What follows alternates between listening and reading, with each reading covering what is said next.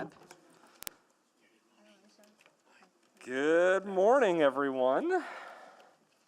It is 9:30, and so I'm going to call this meeting to order as Mayor Sohi will be away for the first 30 minutes of this meeting, so you are stuck with me today, at least for half an hour. And I'm going to start with the land acknowledgement. This time I'd like to acknowledge that we meet on the traditional land of Treaty 6 territory and acknowledge the diverse Indigenous peoples whose ancestors' footsteps have marked this territory for centuries, such as Cree, Dene, Saulteaux, Blackfoot, Nakota Sioux, as well as Métis and Inuit, and now settlers from around the world. Next is going to be roll call. So we'll start with Councillor Wright. Good morning. Good morning. I'm here. Councillor Principe. Good morning. Good morning. Councillor Stevenson is next in that seat, I believe. Yes. Councillor Stevenson. There's Councillor Stevenson. Councillor Paquette. Good morning. Good morning. Councillor Tang. Good morning. Good morning. We already know Mayor Sohi. Councillor Hamilton. Good morning. Good morning. Councillor Rutherford. Good morning. Good morning. Councillor Salvador. Good morning. Councillor Cartmel. Good morning. Good morning. Councillor Rice. Good morning. Good morning. And Councillor Jans. Good morning. Good morning. Thank you. So that is everyone. Next is a motion to adopt the agenda. Councillor Hamilton. Thank you. I'll move that the April 17, 2023 City Council meeting agenda be adopted with the following changes. The addition of items 9.2, Edmonton Design Committee and Naming Committee appointment recommendations, 9.4, Women's Advocacy Voice of Edmonton 2023 appointment recommendations, 9.6, Office of the City Clerk update, 9.7, Intergovernmental update verbal report, and 9.8, City Manager update verbal report, as well as replacement attachments for 7.1, Spring 2023 supplemental operating budget adjustment, and item 10, motions pending. Second. Thank you for seconding. Councillor Rice, please vote. Yes for me. Thank you, Councillor Tang. Yes for me. Thank you, Councillor Jans.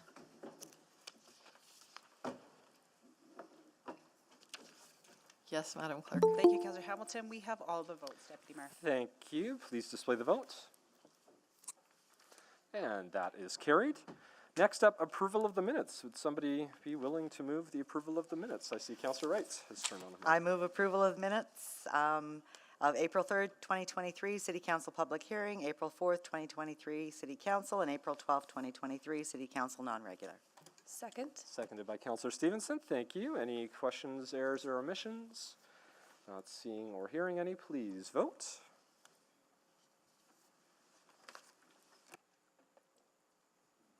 Yes. Thank you, Councillor Tang. Yes. Thank you, Councillor Hamilton. We have all the votes. Thank you. Please display the vote. That is carried. Next up is, next up, protocol items. And we do have, I think, at least one. Only one? Only one, yes. I mean, officially, I don't know if it's like a protocol item, but I see a lot of people wearing jerseys. I believe that means the Oilers are in the playoffs. I know they're in the playoffs. They play tonight at 8 o'clock. That is very exciting. That's not an official protocol item, but I feel like in case you're wondering why folks are wearing Oilers jerseys, that would be why. Don't plan anything after 8 o'clock tonight because people will likely be watching that. But I am here with a protocol item on behalf of Mayor Amarjeet Sohi related to ETS. So good morning. Today I am pleased to recognize our Edmonton Transit Service for reaching an important achievement. ETS was the first large transit property in Canada to develop ridership modeling in the spring of 2020 to assess the impact of the COVID-19 pandemic. Since that time, external and internal factors have been monitored to assess their impact on ridership recovery and steer actions to improve ridership. In January and February of this year, ETS achieved ridership recovery in conventional bus service, with boardings reaching pre-pandemic levels for the first time in 3 years, with more than 1.2 million boardings per week. Edmonton is one of the first large transit systems in Canada to achieve this milestone. Approved in 2022, the mass transit plan to 1.25 million people identifies the importance of mass transit as a tool for both city building and climate resilience as Edmonton grows. Recovering ridership is an important step in the journey and reinforces a foundation for further investment and growth in transit to achieve this plan. This is a very impressive achievement for our city. And I'd like to take this opportunity to thank our city staff who have been involved in this process. They have joined us both in person and virtually. And this is one of the few times that we have a protocol item where we don't list every single name, because if we did, we would not finish the meeting today if we list everyone involved in this in transit. But I know we have folks here, and so I'm just going to ask all the folks from ETS who are here to stand while I recognize all the different categories. So stand up and stay standing. Don't clap for me yet. We'll do that right away. So who we want to recognize, of course, this includes the analysts who conducted ridership analysis, the planning and scheduling teams who adapted service plans, technical services who implemented changes quickly, communications, engagement, and outreach who led ridership campaigns, the operators and inspectors for delivering service throughout the pandemic, and the ETS leadership team for steering a convenient, reliable service for Edmontonians. So on behalf of all of Edmonton City Council, I'd like to thank each and every one of you here in the room, online, and to the many folks who are busy actually driving the buses right now as we speak, helping Edmontonians get where they need to go, for helping to make this achievement possible. It is so greatly appreciated, and please join me in welcoming that, or congratulating them on that achievement.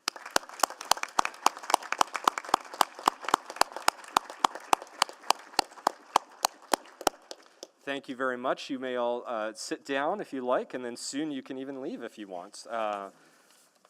You don't have to, though. You can stay. I don't have any other protocol items, so actually with that in mind, you're welcome to stay, but you don't have to. If you go, we won't be offended. You have much work to do, still more important work on the transit side of things, so thank you all for that work. And next up, we will move to selection of items for debate. So I will take a look at the board. And I see that Councillor Stevenson is on the board. Thank you, Mr. Chair. I will select 7.2, 8.13. I'm happy to do the must be selected as well, so 9.6, 9.7, 9.8. And I'll leave others to select others. Thank you. And just to confirm, 8.13, you have questions, or is that just for any vote? Just to confirm? Questions? Thank you. Perfect. I see Councillor Cartmel up next. Councillor Cartmel? Thank you, Councillor Knack. I will select 8.11 for voting purposes only. 8.11 for voting purposes only. Thank you. And I'll make... And Councillor Principe. Thank you, Deputy Mayor. I would like to select item 7.1, item 8.3,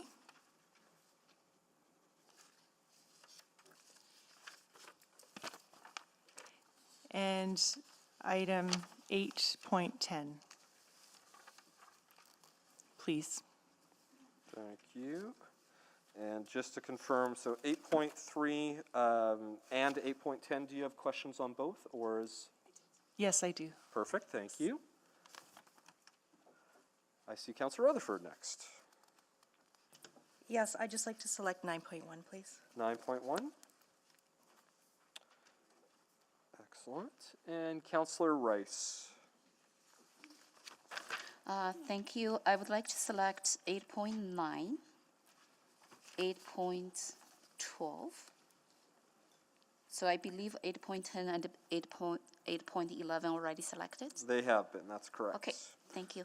8.11 was selected for voting purposes only, so did you have any questions on that? No question, just for voting. Okay. And for the other two as well, are they questions or are they voting? I do have, for each of them, have quick questions. Okay, no Yeah. problem. I just wanted to 8.9. make sure I'm labeling correctly here. Thank you. Okay.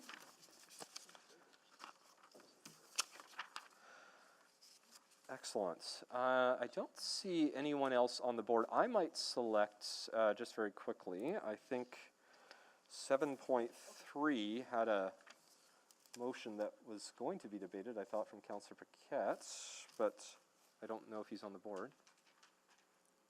I'll select it just in case.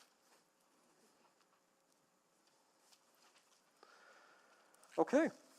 Well, I don't see anyone else on the board, and so what I have so far for items before we do a motion, I have items 7.1, 7.2, 7.3, all selected. 8.3 has been selected for debate, 8.9, 8.10 selected for questions, 8.11 selected for voting purposes only, 8.12 and 8.13 for questions and debate, 9.1 has been selected, as well as items 9.6, 9.7, and 9.8, all selected for debate. And I don't see anyone else on the board, so I can take a motion to move all remaining items. So moved. Second. Thank you. That was Councillor Rutherford, seconded by Councillor Salvador. Please vote.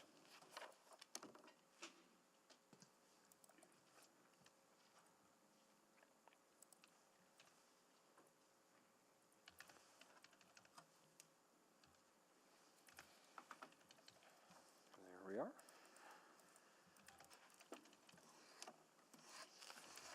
We have all the votes. Thank you. Please display the votes. That is carried. And Madam Clerk, do you want to read back what we have done so far today? Thank you. So City Council has selected all its public reports for discussion. It has approved the following recommendations within item 9.2, which is the Edmonton Design Committee and the Naming Committee reappointment recommendations for 2023, as well as 9.3, Community Standards and Licensing Appeal Committee recruitment recommendations for 2023. 9.4, Women's Advocacy Voice of Edmonton, the appointment recommendations for 2023, as well as the reappointment recommendations contained in 9.5. And that is it. Thank you very much. That's what I have on my list as well. Request to speak. I don't believe there were any. There were not. Request for time specific on the agenda, and I believe there has been one request. Councillor Stevenson? Yes, I can move that the following item be dealt with at a specific time on the agenda. 9.7 intergovernmental update, verbal report at 1:30 p.m. Thank you. Do I have a seconder? Second. Thank you, Councillor Tang. Any questions? Just before you vote on that, just a suggestion, and it just came up, is it possible to deal with 9.7 and 9.8 consecutively? Just because you're going to be in private. My item 9.6 could wait till the end of the meeting, just because the delegation's quite small for that item. I am great with that. Is that what you intended to move? I sure did. Excellent. So that was the intent of the original movers, so no need to even accept that as a friendly amendment. Any other questions? Not seeing any. Please vote on those time specifics.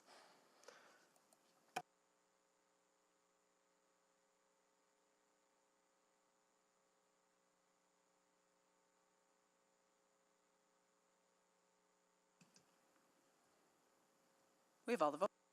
Thank you. Please display the vote. That is carried. Next, vote on item or on bylaws not selected for debate. Councillor Cartmel. Thank you, Councillor Knack. So I will move, let's see here. First reading of items 8.1, 8.2, 8.4, 8.5, 8.6, 8.7, 8.8, and 8.14. Second. Seconded by Councillor Rice. Please vote.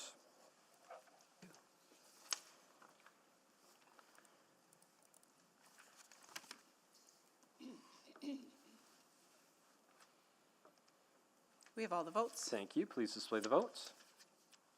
That is carried. Second reading, Councillor Cartmel. Thank you, Councillor Knack. I'll move second reading of items 8.1, 8.4, 8.6, 8.7, 8.8, and 8.14. Second. Thank you. Seconded by Councillor Rice. Please vote.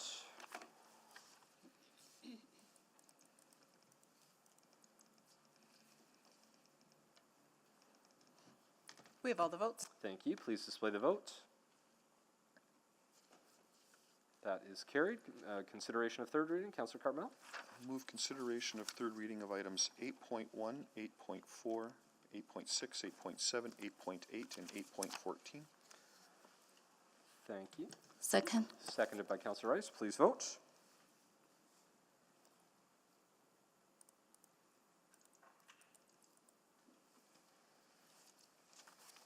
We have all the vote. Thank you. Please display the vote. That is carried.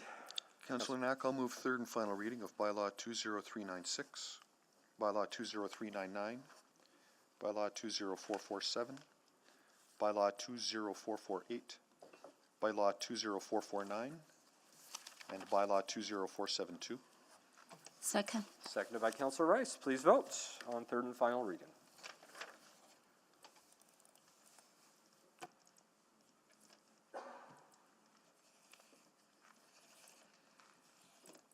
We have all the votes. Thank you. Please display the votes. That is carried. Councillor Knack, I'll move second reading of item 8.11. Thank you. That's because, yep, that's for voting purposes only. Do I have a seconder? Second. Thank you, Councillor Salvador. Please vote. Or did you Councillor Knack, I think I've would you rather not be the mover? painted of that? myself into a corner here. I'm Yeah. going to withdraw my motion. Yeah, we can let Councillor Salvador move that Yeah, motion. I will happily move Second. second reading of 8.11, 8.11. That was seconded by Councillor Jans. Please vote. 8.1 Salvador Jans.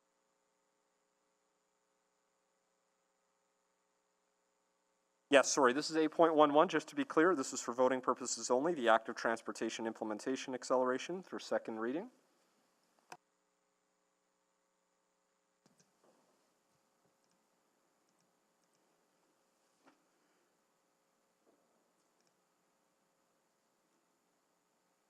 We have all the votes. Thank you, please display the vote. That is carried. Councillor Salvador, third reading. I'll move consideration of third reading for bylaw 20394. We actually don't need consideration. I 'cause will we move did first. third reading. Perfect, third reading of bylaw 20394. Councillor Jans, are you seconding that still? Absolutely, unless Councillor Cartmel wants to. I'll take your second. Thank you, Councillor Jans. Please vote on third and final reading. Yeah, just to be clear, we don't need consideration when first reading has already happened at a separate meeting. So we are voting on third reading of this bylaw. We have all the votes. Please display the vote. And that is carried. Excellent. I believe those are all the bylaws that were for voting, for either not selected for debate or just for voting purposes. So next I will go to councillor inquiries. I don't know if any came in. I see shaking heads no, so I will take the clerk's word for it that they were not provided in advance. I filling in his chair for 30 minutes. I didn't know if there were anything. Oh, only 20 minutes. I don't even have to do any work anymore. This is wonderful. Mayor Sohi is here, but as he is sitting down, since we are finished with councillor inquiries and all of the other items, we are moving on to public reports, and the first item of business is going to be item 7.2, Edmonton Police Commission Reporting and Accountability Framework, and we will go to the delegation for a presentation. And just before we do that, as the mayor's just logging in, so we're, so just a friendly reminder, and this is just new information, item 9.1, the confidential settlement and contract extension, I do believe that that's a bit time sensitive. Could that be the third item at 1:30 by any chance, if that works? I would happily take a motion for that if somebody is willing to move that for 9.1 being third item at 1:30. Isn't that what I meant originally? I see that from Councillor Stevenson as a mover. Second. Seconded by Councillor Rutherford. Please vote to add item 9.1 as third item of business at 1:30 p.m., please.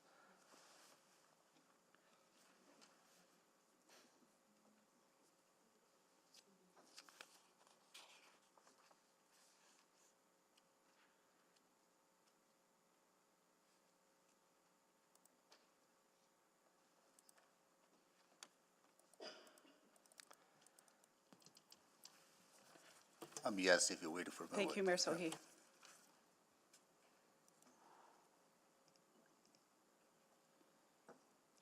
Thank you. We have all the vote. And display the vote.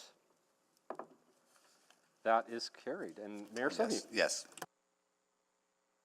Yes, I'll carry on just to get us started. And again, now we're up to the public report on item 7.2. I'll turn it over to our delegation from the Edmonton Police Commission. And as you're doing that presentation, Mayor Sohi will take over the chair. So please go ahead.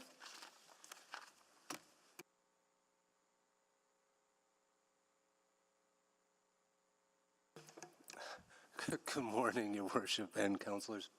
My name is Eric. I am the chair of the Edmonton Police Commission.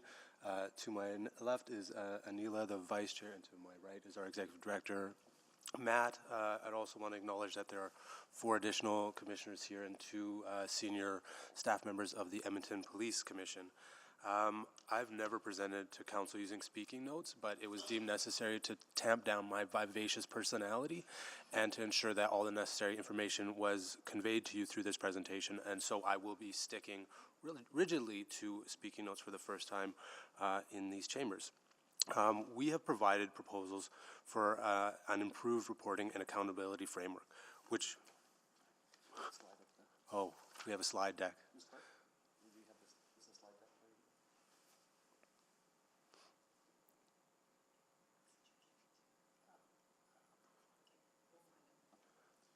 I'll be referencing a lot, so you'll have to use your imaginations.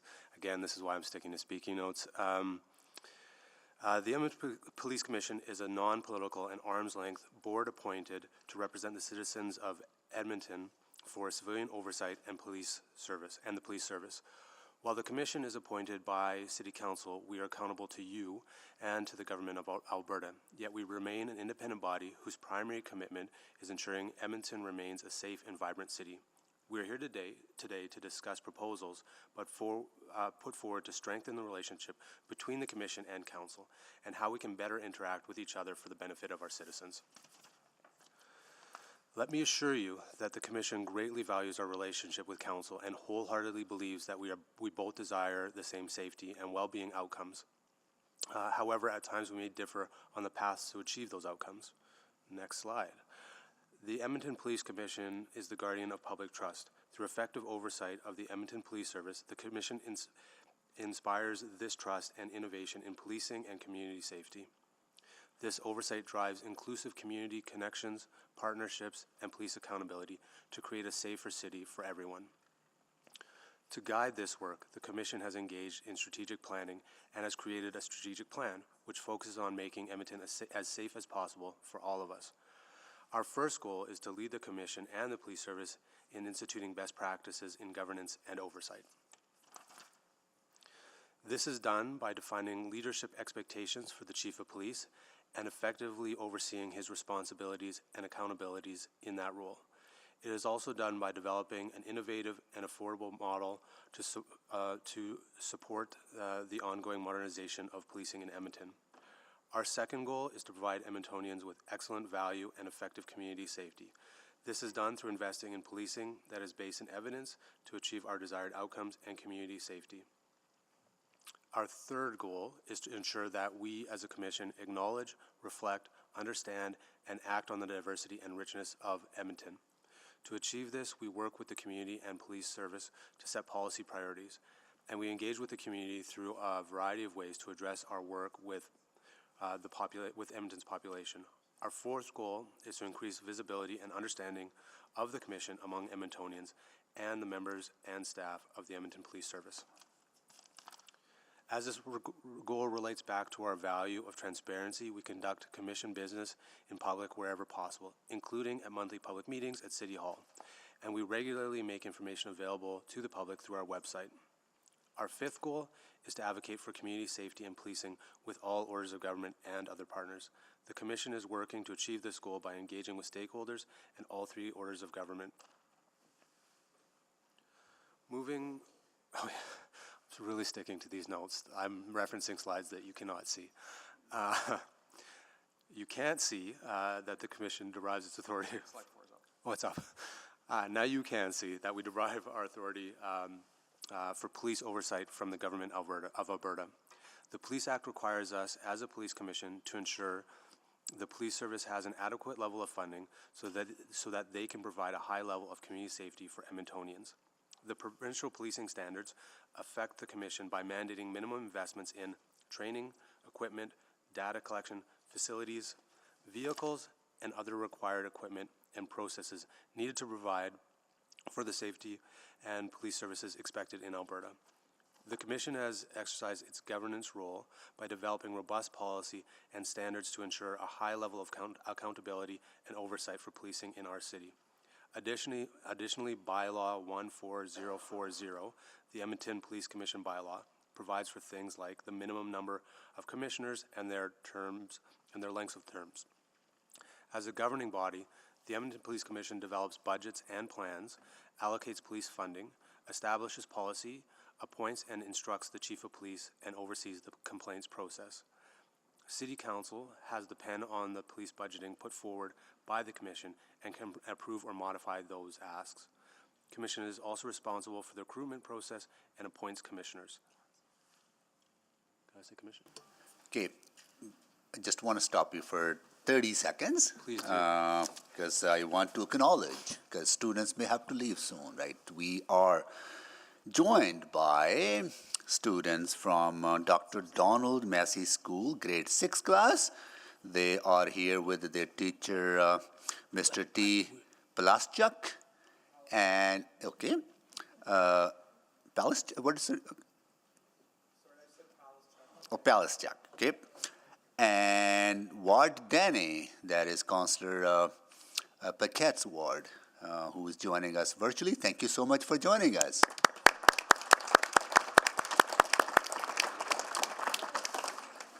Stick around as long as you want, okay? All right, okay, back to the presentation. Yeah, go ahead, please. Thank you for breaking that up. It was feeling a little monotonous on my end, so thank you. This next slide shows the current state of the Commission's accountability to Council.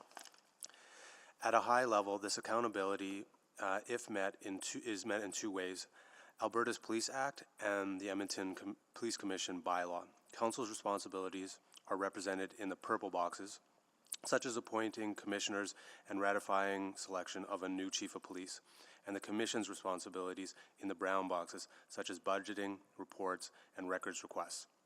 Council and the Commission have a shared accountability to establish and maintain an adequate and effective police service for Edmonton, while collective bargaining is held exclusively by Council. Next slide, please.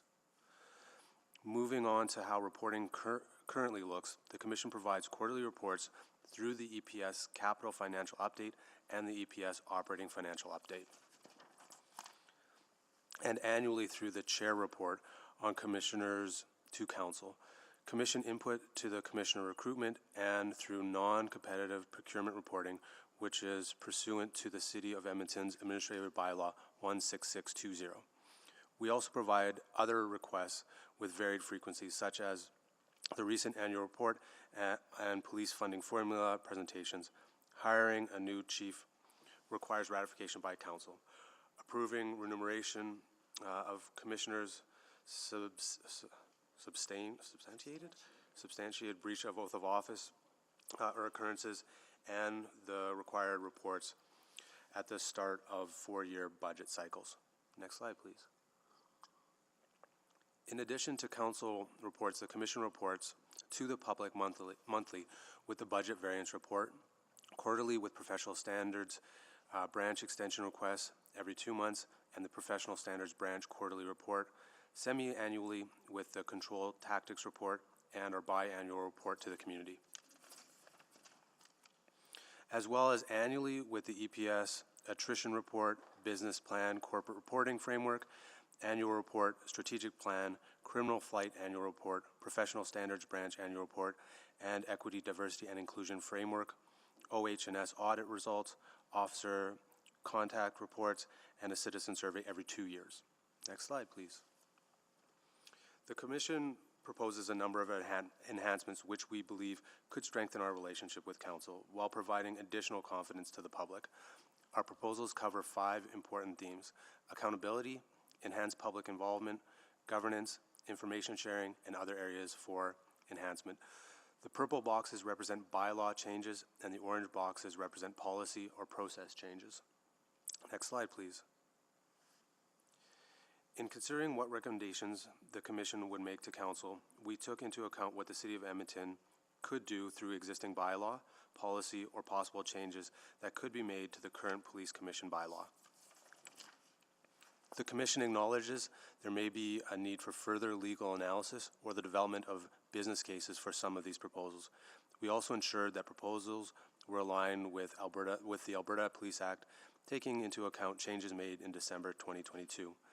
Please note that the regulations to support the new legislative changes made by the Government of Alberta are not yet completed and may have an impact on some of the items put forward in this presentation to Council.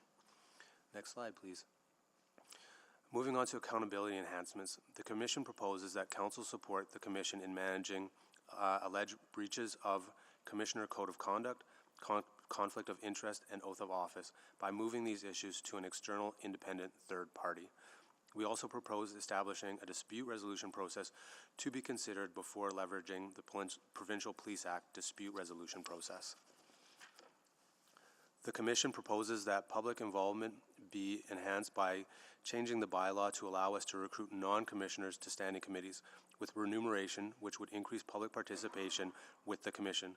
We also propose expanding the bylaw to allow the Commission to establish advisory committees to address specific and topical issues while also offering remuneration to public participants. And to Councillor Rutherford's question to me earlier, the issue we face is one of we can establish, for example, a task force, but remuneration is something we can't do. And so essentially we're looking for a mechanism that would allow for remuneration. Next slide, please. This slide deals with governance enhancements. The Commission proposes that the City of Edmonton consider moving forward with governance changes recommended back in December 2020. If adopted, this will phase out the Commission as a standalone entity over time in favor of a broader Community Safety and Wellbeing Commission, which is detailed in the Council report before you. However, we aren't simply proposing this as the only option available for consideration. We are asking Council to consider a broader governance change to bring a more holistic approach to achieve desired community safety outcomes that benefit our community. The Commission believes that building and growing cross-disciplinary teams can improve community safety and well-being. We are seeing this in action using a holistic approach that leverages alternative options to the criminal justice system and the strengths of our community partners. Examples include human-centered engagement and liaison partnership, HELP, the Healthy Streets Operations Center. The multidisciplinary focus of the team allows the organization that has appropriate authority and is best suited to solve specific problems to take the lead with all other partner organizations in place to provide support. The third example is the Community Outreach Transit Team, is a partnership between the City of Edmonton, the service, and Bent Arrow Traditional Healing Society. Next slide, please. Another governance proposal is that the Commission and Council jointly advocate to the Government of Alberta for a full-time Commission chair.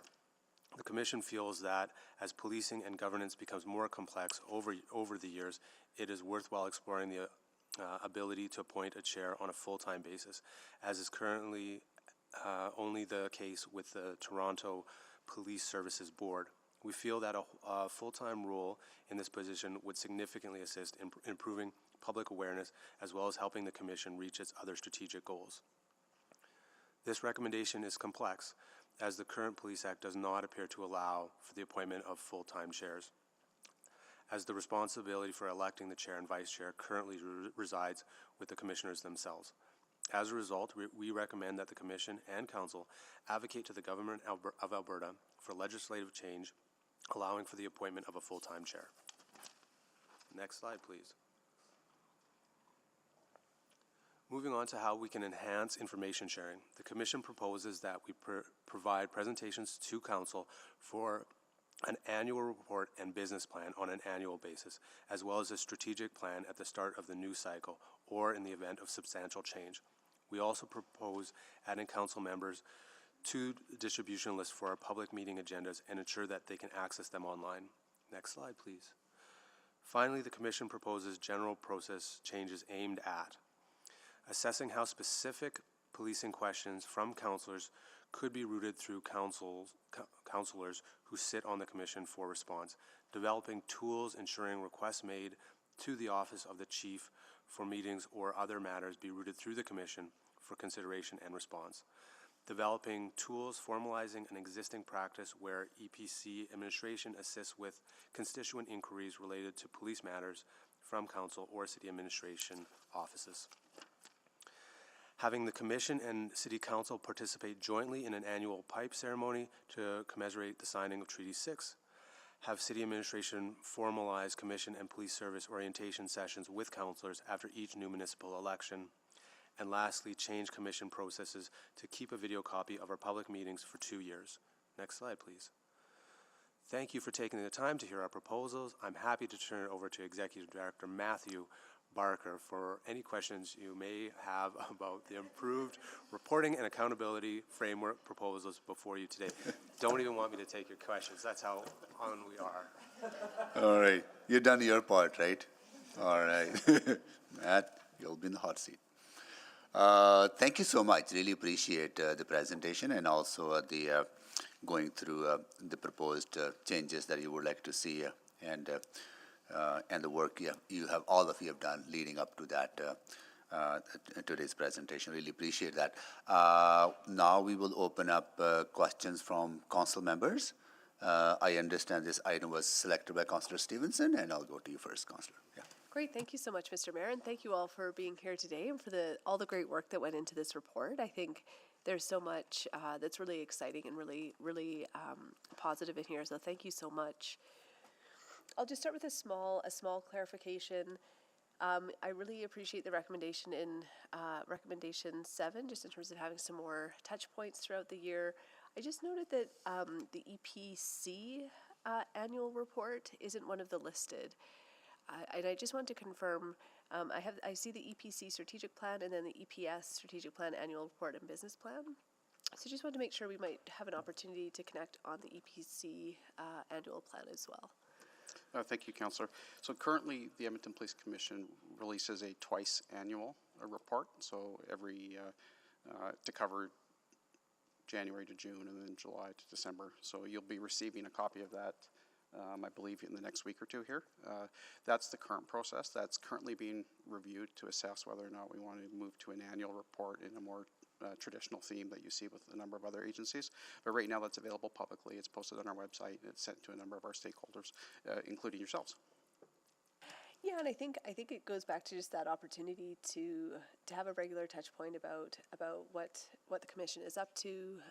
So maybe that's something that we can take away as a commission to consider as we evolve the annual reporting approach. Great. I just want to turn now to recommendation 9.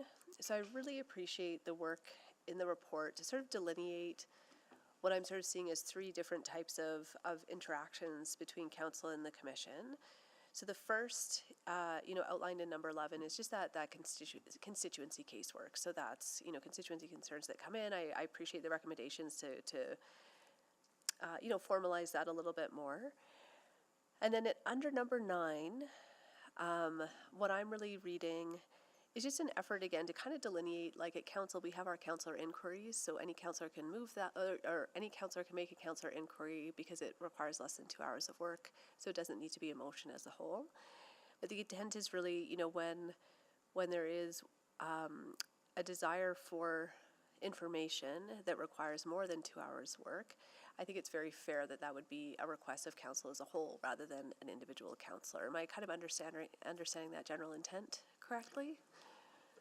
Thank you, Councillor. So the intent of this was that many of you have questions, either specific to constituents, which is covered in Section 11, or broader policing questions.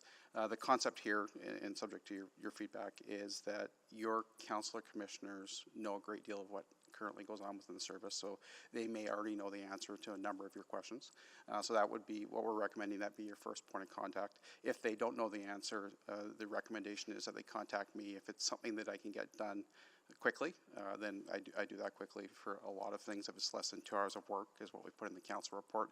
If it's going to be a larger volume of work, including some sort of a data analysis specific to a strategy, then it would go to the commission. The commission would then assess the ask and see if it's strategic or if it's something that the resources could be made available for. Okay, that's really helpful. And I think that clarifies something as well. So it's still always the commission that would be directing the actual work. There's an opportunity to come to council or commissioners, but an individual councillor can still go directly to you with that request. If let's say I'm unable to answer the question, they can still come to you directly. I don't get to filter those in any way. No, the referral, the preference would be the referral be made through the council appointees to the commission. So you wouldn't filter them, you just say, I don't know, go see Matt. You just, okay, go see Matt, go talk to Matt. Okay, well, I think that clarifies for me as well. Maybe just to, I think that all makes a lot of sense. I think that leads to better resource management. So on that note, is the commission looking at consideration of some additional resources as well to help respond to those inquiries? I think just thinking about timelines, things like that. Yes, so there's an internal process where we're working with commissioners to assess a number of things, including potential resourcing, but that there's also a limited group of people that we interface with at the service, so there are potentially resource pressures there depending on what's happening in the broader space. So it's a twofold. We can staff up to address some of the easier concerns quicker, but if it's novel or new or requires a lot of work, it still goes into the same group of people over at the police service. Okay, great. Well, thank you so much. I really appreciate you being here, all of you being here in the presentation today. Thank you. Thank you, Councillor Stevenson. Councillor Jans. Yeah, thank you. I want to say at a high level, I think I really appreciate what was brought forward here by the commissioners, and I think there, as outlined, a lot of common ground and shared intent here and common values. So I have a number of just small edits or things like that. So I'm not sure if we want to be amending everything on the fly, or if at the end here it might be worth just hearing everyone else, doing a bit of a refer back, and addressing this another time. But if necessary, we can go through amendments. Like, for example, just the one about asking the minister to appoint a full-time chair. I kind of read it the opposite. I didn't see anything prohibiting us to appoint a full-time chair and to compensate accordingly. And I'm always reticent to ask, every time we have to go and ask the minister for permission, it sort of erodes our authority, and then in future we have to get their permission to change something. So I just don't see why we wouldn't do it, let alone the political conditions of current with the election and everything. Thank you, Councillor. So the Police Act sets out how chair and vice chair are chosen, and the chair and vice chair are chosen amongst the commissioners. So the commissioners every January have an annual general meeting. Those that are interested put their names forward, and the commissioners vote on who is chosen to be chair and vice chair. There's not an ability for council to select an appointee and say that person will be the chair in the absence of that process. So really what you would be asking with the commission is asking the Police Act to be changed to put in place a different process for selecting a chair or vice chair, one that's not written into statute. It could be permissive, it could be open, it could allow a process to be set by the commission or council, but right now it is restrictive and only the 12 appointees can vote on who's the chair. Okay, I guess I read it as that was your intent, that of the 12 who are on the commission, they would pick amongst themselves who would then be the full-time chair. But it's something we could explore, Councillor. It's just right now the vast majority of your appointees to council have full-time employment elsewhere, and I'm not certain that someone would want to put their name forward if they had to step away from their for lack of a better word, their day job. Yeah. To take this on for a period of time. So if I understand you, then almost like kind of we appoint commissioners, we follow a process and an interview schedule, etc. We would also host a kind of parallel process for the chair, who may, in fact, have crossover, may not. But we'd be appointing one less commissioner because we'd be having to appoint a full-time chair. Yeah, the recommendation here would be asking for that legislative change that would allow council to appoint a full-time chair, and then you could then go to the recruitment process saying that you desire someone who's going to be full-time engaged with this process, and they would have to step away from whatever employment they had somewhere else. Yep, I mean, high level, agree. I think it's long overdue. Again, like, we can figure out the pieces there, and maybe that is the advocacy piece. I also, I'm excited that, the meetings are gonna be videotaped. I was just wondering, why the decision to just keep material for 2 years? Because, for example, some like hot items right now, we're talking about transit security. That goes back to Vision 2020, which was a meeting in 2020, or talking about some of the capital purchases or budget debates. Like, I would have loved this budget to watch the last budget debate 4 years ago. So I'm just wondering, can we get a few more thumb drives and save a few more videos or something? We can look at it right now. The retention, they're not formal minutes, so they're not a formal record as set out under legislation. So it really defaults to our records retention policy. And in conversation with our legal advisor, we just picked 2 years. We can look at longer. There will be additional cost to keep. The cost would be manageable, but there will be additional cost to keep them for 10 years is going to be quite substantive. Right. May I ask our clerk, what's our do we have policy around keeping our video? Yeah, we do, again, and it's within our delegated authority for records retention, and I want to believe it's 3 election cycles plus a year, but I'm just going to double check if it's 12 or 13 years. Okay. But again, the video, just for clarification, is not the official record of council. We keep that separately. Of course. And police conduct meetings are public meetings. Anyone can attend. I believe they're audio recorded, and you can request that audio. Would it be possible to have the audio video of other commission or commission adjacent meetings as well that are public? We'd have to take that away and look at it, because that's a process that's run by the police service under the Police Act. So they have hearing officers, and that happens off-site. And it's something that the commission's not involved in, so it would be something we would have to take away and take a look at. Appreciate that. Thank you. Thank you, Councillor Chance. Councillor Salvador. Yeah, thank you so much, and thank you for the presentation. I thought there were, a lot of good recommendations being put forward. So maybe just a few additional questions that I had, and I'm asking them in the context of how the recommendations and proposed changes might influence what I'm about to ask. So I receive a fair number of questions from constituents about how EPS resources are allocated, why certain decisions are made over others, and what informs those decisions.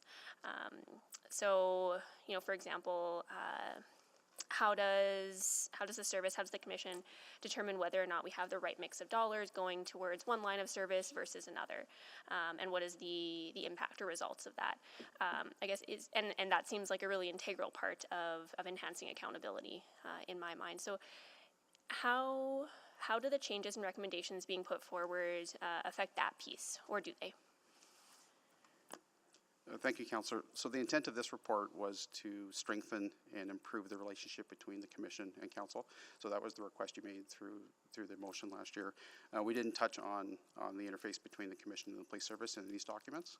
So this really is how the Commissioners, the Chair and Vice Chair, come to you, how often and on what topics, and how you can get information out of them. We didn't cover that component.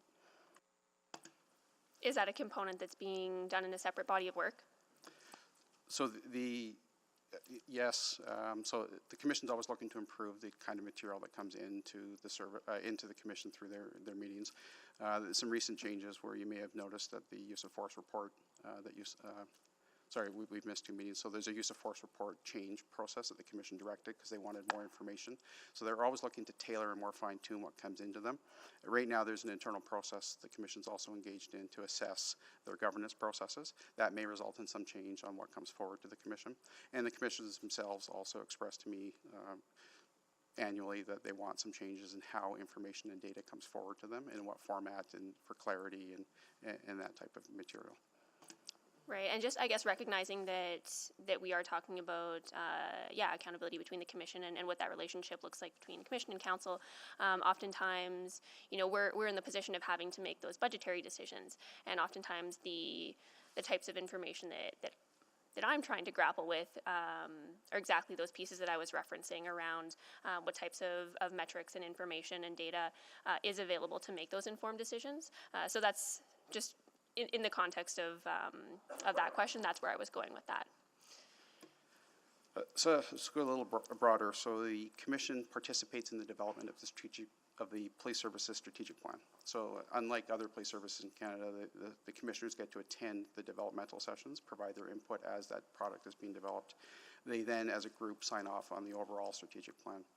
With the budgeting process last year on a 4-year cycle, the commissioners spent a lot of time on budget matters, much like you did, and starting very earlier on in the year. Went into June, August, September, October, and they were ensured that the proposed spend by the police service aligns with the strategic goals that they've approved for the service. So there would have been some changes that you saw last year with something, I think it was called the 10 squad model, where there was a reinvestment or changed staffing levels for the front line. The commissioners would check through the strategic plan that that's been funded properly, that the other items that are in the strategic plan have resourcing attached to them. The other thing too is that nothing that was supported that was external to the strategic plan. So anything that the service may have had that wasn't in line with strategic planning, the commissioners would not have approved going forward to you for consideration. And then the check on that is a newer product called the Corporate Reporting Framework, which rolls up into the annual report, which you saw last year. And that's a change. The commission's never used a corporate reporting framework or an annual report historically. They've relied on an older document that really had limited use for checking on metrics and success outcomes. These new products brought in the last couple of years are much more industry standard and allow for better testing of how those metrics are being achieved. Okay, I might come back to that one, but just with 30 seconds left here, you know, I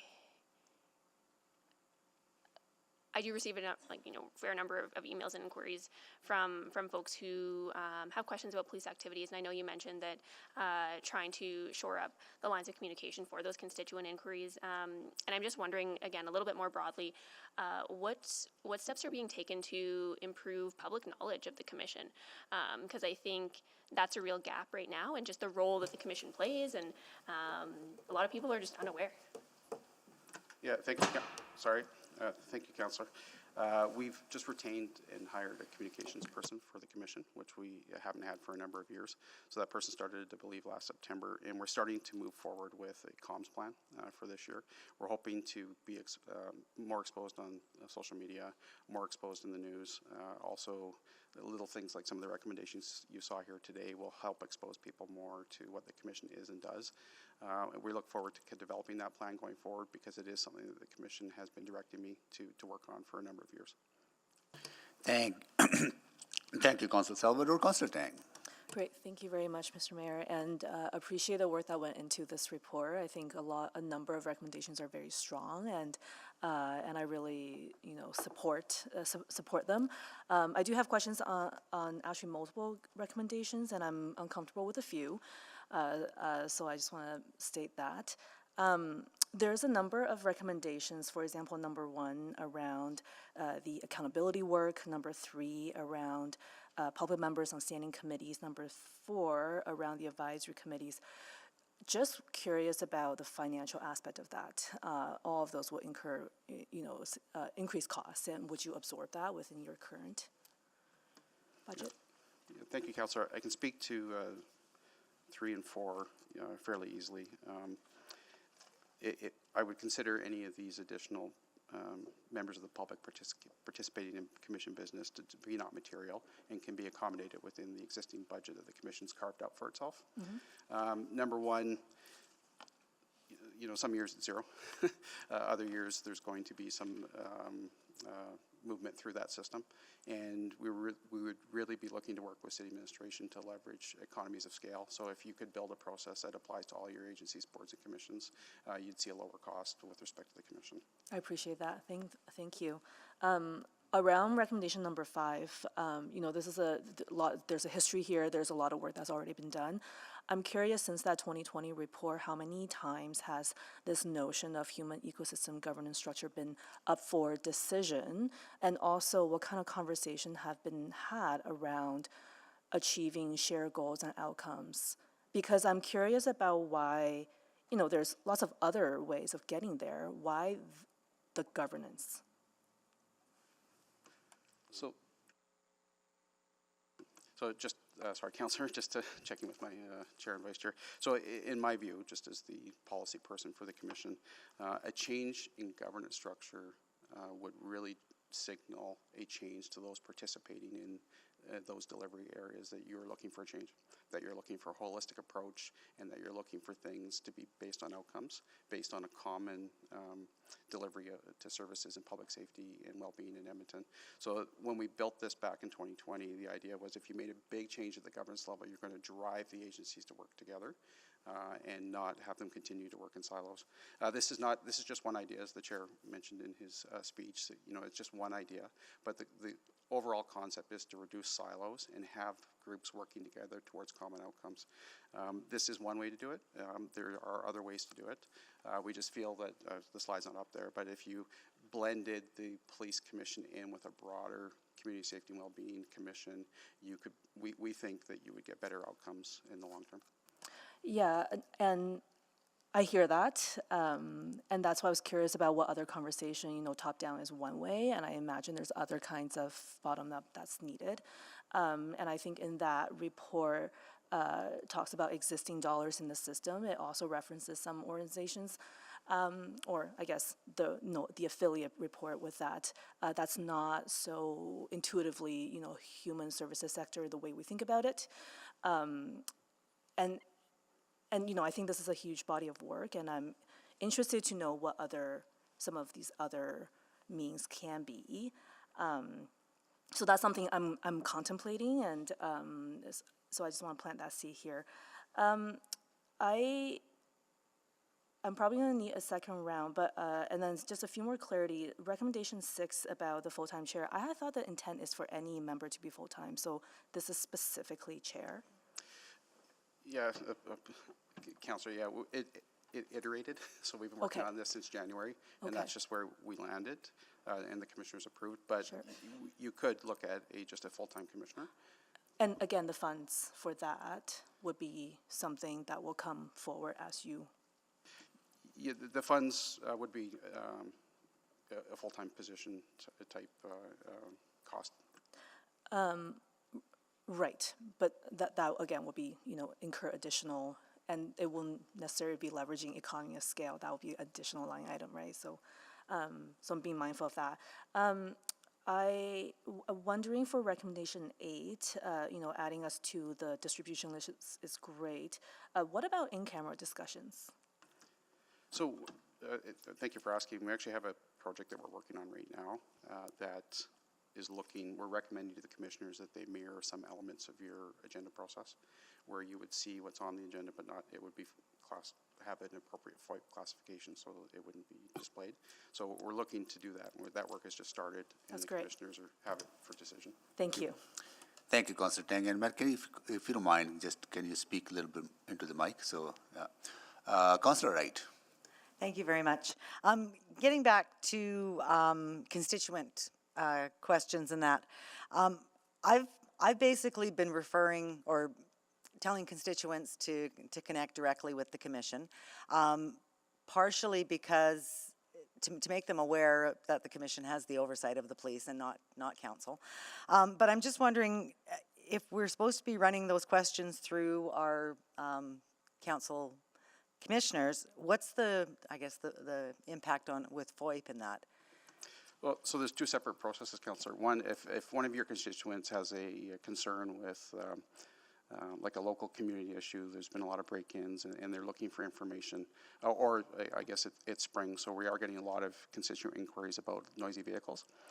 Those are not intended to have to go through your councillor colleagues, because those are routine daily business specific to an individual in your ward that we can help with. Sometimes we have a response that you can get the same day. Sometimes, depending on your ask, we will actually craft an email for you if that's your desire to go back to the constituent saying, thank you for your inquiry. I reached out to the commission. They told me this. Sincerely, Councillor XX.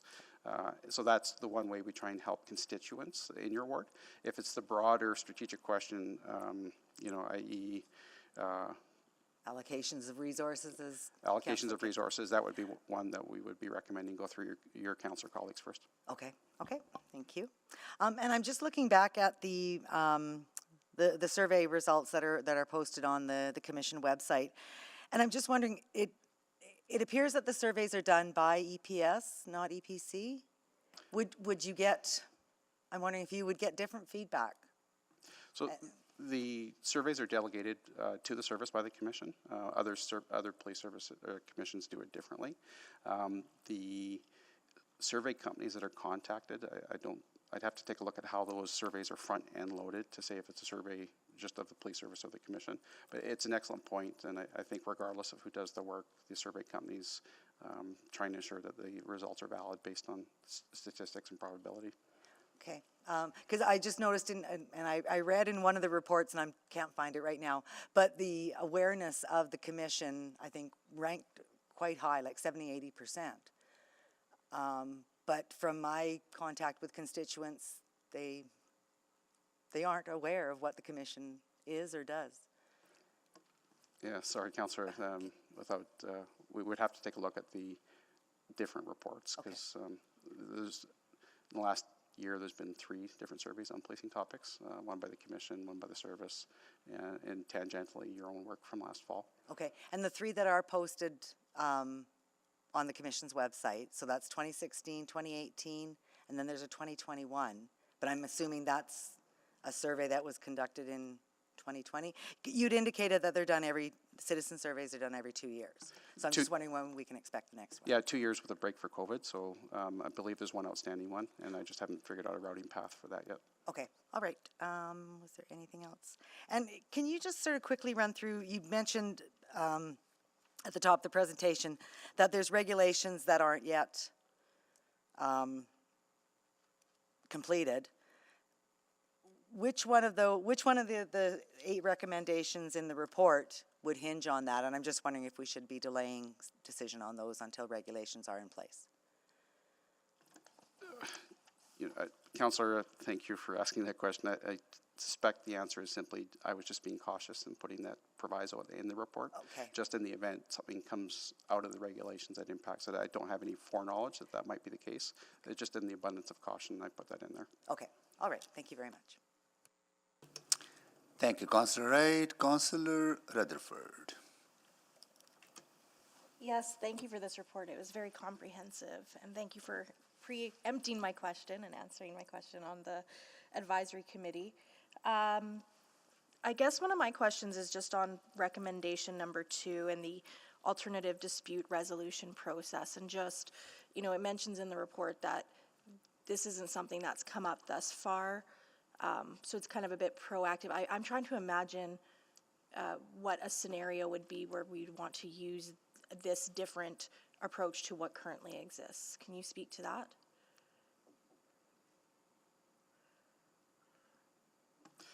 Thank you, Councillor. Just a pure hypothetical on the Yeah, I know, but I need Yep. to understand. Sure. When I'm saying yes, okay, this sounds like a good thing. What does that look like? if What there- would that envision? What would the envisionment of that So be? as a pure hypothetical, if there were some deep disagreements on funding allocations, the old Police Act and the new Police Act set out processes by which the commission, the service, can go to the minister and ask for some intervention. This process is designed to provide a preliminary stage based in ADR, interest-based outcomes, to try and solve those issues before you go to the Government of Alberta. The Government of Alberta, in my view, it's an important step, but it should be a last step. And this just provides a formalized way of providing an interim space to have discussions prior to anything occurring under the Police Act. Okay, and then I guess another question I have is maybe more appropriate to direct towards our legal advisor, legal counsel, because in the report it specifically talks about, the Edmonton Police Commission acknowledges that there may be a need for further legal analysis or the development of business cases for some of these proposals. And so I guess I would just go to you and say, are there ones that flag for you that you would want to see that? Well, I From can your start. experts? So I mean, I think there are a number of pieces around kind of bylaw amendments that we would need to explore and then revise. So I don't know if Nancy, you have others. Yeah, if you proceed to with the recommendation to call a special meeting and look at that, that would be absolutely one where we would look at a lot of legal implications of doing that consolidation piece. That there'd be Okay. a fair amount of work in that space. But that's like a next step, right? So that would Yes. be, because the recommendation is simply to have a special meeting to explore those things. Are there any other of the recommendations in the report that you would want to flag to council that may need just some further legal analysis? Any ones that require bylaw amendments, of course, are going to require us to take a more But look that's at. when they're drafted, right? They The would come bylaws back are with that, drafted. yes. Okay, so right now, at this stage, my understanding is you're comfortable with the recommendations as long as you get to see those bylaws or those next steps and be involved in those next steps. Is that correct? I would say that's correct, and, you know, when we talk about draft a policy tool, again, that's something, you know, when you think about an ADR process, we'd want to have a look at too. Okay, and then I guess just my last question, I kind of was answered a little bit, but I guess the terminology vetting, I think, is problematic. So and I think that's tripping us up a little bit. So is there a different wording? Because it sounds like when you describe the intent, it's actually not necessarily what I would conceptualize as vetting. And that can create interdynamics amongst council members with the appointed members or not appointed members. So I'm just wondering, is there a way, do you have any other wording that would maybe better reflect the intention of that? Because I feel like when I think of vetting, I think of almost like gatekeeping in a little bit of a way. But it sounds like it's more first point of contact, right? Or triaging of questions. Thanks, Councillor. Sorry, you're referring to recommendation number 9? Yeah. Okay. Yeah, we can definitely look at different words than vetting. The intent was to recommend that you leverage your resource on the commission. So if Yeah. vetting is not a word, we can replace that. Yeah, I just think it sounds more like they choose if it goes forward or not. And I think from the intent of what I heard from responses to other colleagues is that it's more, they may already have the answer and they can easily, address that question to a colleague. But if not, it still goes, the intent is that it still would go forward to commission. They wouldn't stop a question from coming forward. So that's why I just think it's a subtle difference, but I think it's very important in the buy-in and my ability to accept that. So thank you.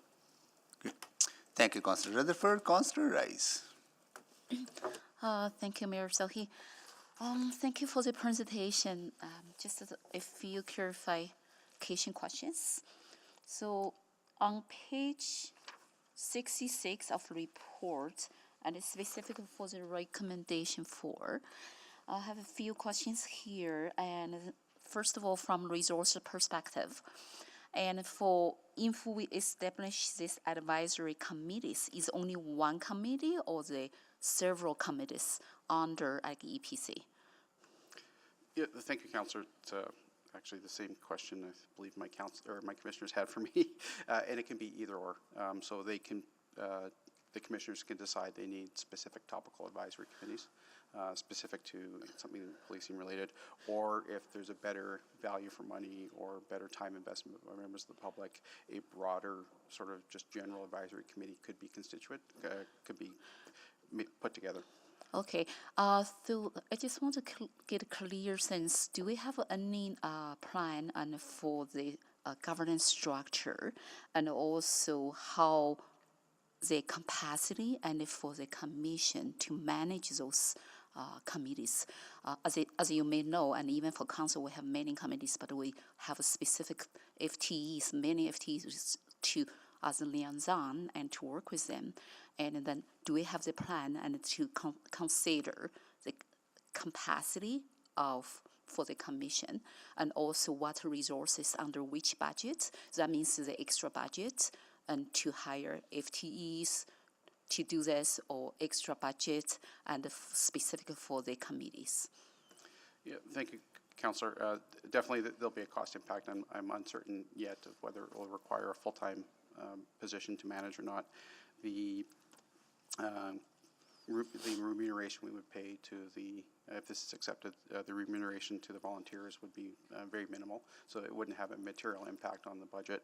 If we had to bring on employees to support this process, there may be an impact on the budget in the to the whatever if we're hiring policy people or comms people to assist with that. But I think if it's done properly, the impacts will be mitigated. And the terms of reference that the commission chooses to set out for these groups will also help ensure that they operate in a way that's financially effective. So the terms of reference will have to be very, very clear and set goals and outcomes for what the commission would want from these committees. And then I would also be recommending to the commission that they also test those terms of reference with the people who decided that they want to participate on those committees too, just to ensure that it's not commission-driven but also public-driven. I understand the importance of public engagement, but what specific gap you would like to see these advisory committees to fill in? So one, I've just been mulling over in my head that will be recommended to the commission is next year the collection of race-based data will commence by the police service. And we've seen how that rolls out in other provinces, specifically Ontario.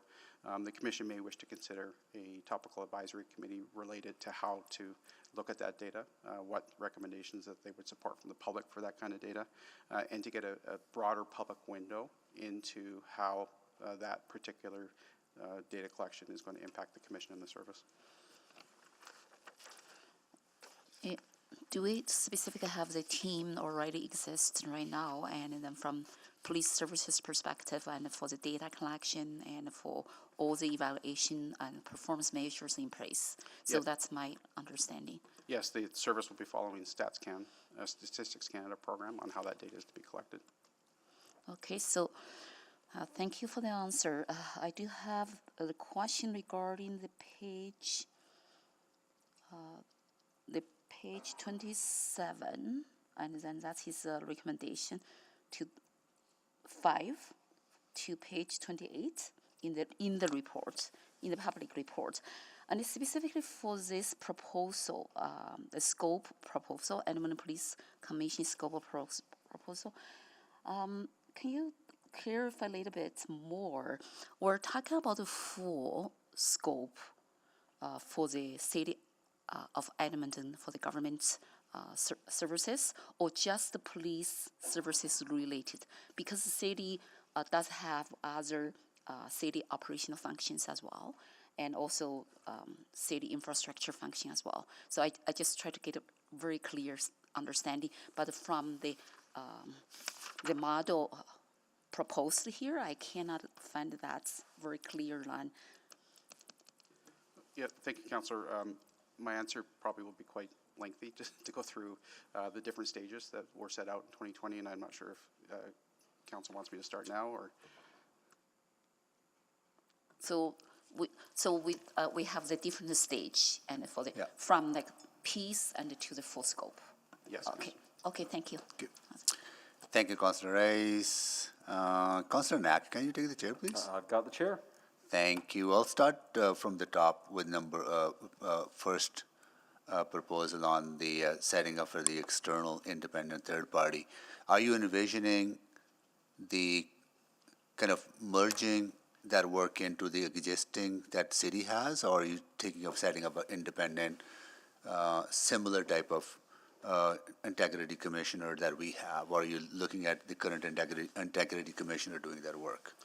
I would defer to working with your team to provide an approach that works for council, and that could be any of what you've suggested. It's a great suggestion. I think it's time that we advance that. On ADR, I think that's another good proposal that you're bringing forward, because it does allow us to have that conversation before province intervenes, right? But from a Police Act point of view, province can still intervene, right? Without even giving us the notice or even talking to chief or talking to commission. Correct. So the Police Act, nothing that we propose would change the Police Act, obviously. Okay. And it doesn't bind the province. It would provide a process for city commission and service. I think it does strengthen, first of all, it is good to talk about these issues, that having that process in place, but I think probably end up strengthening in a way that province would not arbitrarily intervene, because if they have this process in place that allows us to resolve some of the issues. So it's I think it's a good change you're suggesting. On the number 3, recruit non-commissioners to standing committee. You answered that question already. But that requires, so number 1 requires council direction, right? Number 2 requires council direction. Number 3 requires council direction. And number 4, expand the bylaw to allow commissioners to establish advisory committee. That requires council direction. I'm just trying to understand where the next steps would be for us. Number 5, I have serious concerns about that, because I remember reading that report that led to this discussion that the help seeker report was based on a lot of inaccurate data, right? So just want to get your thoughts on that. And also, in my view, I don't think commission is the right body to lead that. It's important work. I think we need to increase coordination. I don't know if commission is the right organization to lead that work. Thank you, Mr. Mayor. It's an open question, correct? From my perspective, a team approach is always better, and I'm not certain, frankly, my workload would allow to move that forward. Yeah, so having maybe some sort of community-based organization that pulls in players from every sector within the social ecosystem, right, including commission, including service, right? I think that might be an appropriate approach, because I just wanted to flag that report. And there was a lot of concern raised by social sector about that report as well, right? Yeah, okay. But in order to move forward on that, council decision will be required sometime in the future, right? Are you seeking that direction today for that work to undertake, or can we pull that out and have further discussion? Mr. Mayor, it's entirely up to council. We have it in there if you don't wish to proceed with it, and just defer it. That's up to you. Okay. On the number 6, sorry, full-time chair, I think it's a great suggestion. I understand the process we have to. So what are you saying, that the commission and council work it out and then work with the province to advocate for change, right? Yes, Mr. Mayor. Okay, got it. Number 7, formal presentation, absolutely good suggestion. Number 8, distribution, being us on the distribution list, and figuring out a way to share some of the in-camera information with us if it's appropriate. Just want to get your thoughts on that. Yeah, thank you, Mr. Mayor. That is an open project that we're working on right now. Okay. So the commissioners have seen it once, and then we'll have it with our legal department, our legal person, and then move it to the commissioners at their next meeting. Okay. On 8, policing questions from councillors. I do have some questions around that, because if I understand, if somebody calls my office about a break and enter, right, or a high concentration of certain activities in one neighborhood, we forward that to you. I don't have to go through the commission members, council commission members for that. Then you can respond back to us, so we can respond to constituent. Correct, Mr. Mayor. And since my time at the commission, we've always been very responsive to your individual constituent concerns. Yeah. And we structure those responses in a way that your office requests. Sometimes we draft an email for you. Other times you ask us to respond to the constituent directly, which we do. And that process works really well. Okay. And it's just sometimes the process, because it's not documented, there's little oddities in how the information's transited from your teams to our team. Okay, I'll come back for the second part of that question, because I'm running out of time. I want to. You're out of time, actually, so I'll return the chair. I'm out of time, yeah. I'll take the chair back. And Councillor Knack, you got. Yes, thank you, Mayor Sohi. I just have one more question. Most of them have been answered, related to recommendation 7 and that information sharing. I think it's been brought up a bit, but I just want to make sure I'm clear. Is that I'd be more interested in, right now we have the plan for sort of like a quarterly information session versus a formal in committee or in council meeting. Is that currently how we're looking at in terms of the recommendations of additional information at this point? Councillor, the intent of this recommendation is for me to work with the city clerk's office to actually schedule those when there's time, so that you would have space here to go through them and ask any questions. So maybe beyond the, I guess my question is beyond the annual reports. Is there an opportunity for formal council, a formal report at council or committee, and I don't know what the right timeline is at this point. Maybe it's once a quarter, maybe it's once every 6 months, where we have the opportunity to ask questions about different issues that maybe go a little beyond the individual questions that we might send over as in the normal course of business. I mean, the more often we're in a room with you, the happier we are. So we can talk about how to make that happen. I know what you're getting at because of the conversation we had. So we can look for a mechanism to allow for that sort of a conversation where there's topical issues that you'd like to discuss while they're happening, as opposed to waiting for us to come forward with an annual report. Okay, that's good. Yeah, and I don't know if that would need to be a separate motion or if we work through that. And I'll look to others for that. I guess my thinking is that, for example, we're dealing a lot with transit safety and security right now. What's the role, and how's enforcement going? What's the work around that? And it would be nice to have a bit more of a formal check-in where we can talk about these things, and that then it can be covered and there can be proper sort of oversight in that. So I'll think about that and probably chat with our clerks around if that's maybe an addition, because I'd like to actually make something more formal, or at least propose that and see if my colleagues are interested in a change like that. So, okay, those are all my questions. I think I can move a second round. Yes, can you please? Yeah, I'll move a second round. Second. Thank you. Please vote for the second round.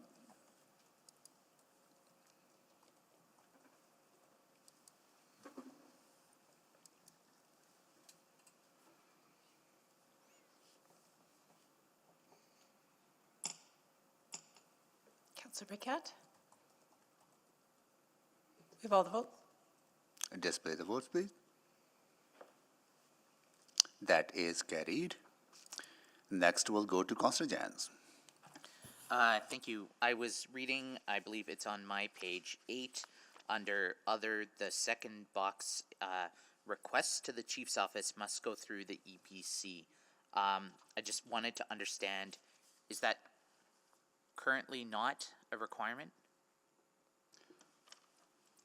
Strictly speaking, Councillor, it's not a requirement, so we do have some requests made directly to the chief's office that don't go through our office.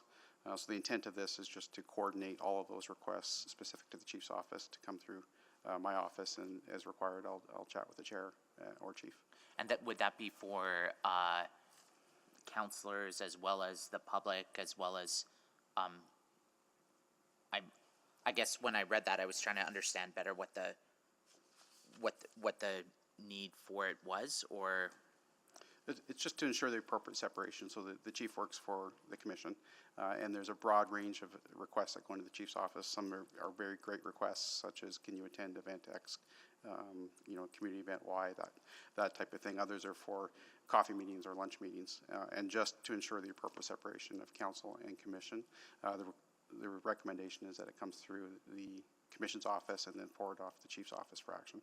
okay. So case study, Councillor Wright spoke earlier about like traffic concerns in a neighborhood. They're writing their councillor. We, for that, should forward that to chair.commission@edmontonpolice.ca. That specific type of topic comes directly to my office, and then we will help you out because it's an individual. So if I heard you correctly, that's an individual with a concern that I usually have pages of stock response that can assist. Yeah, I think you for the individuals, I imagine we often send them to the non-emergency line or direction, but I think it's when it's systemic, like you've had 200 concerns in the same neighborhood, this area really has an issue. That's what I was looking for clarity on. So yeah, we'll continue to go through the commission vehicle. That makes sense. I just wanted to understand, is it my understanding the police commission has a whistleblower policy? Correct. So there's a new whistleblower policy that's modeled after what exists here in the city of Edmonton. And sorry, I've lost sight of it just in the last couple of months. It's been approved for implementation. We're developing policy with respect to how it interfaces with the Police Act for the commission itself, and it's modeled after what you have here. So if a rank and file member has a whistleblower concern, they can report up to the commission, not necessarily they have to do so within the service? Is this a parallel, a separate, a subsuming policy over like current service policy?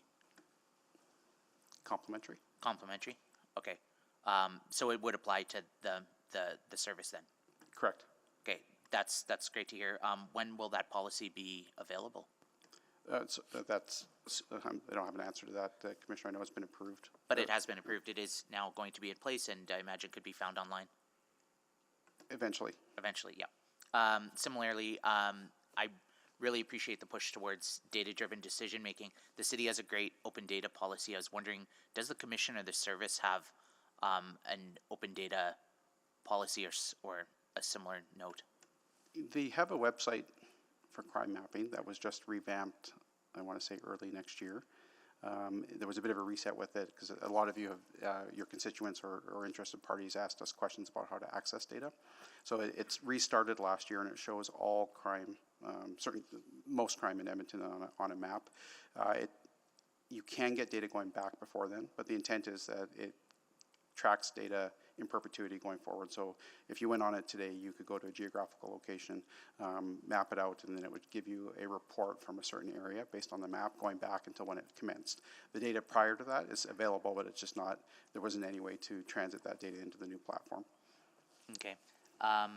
Also, looking for confirmation, I know a few years ago the police scanner was changed to just be encrypted, but I understand in Calgary, media have access to the police scanner under password. Is that the intent, or in terms of transparency, what is the policy related to the police scanner in Edmonton?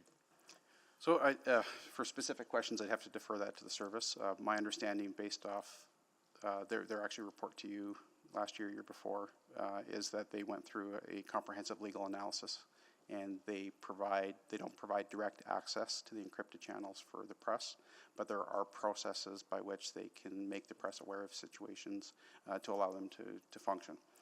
It is different than Calgary, correct, Councillor, and I think that just might be a result of legal input. Okay. Yeah, I think that's all I have for now. I'd echo, I have also concern around the recommendation number 5 for the special meeting, but other than that, again, I think this is a really good conversation, and I appreciate the thought put into it. Thank you, Councillor Jans. Councillor Stevenson. Thank you, Mr. Mayor. If you can all bear with my scratchy voice, I will put the recommendations on the floor. If that, and I think there'll be some discussion around some of them. Just to note, I'll have some slightly revised wording for number 7, or would you prefer I wait? No, go ahead, please, Okay. go ahead. Yeah. So that administration prepare the necessary bylaw and or amendments. So I will move, number 1, that administration prepare the necessary bylaw and or amendments to the Edmonton Police Commission Bylaw 14040 that enables City Council to establish an independent and arm's length third party to manage allegations of breaches of the oath of office, code of conduct, or conflict of interest using the Office of the Integrity Commissioner as a model, and that any financial implications are identified prior to approval of any bylaws. Number 2, that administration and the Edmonton Police Commission work together to engage the Edmonton Police Service to draft a policy tool outlining an alternative dispute resolution process that could be approved by both City Council and the Edmonton Police Commission. Number 3, that administration prepare amendments to the Edmonton Police Commission Bylaw 14040 to enable the Police Commission to make appointments of non-commissioners to its standing committees. That administration prepare amendments to the Edmonton Police Commission Bylaw 14040 to enable the Police Commission to establish advisory committees. That City Council call a special City Council meeting for the purpose of discussing the Edmonton Police Commission scope proposal as detailed in Attachment 1 of the April 17th, 2023 Edmonton Police Commission Report, EXT 01553. That the Mayor, on behalf of City Council, work with the Edmonton Police Commission to advocate to the Government of Alberta to appoint a chair on a full-time basis. That administration prepare amendments to the Edmonton Police Commission Bylaw 14040 to expand the scope of the councillors appointed as members of the Edmonton Police Commission to include acting as a first point of contact for and triaging of individual requests for information from fellow councillors, the Edmonton Police Commission. And number 8, that administration, as part of the work related to the Council Orientation and Training Policy C530, include a series of orientation sessions within the first 6 months of the new council term starting in 2025, and if any policy amendments are required, that they be presented to council no later than the second quarter of 2025. Second. Thank you. Thank you. So I will maybe briefly introduce, and then I just have questions as well, if that's okay. So yeah, again, just want to thank the Commission for the excellent work that's been done on this report. I think that, what's been brought forward is really excellent. I also have my hesitations around number 5, but I think we'll have a bit of a conversation about that and potentially look at some other approaches. Maybe just a few quick questions to administration. I really appreciated Mr. Barker's recommendation for number 1, that it could potentially apply to all of our external agencies, boards, and commissions. Just wondering if the current wording in number 1 provides you with that scope, or if us articulating that will provide you with the direction to explore that as you act on recommendation 1 of this motion. I don't know if that's to legal services, perhaps. I would say that the wording is fine. We will explore that as a scope. I'm not going to say that that's definitely going to be the recommended outcome, but we'll start there and go forth. Great. Excellent. Thank you so much. Mr. Corpold, it came out today just in terms of some of the public outreach. I was just wondering, are there opportunities for us to collaborate with the Commission in terms of helping to build on our platform of the Edmonton Insight community to increase opportunities for Edmontonians to provide their input to the Commission without the Commission having to go away and build a whole new infrastructure for that as well? Yeah, I think that's definitely a possibility, Councillor. Yeah. Great. Thank you for that. And maybe just to Councillor Nax, I see Councillor Nax is on the board, so he could ask this as well, but Mr. Barker, you were mentioning that currently EPC does have a biannual report, so twice a year that's released publicly. Do you think that might be good touch points? Again, I really like the idea of regular check-ins, because then we're not sort of doing one-off things that, this crisis, that crisis. It's really just an opportunity for that steady interaction. So would that potentially be an opportunity to just, again, recognizing those reports are made publicly available, having them on our agendas focuses our attention on them a bit more concretely, I guess. Yeah, absolutely, Councillor. At the will of Council, it could be married to those reports or any other frequency you desire. Great. That's it. I look forward to some conversation on number 5. And again, thank you again so much for the report. Okay. Thank you, Councillor Stevenson. Councillor Tang. Oh, yeah. Thank you. All right. We are, wrong one. Here we are. We have with us grade 6 class from Donald Massey School with their teacher, Ms. M. McKinnon, Ward Denny, that is Councillor Paquette, who is joining us virtually. Thank you so much for joining us. We got to see your other classmates a little earlier on, right? And that was different. Yeah, that was it. Yeah. Are you here for the whole day? 1 hour. Just 1 hour? That's it? Oh, well, have fun. They did mock council this morning. Oh, they did? Wow.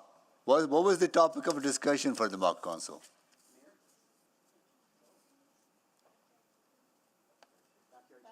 Backyard chickens. How many are allowed?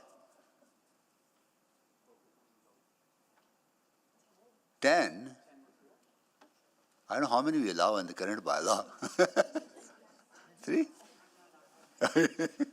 This could be a question to community services, folks. I've been asked this question before, and now I'm ready. And it's about, I think it's 10, but the reason why it's that amount is because they are communal, and we never want them to be by themselves. Oh, so nice. Cool. Well, thank you so much for joining us. Have fun, okay?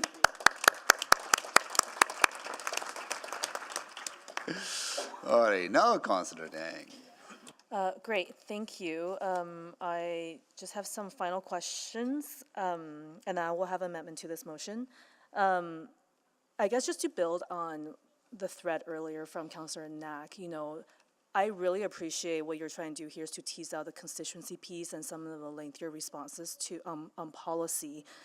But I think what is a little bit missing, and I've been struggling with this, since being elected, is opportunities for collaboration. Because, we've had some pretty terrible, incidents, and really I think what community members need is reassurance. They need that relationship with their local constables. And I don't know how to initiate kind of a broader dialogue to say, how do we work together with, the service and to promote community well-being and safety and offer that reassurance for community members. And I find the communication channel make it actually quite difficult. There's a point here about ride-along. My experience with that, setting something like that up, takes months. So I guess I just want some feedback on, will this improve the outcome that we're ultimately trying to all achieve, Mr. Barker?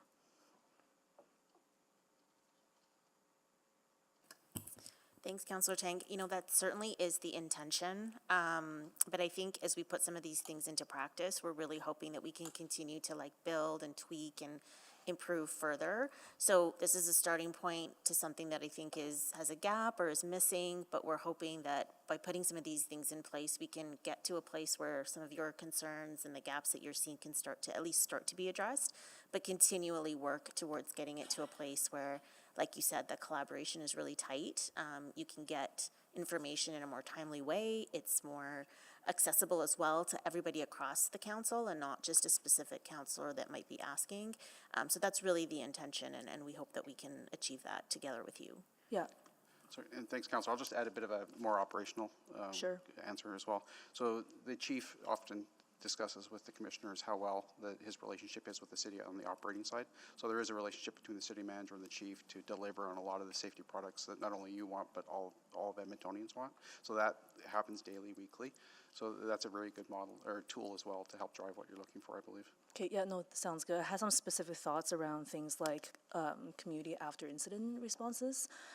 Happy to kind of, continue those conversations with you all.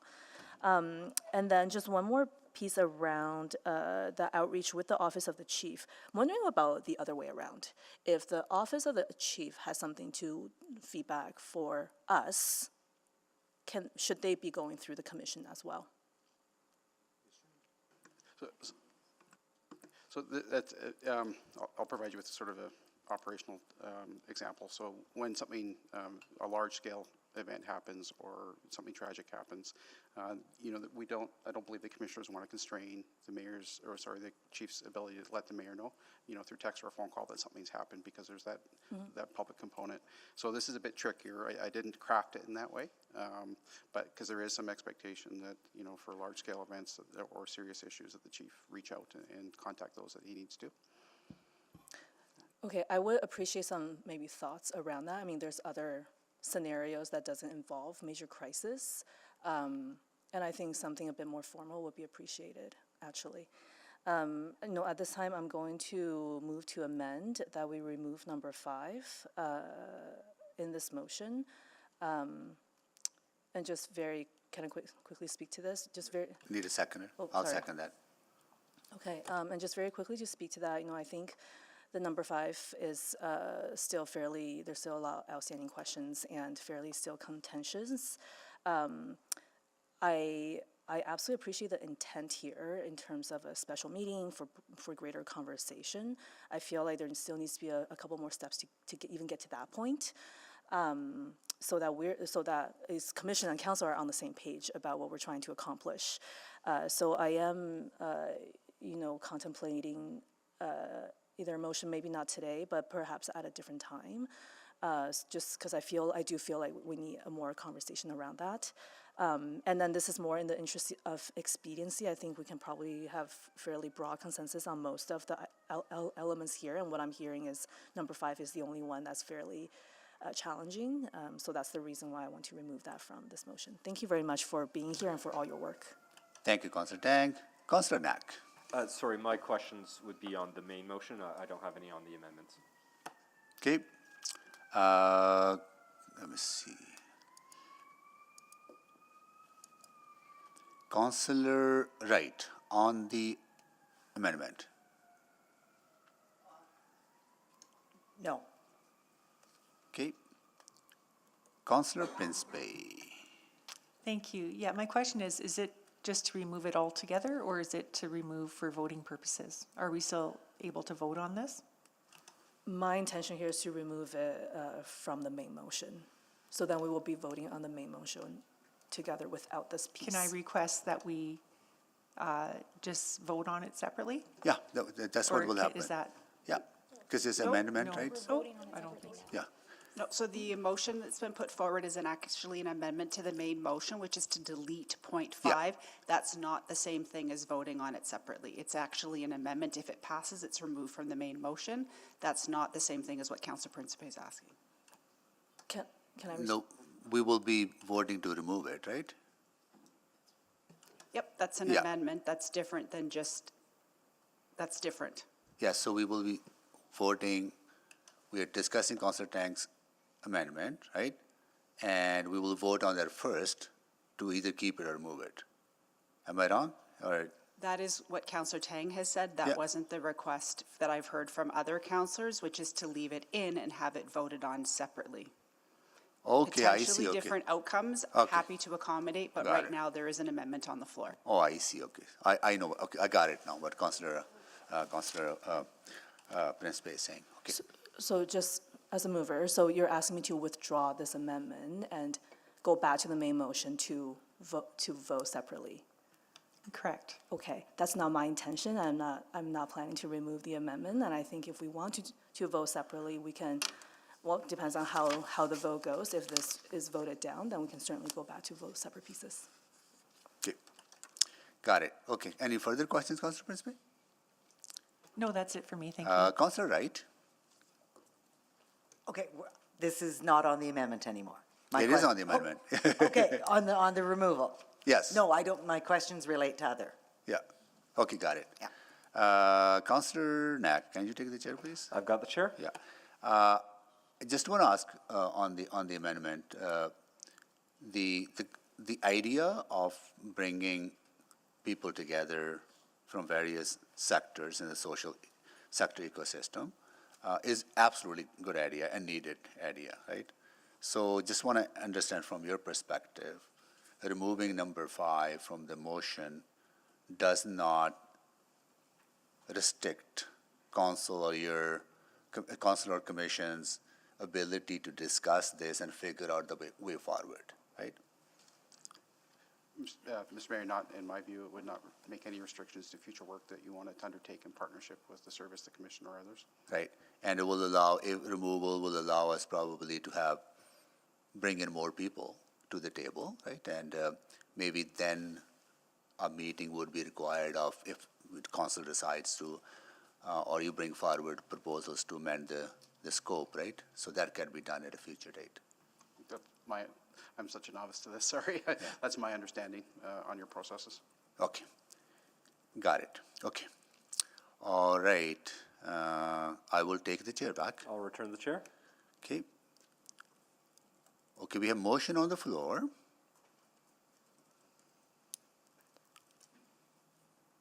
To speak, please. Colleagues to speak. Councillor Wright to speak. Councillor Rutherford. Yeah, I'll be really quick. I'm willing to support this amendment. I originally wasn't willing to support this amendment because I actually think this is an important conversation that needs to be had. And I always think that having these conversations in a public space when community safety is such a topical issue for Edmontonians is important. The only reason I'm willing to support it is because it sounds like there may be a subsequent or a future motion that gets us further in that conversation in a different and more constructive way.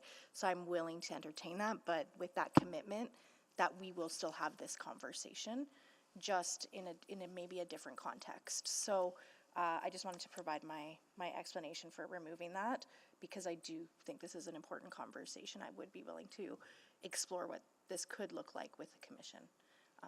Absolutely. Thank you, Councillor Rutherford. Councillor Stevenson. Yes, very similar reasons for supporting this amendment. I think that the overall idea is really important, really want to explore it further, and I'm comfortable supporting it being removed here, knowing that there'll be another motion coming forward that really looks sort of that, I think we talked last week, Councillor Salvador talked about the why before the what, and I think that is what a different approach could help us get to. So thank you for bringing the amendment forward. I look forward to supporting it. Thank you, Councillor Stevenson. Councillor Paquette? Yeah, thank you, Mr. Mayor. Just procedurally, I support this simply because if we vote on it now or we vote it in the list, makes no material difference to the ultimate outcome. Thank you. Thank you, Councillor Paquette. Councillor Knack, can you take the chair, please? I've got the chair. Yeah, I'm going to support this amendment, not because I don't value the work that we need to do. We absolutely need to have further, more comprehensive discussions around the community safety well-being ecosystem. The reason I will not support I will support this is that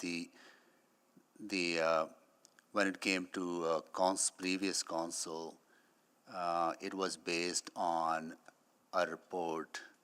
I would question the validity of the data in that report and how that report led to, I would say, some tension between the social sector, right? We need to first probably have more accurate information around how much money is in the social sector, because when I read the report, I felt the numbers or expenditure were inflated, right? That's not how much money is being spent in Edmonton in the social sector. I think talked about $8 billion, right? And I think we need to bring in more people into that conversation and broaden that table before we start thinking about having a public conversation, because otherwise that public conversation will be influenced by a report that was not, in my mind, based on accurate data. So I really value the work that need to undertake. We have to undertake that work. It's a good suggestion for undertaking that work, but we just need to deal with the assumptions of that report and also bring in more people who had concerns about that report into fold, having those discussions. That's the reason I'm going to support this amendment. With that, I will take the chair back. I'll return the chair. And I will call the vote. Sorry, Councillor Tang to close, please. Great, thank you very much. I think when that 2020 report came out, I thought it was incredibly enlightening about what it means for shared goals and outcome. And I would say this is probably the central safety and security question that really occupied my mind in the last year and a half. I guess I just, I feel that there's some inconsistency even within the report that we're looking at today in terms of the intent that I'm hearing from you and what is kind of written, for example, implement, this report. And so I feel like there needs to be more fleshing out. There's a few pieces here. I really appreciate the discussion in the report around cross-disciplinary teams, kind of in relation to the section, which we have.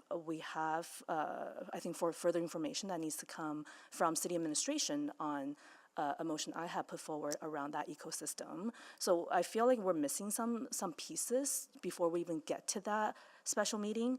I also appreciate, you have a section around public health approach to policing, and as someone with a background in public health, I really agree and appreciate you talking about it.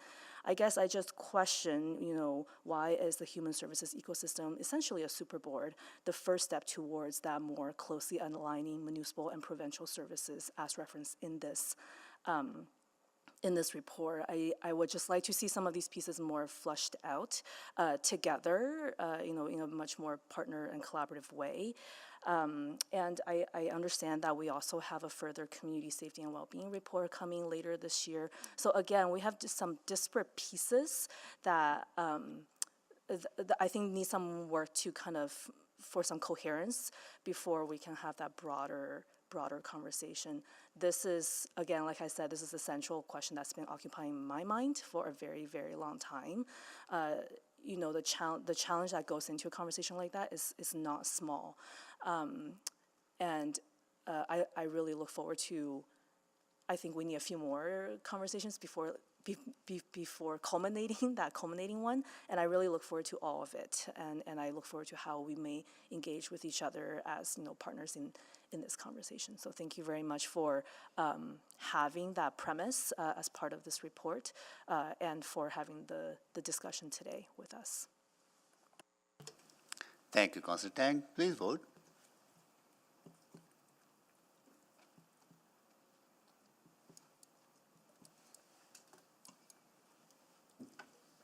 We have all the votes. Display the votes, please. Amendment is carried. Now we're back to the main motion. I think Councillor Knack, you were first up, right?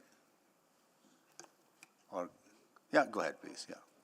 Just maybe one last very quick question. So recognizing the conversation and Councillor Stevenson's question just before we did the amendment, with the change in the information sharing, there's now likely at least 3, maybe 4 check-in points a year that I'm guessing that would be happening based off what's in the information sharing section. Is that generally fair?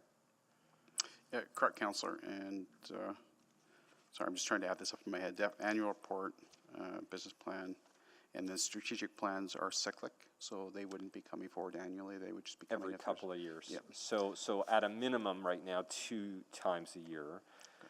So what we could do is, so just to make sure I'm very clear, those could be both the annual reports and at the time of that, we can also have it not just discussing that specific item, but we can ensure we're discussing broader community safety and well-being, anything broadly at that time as well, correct?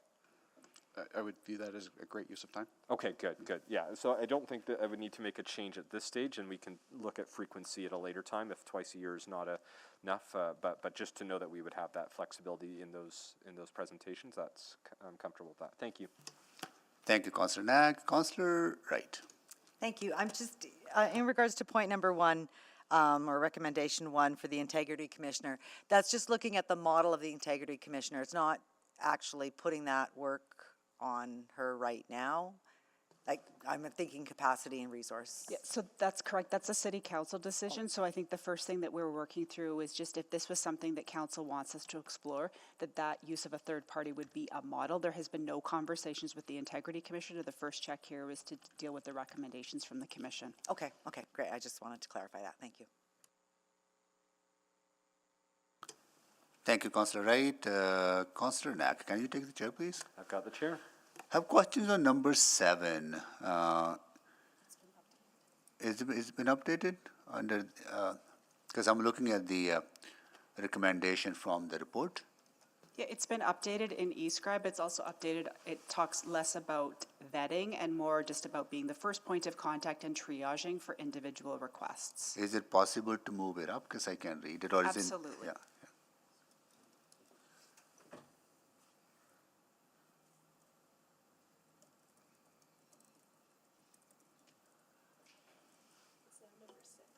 It's number 6 now, okay.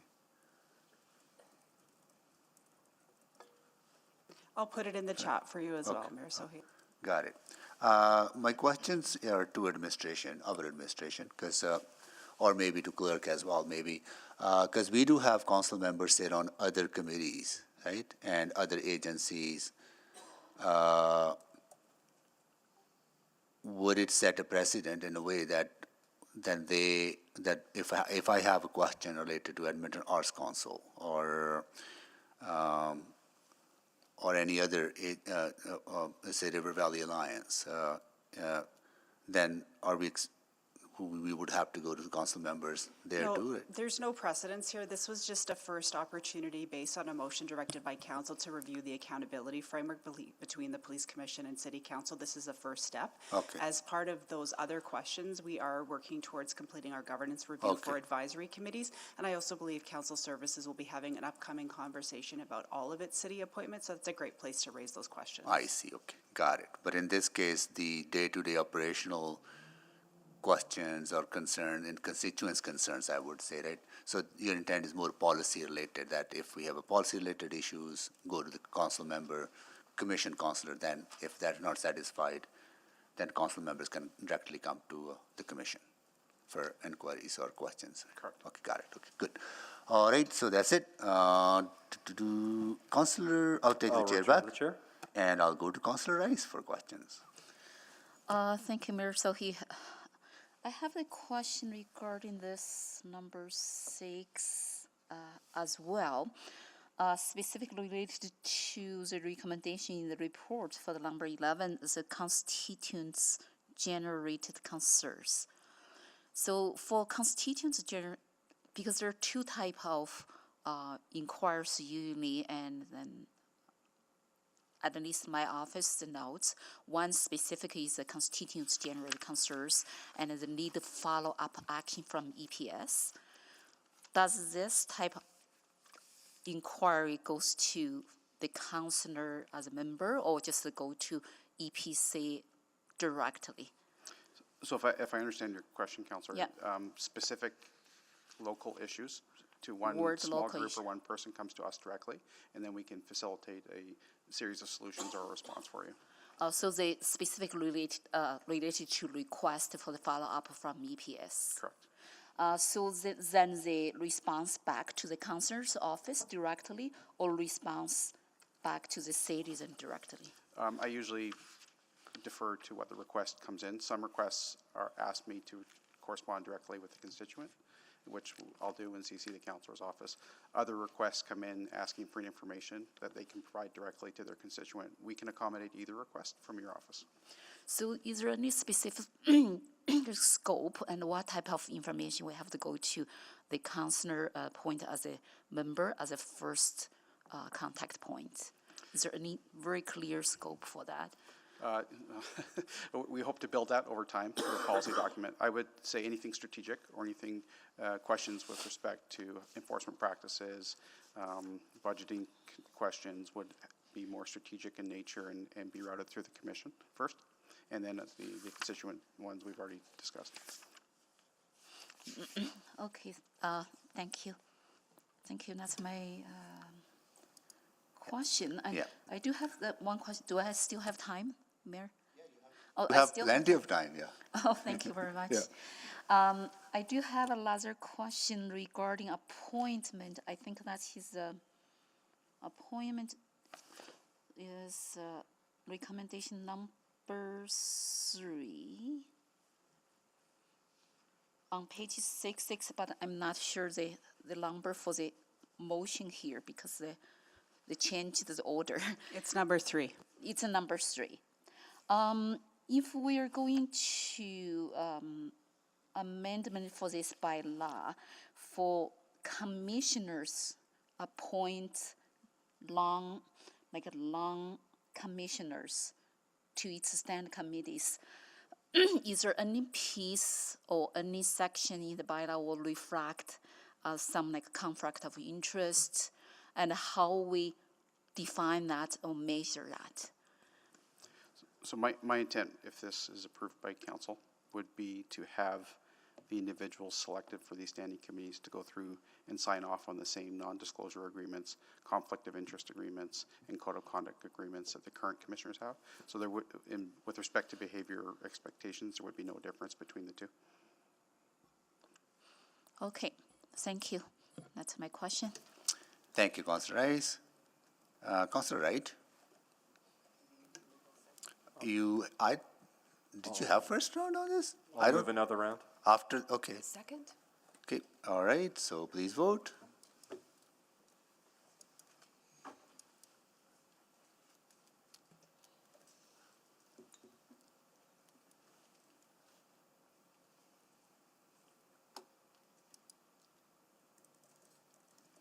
We have all the votes. Display the votes, please. That is carried. Okay, Councillor Wright, go ahead, please. Thank you very much. Okay, so on recommendation 6, which was previously 7, again, I want to just sort of understand the process. So if I have constituents that have policy concerns, resourcing concerns, I would email both of my council colleagues. Do they then compile that information from all councillors and roll it up to the commission, or how is that data all? So with respect to constituency questions, they can come to me directly as they normally do. And we will, because it's an individual citizen's concern, we are much more responsive to examining the issue around what that person has to bring forward, what their issue is. It's only on the strategic side, so as if, if you had a question about what's the procurement look like for X, what does the staffing model look like for the 10 squad model, those would be more strategic questions that we would recommend go through your appointee first. Okay, so those are my own policy questions, but if I have constituents that have those questions or concerns? But that might be a bit of a gray area. We do have, I'll just use an example.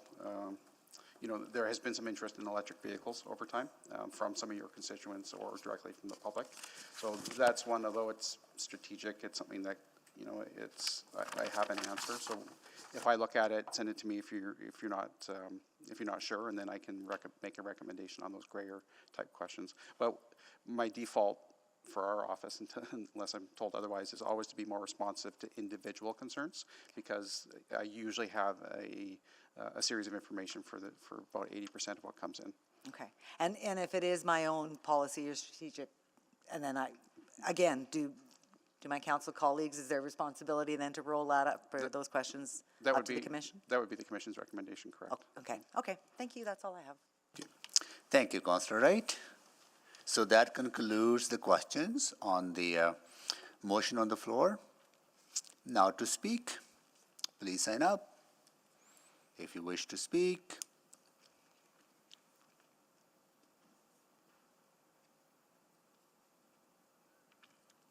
Okay, Councillor Knack, can you take the chair, please?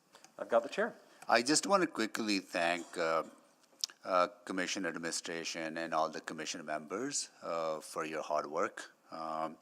We really, really value the work that you do, and the recommendation and changes that you have brought forward are very reasonable and will help improve the governance as well as the flow of information back and forth between council and commission members. So really want to appreciate that, right? So only flag I would have is that as we move forward, that the information that we need is brought to us, our attention if we have concerns about something, or we need policy related questions or budget related questions, that there's a timeline for that information to be brought to our quickly, then, because sometimes it does take a lot of time, right? So that's the only thing I want to flag. But these are great changes, and thank you so much for bringing them forward, and thank you so much for the work that you have done and continue to do. You're very important partners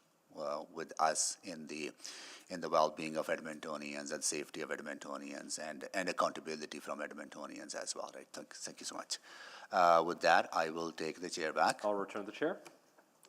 And I'll go to Councillor Stevenson to close. Thank you so much.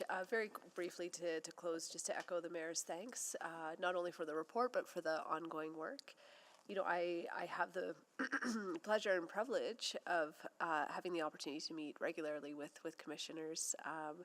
And, through that regular contact and meetings, I've been able to really deepen my understanding and appreciation for the work that the commission does. So recognizing that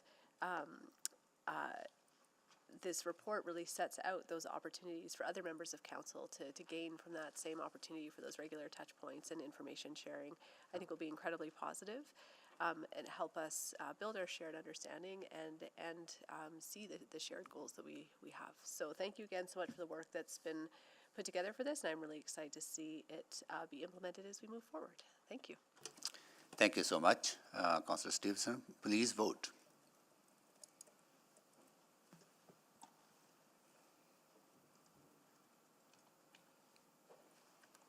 I'm a yes. Thank you, Councillor Paquette.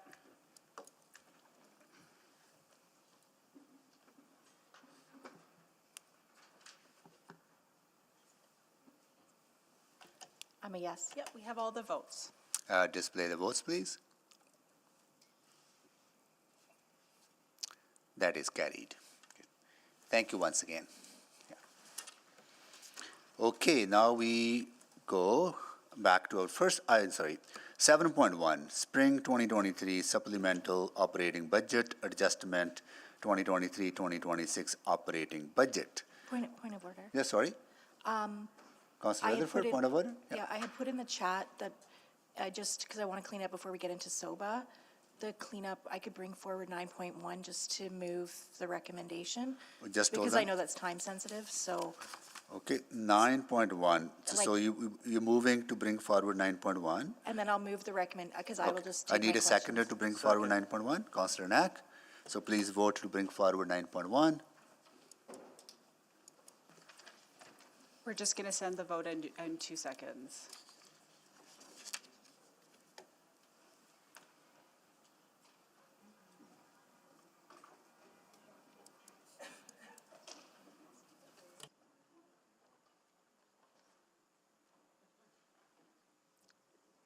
So we're just going to note Councillor Stevenson's absent. Councillor Paquette, Councillor Jans. I got the spinning wheel. I'm a yes. Thank you, Councillor Paquette. We have Councillor Jans, and we're just waiting for Councillor Rutherford. I'm a yes. Thank you. We have all the votes. Display the votes, please. That is carried. Okay, and then, Mr. Mayor, if I may move the recommendation? Go ahead, please. So I move that the recommended settlement as outlined in the April 17th, 2023 Office of the City Manager Report OCM 01815 be approved. 2, that the amendment in the agreement as set out in Attachment 1 of the April 17th, 2023 Office of the City Manager Report OCM 01815 be approved, and that the April 17th Office of the City Manager Report OCM 01815 remain private pursuant to Section 16, disclosure harmful to business interests of a third party. 24, advice from officials. 25, disclosure harmful to economic and other interests of the public body. And 27, privileged information of the Freedom of Information and Protection and Privacy Act. Okay. Second by Councillor Paquette. Sorry, who? Second. Oh, thank you so much. It's hard to see the names here. So thank you so much, Councillor Cardinal. Okay. All right. Questions, colleagues. And if we need to go to private, questions in private. Questions in this side? And okay. If not, we can vote on it. Okay. All right. Please vote. I'm a yes. Thank you, Councillor Paquette. I am also a yes. Thank you. We have all the votes. Display the votes, please. That is carried.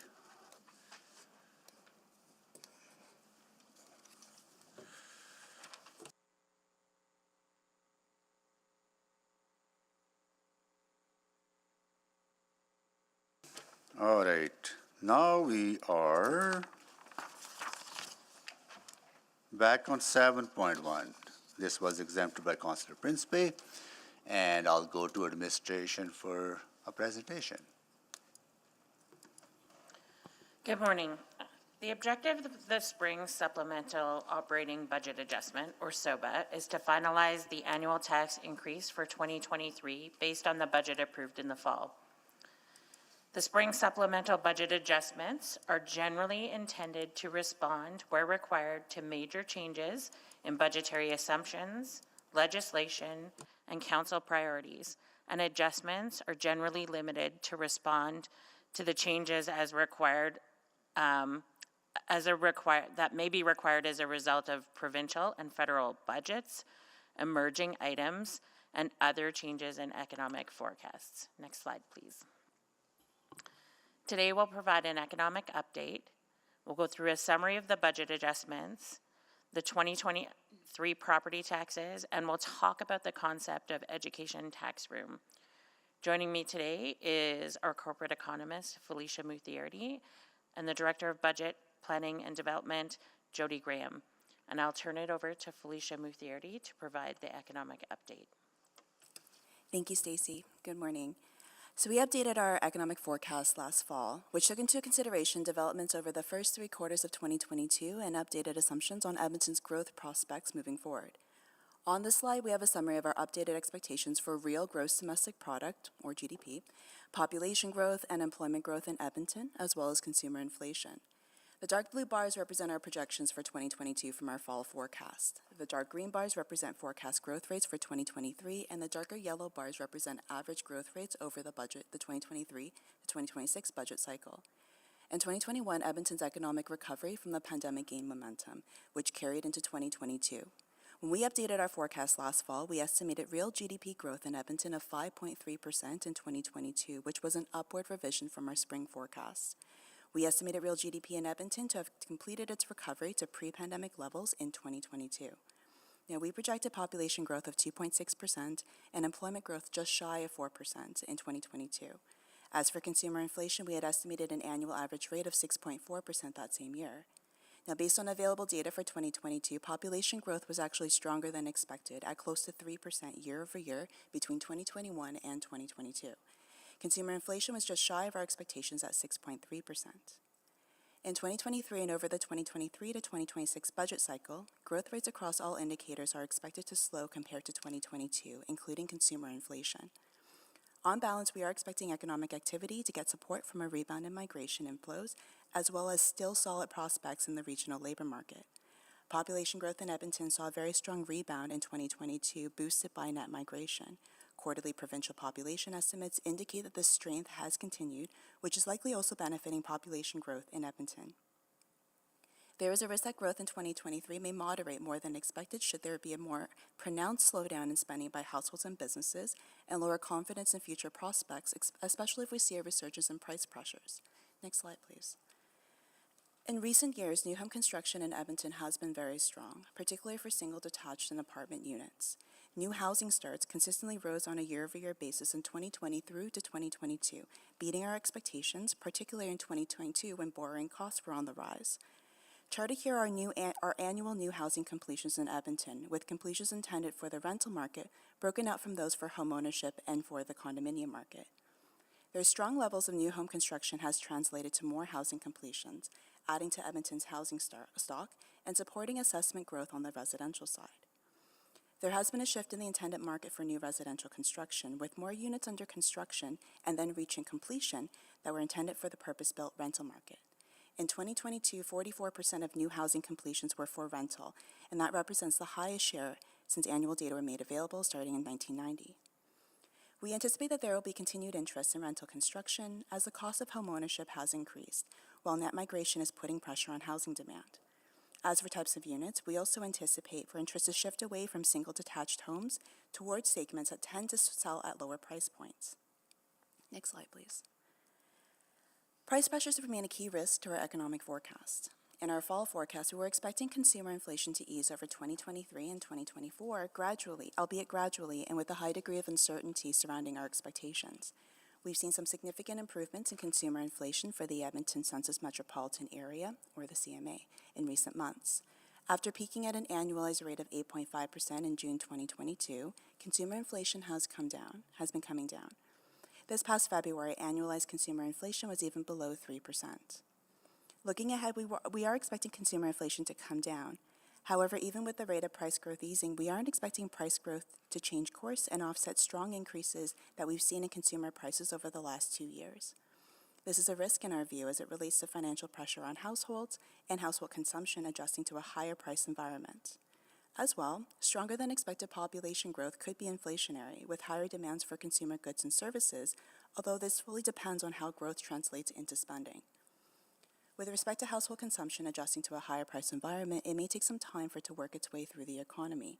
We've already seen existing home sales pull back, along with reductions in new housing starts. Wage growth, on average, has not kept pace with consumer inflation, which is likely having a negative impact on purchasing power. With regards to financial pressures moving forward, according to results from the Bank of Canada's latest Canadian survey of consumer expectations, high inflation and rising interest rates are putting pressure on consumers, particularly on those most exposed to higher interest rates. In response, consumers are adjusting their discretionary spending. While a takeaway from the Bank of Canada survey was that workers still see the job market as being strong at a national level, expectations for wage increases remain below inflation expectations, and most workers do not see their wages catching up with recent inflation over the next year. I'll now turn things over to Jody Graham to walk you through the proposed changes in the spring 2023 SOBA. Thank you, Felicia. This slide summarizes the proposed changes in the spring 2023 SOBA and the 2023 to 2026 approved budget as the starting point. The top blue row highlights the 4.96% municipal tax increase for 2023 that Council approved during the 2023 to 2026 budget deliberations in November and December last year. Assessment growth for 2022 is $5.8 million higher than the budget approved by Council in December of 2022. This is mainly due to construction activity being stronger than anticipated for 2023 and other changes in taxation forecasts. There is also an adjustment to reflect the updated forecast for the grants in lieu of provincial taxes based on updated assessments and tax rates, resulting in a $1.3 million less in taxation revenues. We are recommending that the net change between tax revenue from additional assessment growth and grants in lieu of provincial taxes of $4.5 million be transferred to the financial strategies budget, keeping the municipal tax increase at 4.96% for 2023. Funding is set aside in financial strategies on the base of risk and provides flexibility for unknown amounts that are established in the 4-year budget cycle that are expected to fluctuate throughout the cycle. Uncertainty in economic conditions remain, and we anticipate ongoing budget pressures from the residual impacts from the pandemic as well as other global events like Russia's invasion of Ukraine. Operating Budget Amendment 12 reduced the budget by $15 million per year in the 4-year cycle. This reduction was unallocated, and administration has worked to identify and reduce budgets to achieve the $15 million reduction in 2023.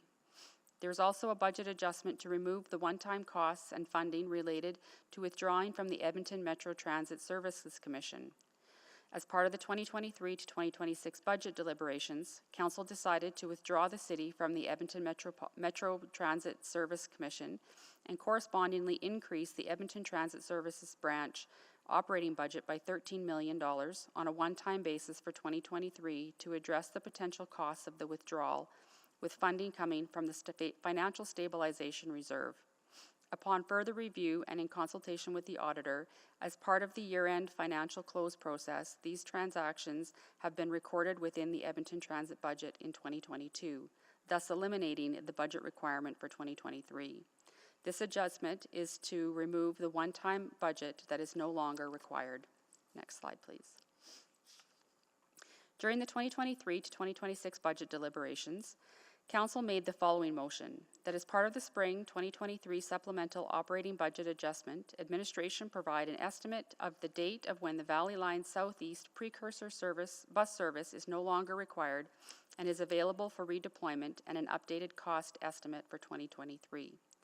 At this time, the date is not available for when the Valley Line Southeast precursor service will no longer be required. When the precursor service is available for redeployment, the annualized cost impact will be approximately $6 million. As the Valley Line Southeast precursor bus service is currently funded from the LRT reserve, redeployment would require a service package to adjust the base budget, which Council may direct to the fall SOBA if desired. More information will be provided when it becomes available. Next slide. This slide shows the combined tax increase as a result of the education tax requisition announced by the province on February 28, 2023. Municipal taxes reflect the 4.96% increase for 2023 as approved by Council in December of 2022. The Government of Alberta's education property tax requisition will result in an increase in provincial education taxes of 1.79% for residential and a decrease of 6.61% for non-residential properties.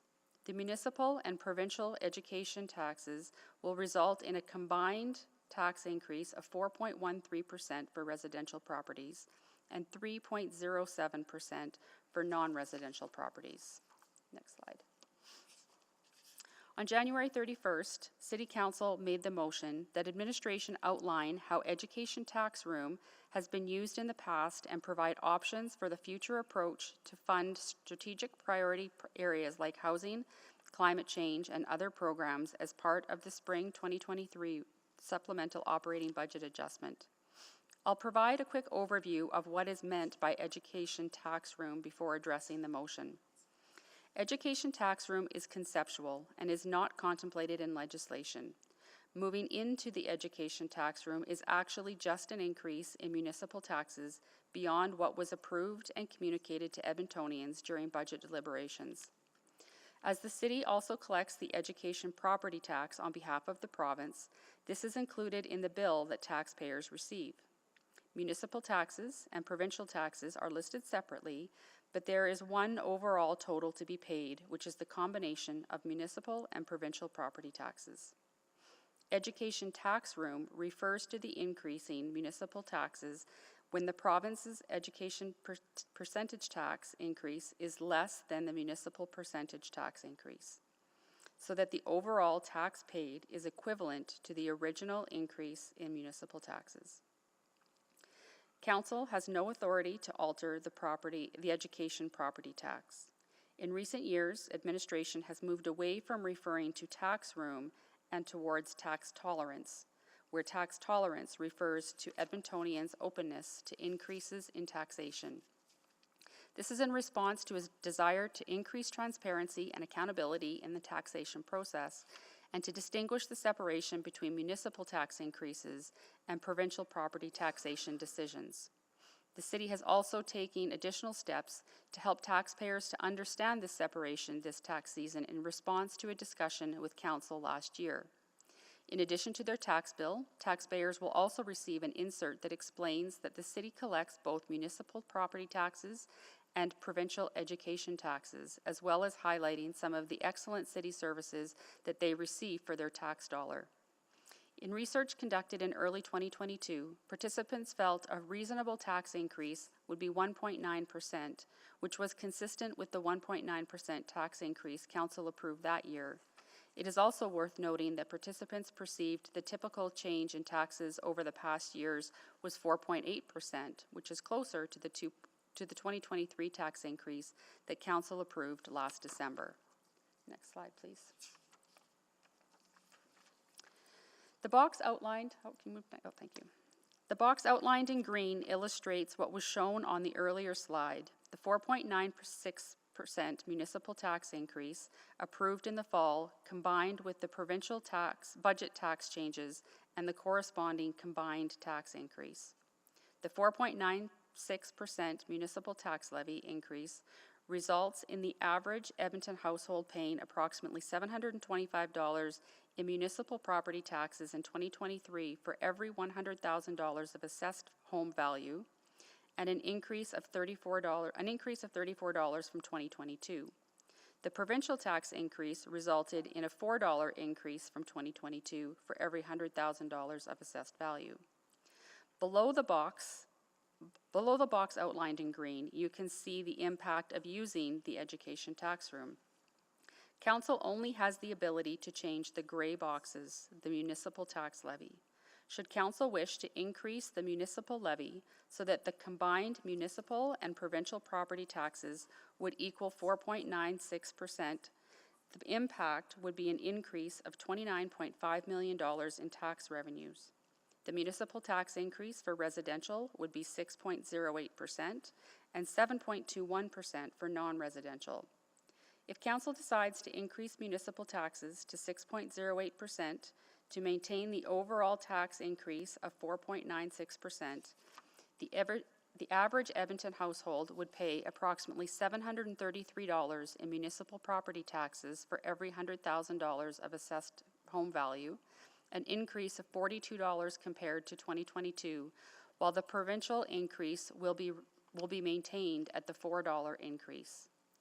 Over the last 20 years, councils have increased municipal taxes to move into the education tax room 6 out of 17 times where room was available, the last time being 2014. The 3 most recent increases in 2011, 2013, and 2014 were all to fund capital, LRT reserve, land acquisitions, pay-as-you-go, and arterial road renewal work. Next slide, please. Once the 2023 tax levy is finalized, we will return with the 2023 property tax bylaws on April 25th to set the official tax rate for 2023. Based on the rate, we will send out property tax notices in late May with payments due in late June. On June 13, we will be presenting the spring 2023 supplemental capital budget adjustment to City Council. That concludes our presentation, and we will now be happy to take any questions. Thank you so much for the presentation. I'll wait for the screen to be cleared. And okay, colleagues, questions. And we need a motion on the floor, actually, right? Can someone? Yeah. Clerk, we would need a motion, right, on the floor? Yep, and there is one, and there's a recommendation in the report. Yeah, so someone need to move it. Huh? Yeah, Yeah, I'm happy to move that adjustments to the 2023 operating budget as outlined in attachment 1 of the April 17th, 2023 Financial and Corporate Services Report FCS 01657 be approved. Second. second by Councillor Rice, right? Councillor Wright, okay. Okay, what we will do, we'll stop here. It's 11:55, and we'll come back at 1:30 with questions from council. We have one. Which one is that? It's gonna move us in private.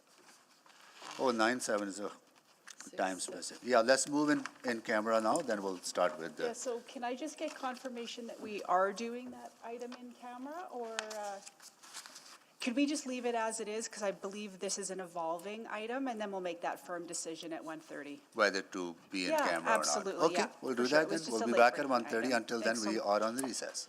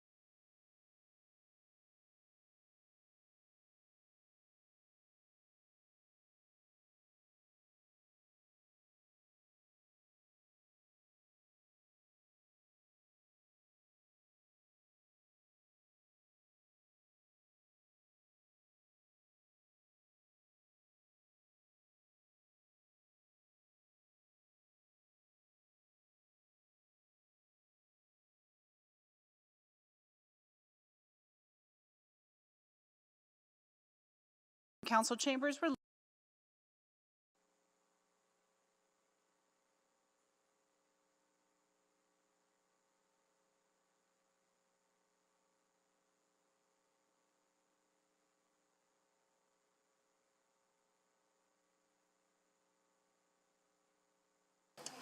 All right, would like to call this meeting back to order and do a roll call. Councillor Wright, Good afternoon. Councillor Knack, Good afternoon. Councillor Principe. Hello. Here you are. Councillor Stevenson, Good afternoon. Councillor Paquette, Councillor Knack is very good at running down steps, I'll just say that, but I am here. Councillor Tang, Good afternoon. Councillor Hamilton, Hello. Councillor Rutherford, Hello. Councillor Salvador. Hello. Councillor Cartmel will be joining us shortly. I'm with you here. Oh, there you are. Okay, here you are. Councillor Cartmel is there.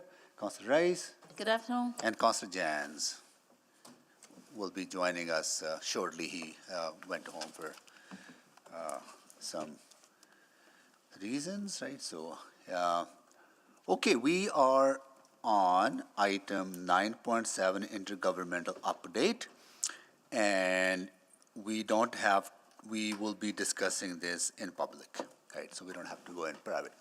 Go ahead, please, administration, for a presentation. Thank you very much, Mayor and Council. Thanks for the opportunity to update you on the 2023 Ask About Edmonton communications approach before the launch of the next more extensive stage of this initiative. We also want to advise you of a specific idea for consideration, which is that a mayoral communication to all declared candidates be let out, and I'll get to that in a moment. We've got members of executive team and others here to help answer questions today. So as you know, Alberta has a fixed election date. The next provincial general election is scheduled to be held on May 29th, 2023. As of today, we're just 2 weeks away from the expected writ drop. And after the Premier drops the writ, the 28-day election period is officially underway, with election day slated for that May 29th day. I'll now turn over to Ryan Barkway, our Acting Deputy City Manager for Communications and Engagement, to provide detailed updates on the Ask About Edmonton communications approach, and then I'll complete with the idea on the Mayor's letter. Perfect. Thanks, Andre. Ask About Edmonton is a nonpartisan communications effort that's focused on informing, encouraging, and empowering voters to champion Edmonton issues during the Alberta general election. We know the upcoming election is a crucial opportunity for Edmontonians to connect with provincial candidates and parties about what matters to them and to their city. With the election about 6 weeks away, we've launched a no-spend communications approach and an integrated strategy that will run until the election. We know that this council is very interested in civic literacy, and this approach supports that. It will help Edmontonians understand the importance of the upcoming provincial election and give them information and tools that will help them ask candidates and parties specific questions about how they will support Edmonton and its goals. We want to educate and increase the literacy of Edmontonians on municipal issues and the city plan, and give them the information they need to ask about Edmonton priorities during the upcoming provincial election. The broad, no-spend awareness approach is focused on social and earned media. As such, in addition to spending no money on paid media, we are explicitly nonpartisan and strategic in what we are saying, where, and when. Our tone is positive and collaborative. Our message is that the city and the province both care about Edmonton, and we can work collaboratively for a bright future. We have also prepared a team community approach, and we will be sharing messaging with over 160 of our stakeholders from sectors including business, education, not-for-profits, faith and cultural communities, the Edmonton Chamber of Commerce, BIAs, and regional partners. To get the message out, we are using social media, digital media screens at city facilities like rec centers, LRT stations, and libraries, and traditional earned media coverage. Our social media approach will ramp up heading into the writ period and election day, and we will be posting frequently throughout the next 6 weeks. We have also shared bi-weekly council toolkits with your offices to support should you want to participate in Ask About Edmonton or share the information with your constituents. Every other Monday, including today, we will share a toolkit, including up-to-date messaging, facts and stats, media and social media metrics, a preview of upcoming city social posts, and shareable graphics to support your communications with your constituents. In the upcoming weeks, we will share infographics as part of our social media approach that will emphasize and illustrate the scale and scope of action required on Edmonton's priorities and issues. We have also created an Ask About Edmonton webpage, which will launch very soon. The webpage features a printable voter toolkit on each priority with key facts and questions that Edmontonians can use in conversations with candidates. Our social media-focused approach is working well. We can see from our analytics that social media audiences are very interested in this content. Ask About Edmonton Twitter posts are performing nearly 50% better than the city average. This slide outlines our timeline and messaging progression. We started with broad messaging in February with the city plan, the why phase, letting Edmontonians know why this is important. All of our messages continue tying back to the city plan on our path towards a city of 2 million people. In March, we narrowed our focus with focus on city priorities where we provided more specifics of what we need to achieve as defined by the city plan.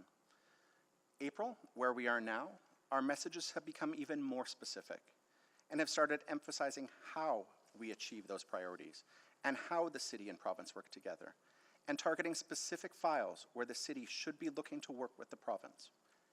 April is also when we launched the specific Ask About Edmonton messaging, logo, and visual identity to our communications, thus building awareness with the public ahead of the writ drop. During the writ period in May, we'll launch the call to action, the Ask, providing Edmontonians with specific information and questions to ask their local candidates at the door, at debates, on the phone, and on social media. Through all of this, we'll work with Edmontonians, local stakeholders, and regional municipalities to make sure Edmonton and the Capital Region issues are a consideration for provincial parties in this election, and that the next government is aware of the city's priorities. We'll be responsive and nimble throughout, following trends in the provincial campaigns to ensure our communications are targeted and topical throughout the writ period. Andre, back to you. Thanks very much, Ryan. One final idea we want to run through today is a direct communications approach coming from council to all candidates. Ahead of the writ, the Mayor's Office, on behalf of Council, could distribute a direct, nonpartisan communication to all declared candidates, emphasizing City Council's longstanding requests for the incoming provincial government. Echoing the pre-budget submission, which has been discussed in public, it could include specific asks related to the priority of areas such as economic revitalization and growth, energy transition and climate resilience, housing affordability and community well-being, and equitable support for Edmonton and Calgary. A draft has been provided in an attachment, and we're looking forward to your feedback on this idea in general, as well as the priorities and content emphasized in the document. And shown on screen is a draft motion that Council could use to request that the Mayor, on behalf of City Council, advance this intergovernmental advocacy idea. We've included an overview of next steps, noting how we were able to move forward in implementing the components of this plan. Go to the next slide, please. Our Ask About Edmonton website can be soft launched as early as tomorrow, and updated content will be delivered to your inboxes, as Ryan mentioned shortly. And we'll support the letter to all candidates pending the discussion today. And just wanted to apologize for some of the confusion about public or private. As I was reviewing the materials early this morning for this one, I said there's nothing that needs to be in private on this one, so we thought, so sorry about the confusion, but we always are striving to channel our inner Councillor Knack and make everything public. I always picture him when I'm reviewing some of these documents. So there's no reason why this couldn't have been public, and so I'm glad we made the last minute decision to do that. Thank you. All right, thank you so much. Before I go to questions, because attachment 1 has been created, now it's in the e-scribe. We need to add that to the agenda. Councillor Rice, I think you have the motion, right? Councillor Rice? Yes. Yeah. So I move that attachment 1 be added to the April 17, 2023 Communication and Engage Report CE 01872. Okay. Need a seconder? Second. Councillor Wright, please vote.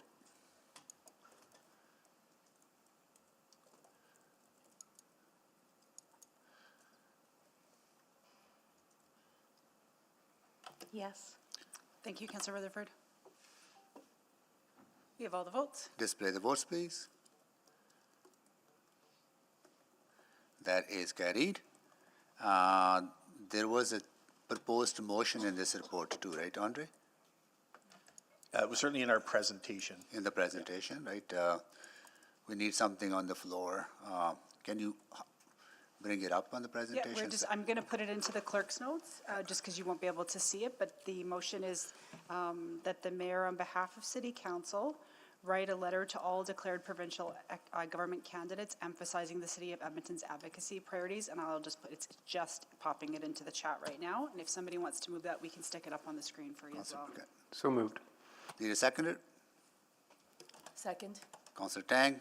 So we have a motion on the floor. Now we can ask questions on the motion and on the presentation from our administration or colleagues. There we go. Councillor Stevenson. Yes, just the very shortest of questions. I really love this approach. Would the letter be to all declared provincial candidates in the Edmonton region or across the entire province? I definitely think we need to maybe not go province-wide, but certainly go regionally wide for sure. So I would recommend that we hit the region. Great. Yeah, no, I think that's an excellent approach, and really appreciate you helping to equip us with these tools going into the election. Thank you. All right, any more questions on this? It's pretty straightforward. Sorry, could I just clarify that answer? Yeah. I also think we should send it to candidates who are currently ministers in the government, even though they may not be in the Edmonton region. Okay. So Edmonton candidates, regional candidates, and candidates who were previously... Yeah, candidates who are presently in cabinet right now. Got it. Okay. Councillor Principe? Thank you, Mr. Mayor. How did administration come to this, to the wording of this motion, the priorities? I think they were based, Councillor, on what we had put in the letter, which we had discussed publicly and sent pre-budget. So they're kind of the same priorities that we publicly sent and communicated to government pre-budget.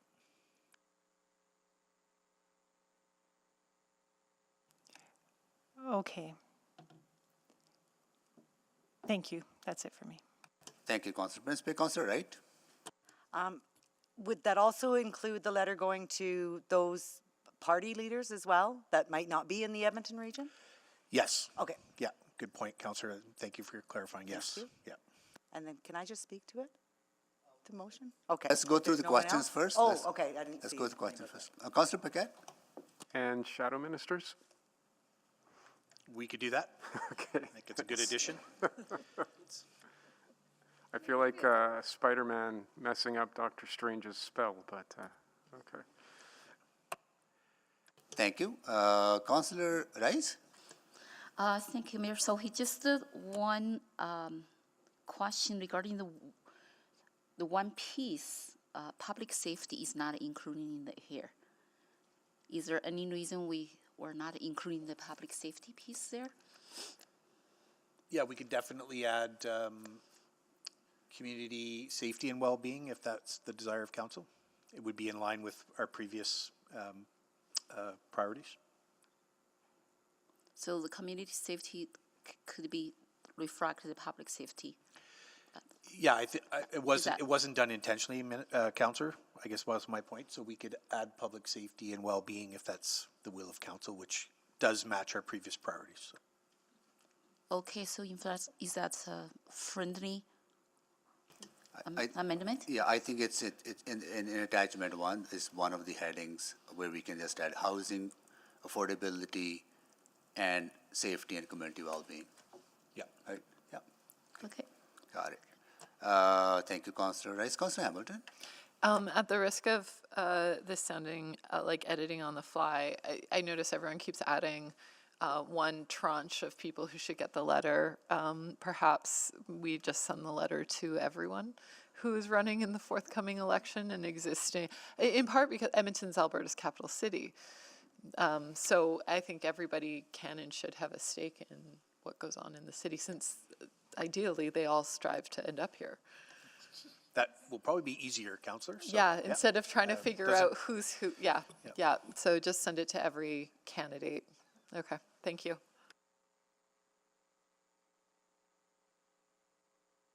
Councillor Tang.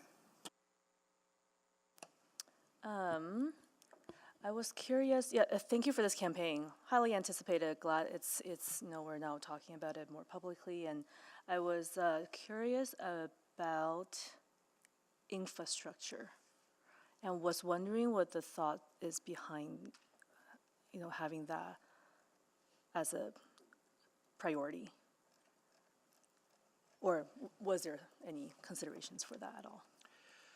I think I would say, Councillor, that we're trying to make the list Succinct. concise and Yeah, I succinct, get because that. we've been told by a lot of folks it should be concise and succinct. So just sticking to our priorities. I think, I would say compared to these, that's the one where we need more help. These are the ones where we need more help, but we can expand it at the will of council. Yeah, I guess I'm just sort of thinking about some of the, in terms of just being consistency with some of the other advocacy campaigns going on. For example,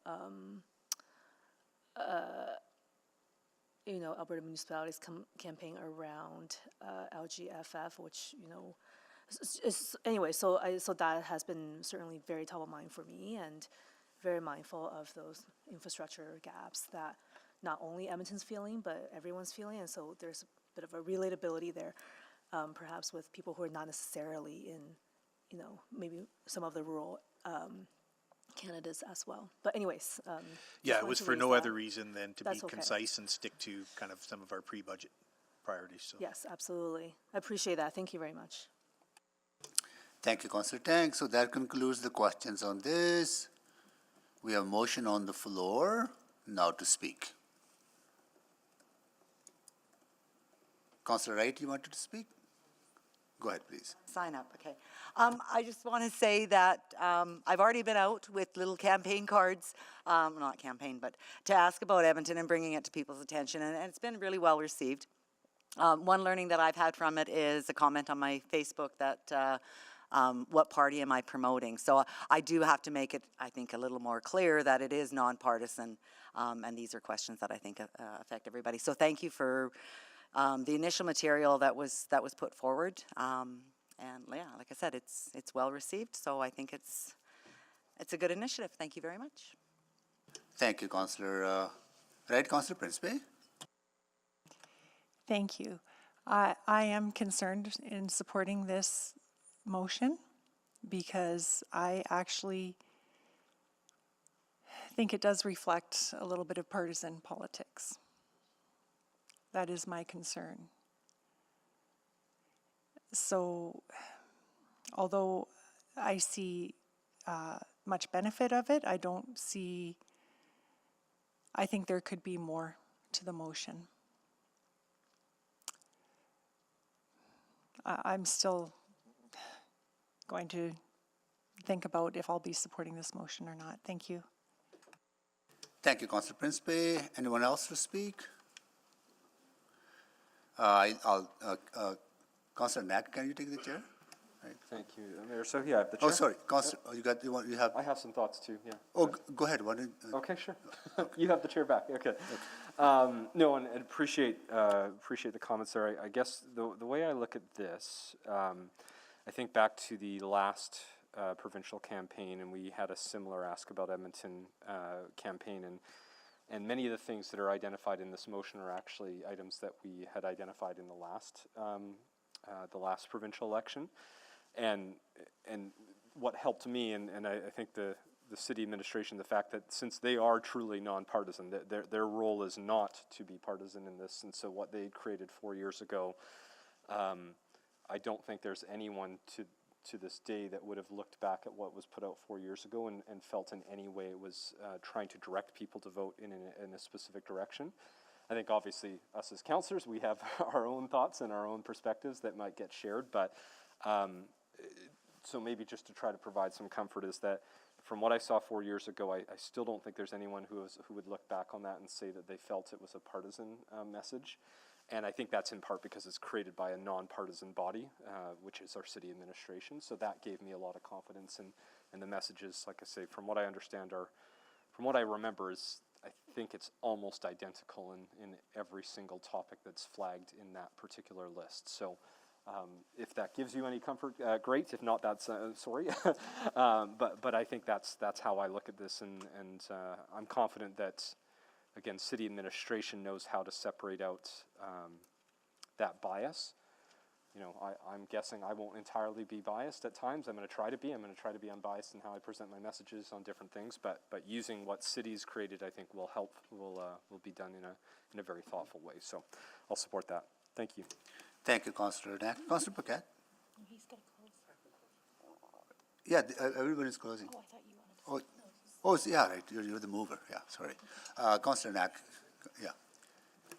Yeah, I think you touched on what I wanted to say as well, right? You know, everything in the letter or the communication that we will do with the candidates has been communicated with the government, right? Already, so it's nothing new in this. It was part of the budget, part of other submissions, right? I think broadening that to educate all the candidates on our needs is important, and this also becomes a tool that citizens, Edmontonians can use as well in their engagement with the potential their candidates running in their ridings.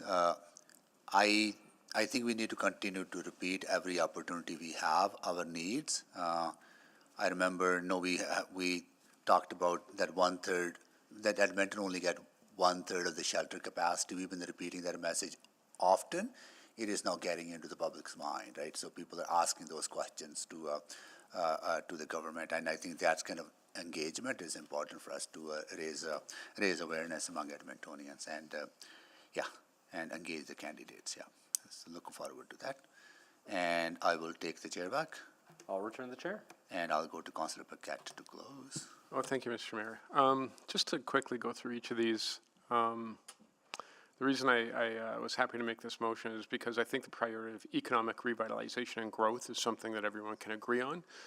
Edmonton and Calgary account for 72% of the economic activity of Alberta. And so if either city is not receiving adequate funding, is not receiving adequate support in order to attract more investment, in a sense, the province is cutting off its nose to spite its face. And so we would like to see that equitable support for economic revitalization and growth. The same goes with housing, affordability, and safety and community well-being. These are all incredibly important issues, especially because many Edmontonians are homeless. They're sleeping in tents.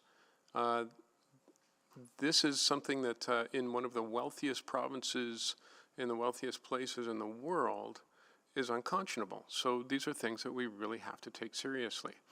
Now, I can see that maybe the one sticking point is maybe the rhetoric around energy transition and climate resilience. And I think you can answer that really easily by the fact that it's a very complex conversation.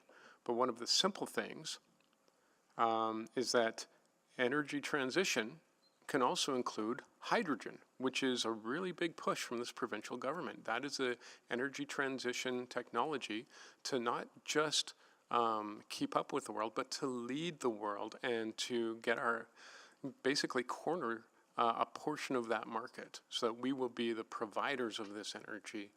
And as a lot of people know, a lot of that hydrogen is actually developed through natural gas. And then we've got the climate resilience.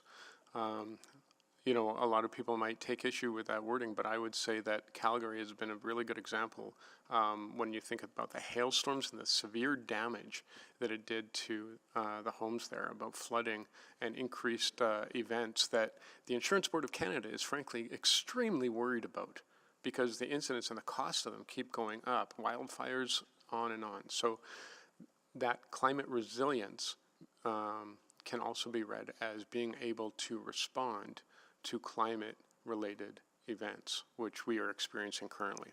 So for all those reasons, I kind of feel that this really is apolitical. It's really about priorities and about making sure that we are being vocal about serving Edmontonians and our communities as best as we are able to do. And we're asking all candidates who want to have a say in how our province is run to keep those things in mind, to keep Edmonton in mind as they make their decisions, because these decisions truly will impact the coming generation. And in fact, Mr. Mayor, we happen to have the coming generation in this room right now. And so I will end there. Thank you. Thank you, Councillor Paquette. So please vote.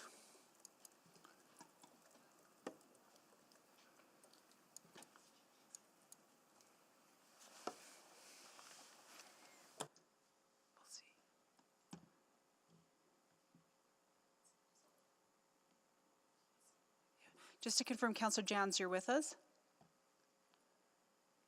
Yeah, I just voted. Awesome. Thanks so much. We're just waiting for one more.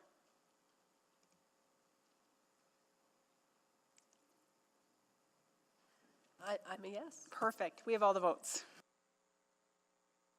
Display the votes, please. That is carried. Okay. Okay, we have with us joining students from Dr. Donald Massey School, grade 6 class, with the teacher, Mrs. A. Slowett, and they're from Ward Denny. And that is Councillor Paquette represents you in that area. Thank you so much for joining us. We saw two of other classes here from same school. So it seems like all of us are you visiting us today. Thank you so much for coming. Appreciate it. Cool. All right. So our second item at 1:30 was city manager's update, for which we need to go in camera. We also have another in-camera meeting, which is 9.6, that we can deal with both of them together, but we need to bring that forward. So Councillor Rice, can you move that we bring forward 9.6, please? So moved. Okay, need a seconder? Second. Councillor Knack, please vote.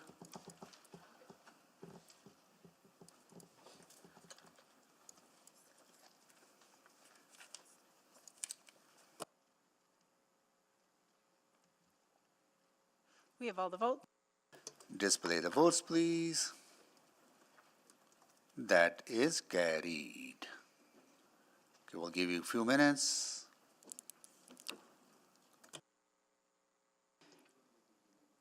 If we could deal with the city manager's item first of all, and then, yeah, so just anybody who's on the Google invite or is in council chambers and is not part of the delegation. Oh, sorry, we just brought it forward. We didn't go in private yet. Okay. Oh, sorry. Oh, can someone move? We go into private, please. So move. Second. Oh, going into private, in camera. Please vote to, we need a seconder for Councillor Wright, seconded that. Please vote to go in camera.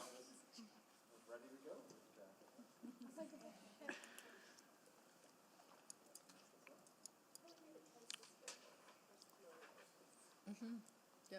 9.6 is the third. Councillor Jans? We have all the votes. Display the votes, please. That is carried. Now we go in camera.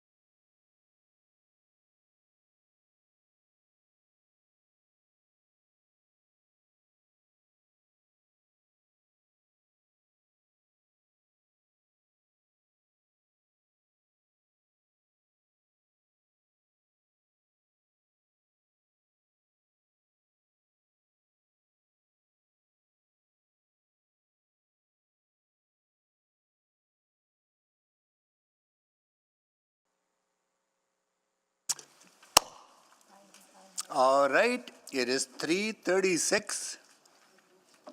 We are back. Would like to call this meeting to order. Do a roll call. Councillor Wright. Good afternoon. Councillor Knack. Good afternoon. Councillor Principe. Hello. Councillor Stevenson, here you are. Councillor Paquette. Good afternoon. Councillor Tang. Here you are. Councillor Hamilton. Okay. Councillor Rutherford. Hello. Councillor Salvador. Hello. Councillor Cartmel. Councillor Cartmel. Councillor Rice. Good afternoon. And Councillor Jans. Councillor Jans. Okay. All right, so we're back on 7.1. Presentation has been made. Now questions to administration. I'm here, I just can't hear you. There you go. And did you want to So I'm gonna fix deal with the any audio of on your my end. private? I'm sorry, can you hear me now, Councillor Hamilton? I can hear Sarah, but I can't hear anyone else. Oh, really? Huh. So we'll just check our setup, and just while we're doing that. We need a before- motion on the floor. Yeah, yeah. Well, before we do that, there's still some in-camera items that Yeah. had direction. Do Yeah. you want to, can we deal with those? Then we can. Can we fix the audio first, please? Yeah, for sure. Yeah.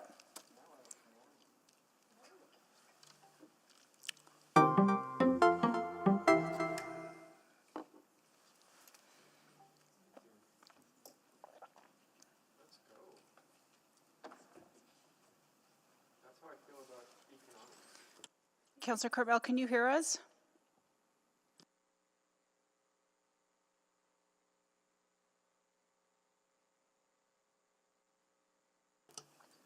Okay. I don't know that they can hear us yet. Mayor Councillor Soba? Cartmel, can you hear us? No.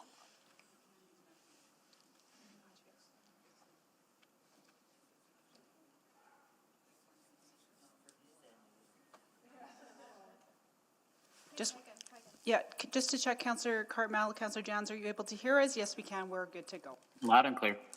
Good. Councillor Hamilton?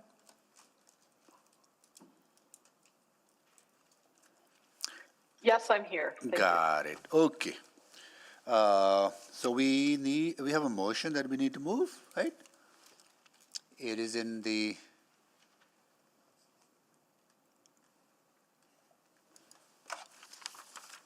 who would like to move that motion? I can move it. Councillor Rice? Just going to sign it here. Second.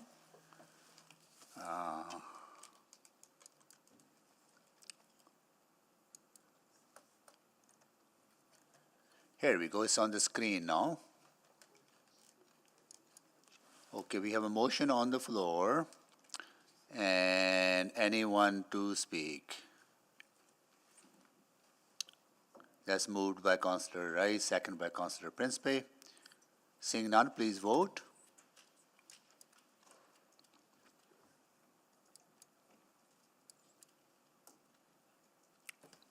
I'm a yes. Thank you, Councillor Stevenson. Councillor Paquette. Councillor Paquette? We have all the. Display the votes, please. That is carried. Now we are back on 7.1. And just gonna go click. Point of order? Yeah. Do we have to accept 9.8 for information?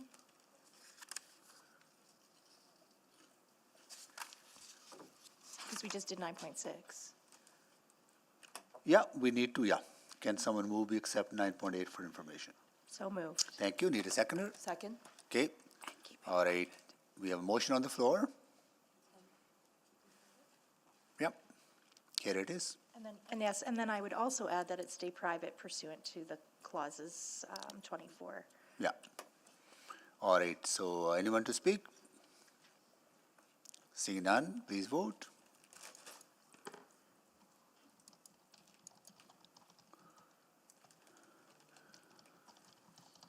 We have all the votes. Display the votes, please. That is carried, so we're done with those items. Now we are back on 7.1. Can someone move the recommendation, please? We need a motion on the floor. It was already moved Oh, before you lunch. did? Okay. And who seconded that? Councillor Wright. Council Wright seconded that. Got it. Okay.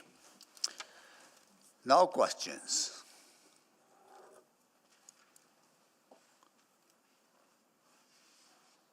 Questions, colleagues? This was exempted by Councillor Principe. Councillor Principe, go ahead, please. Thank you, Mr. Mayor.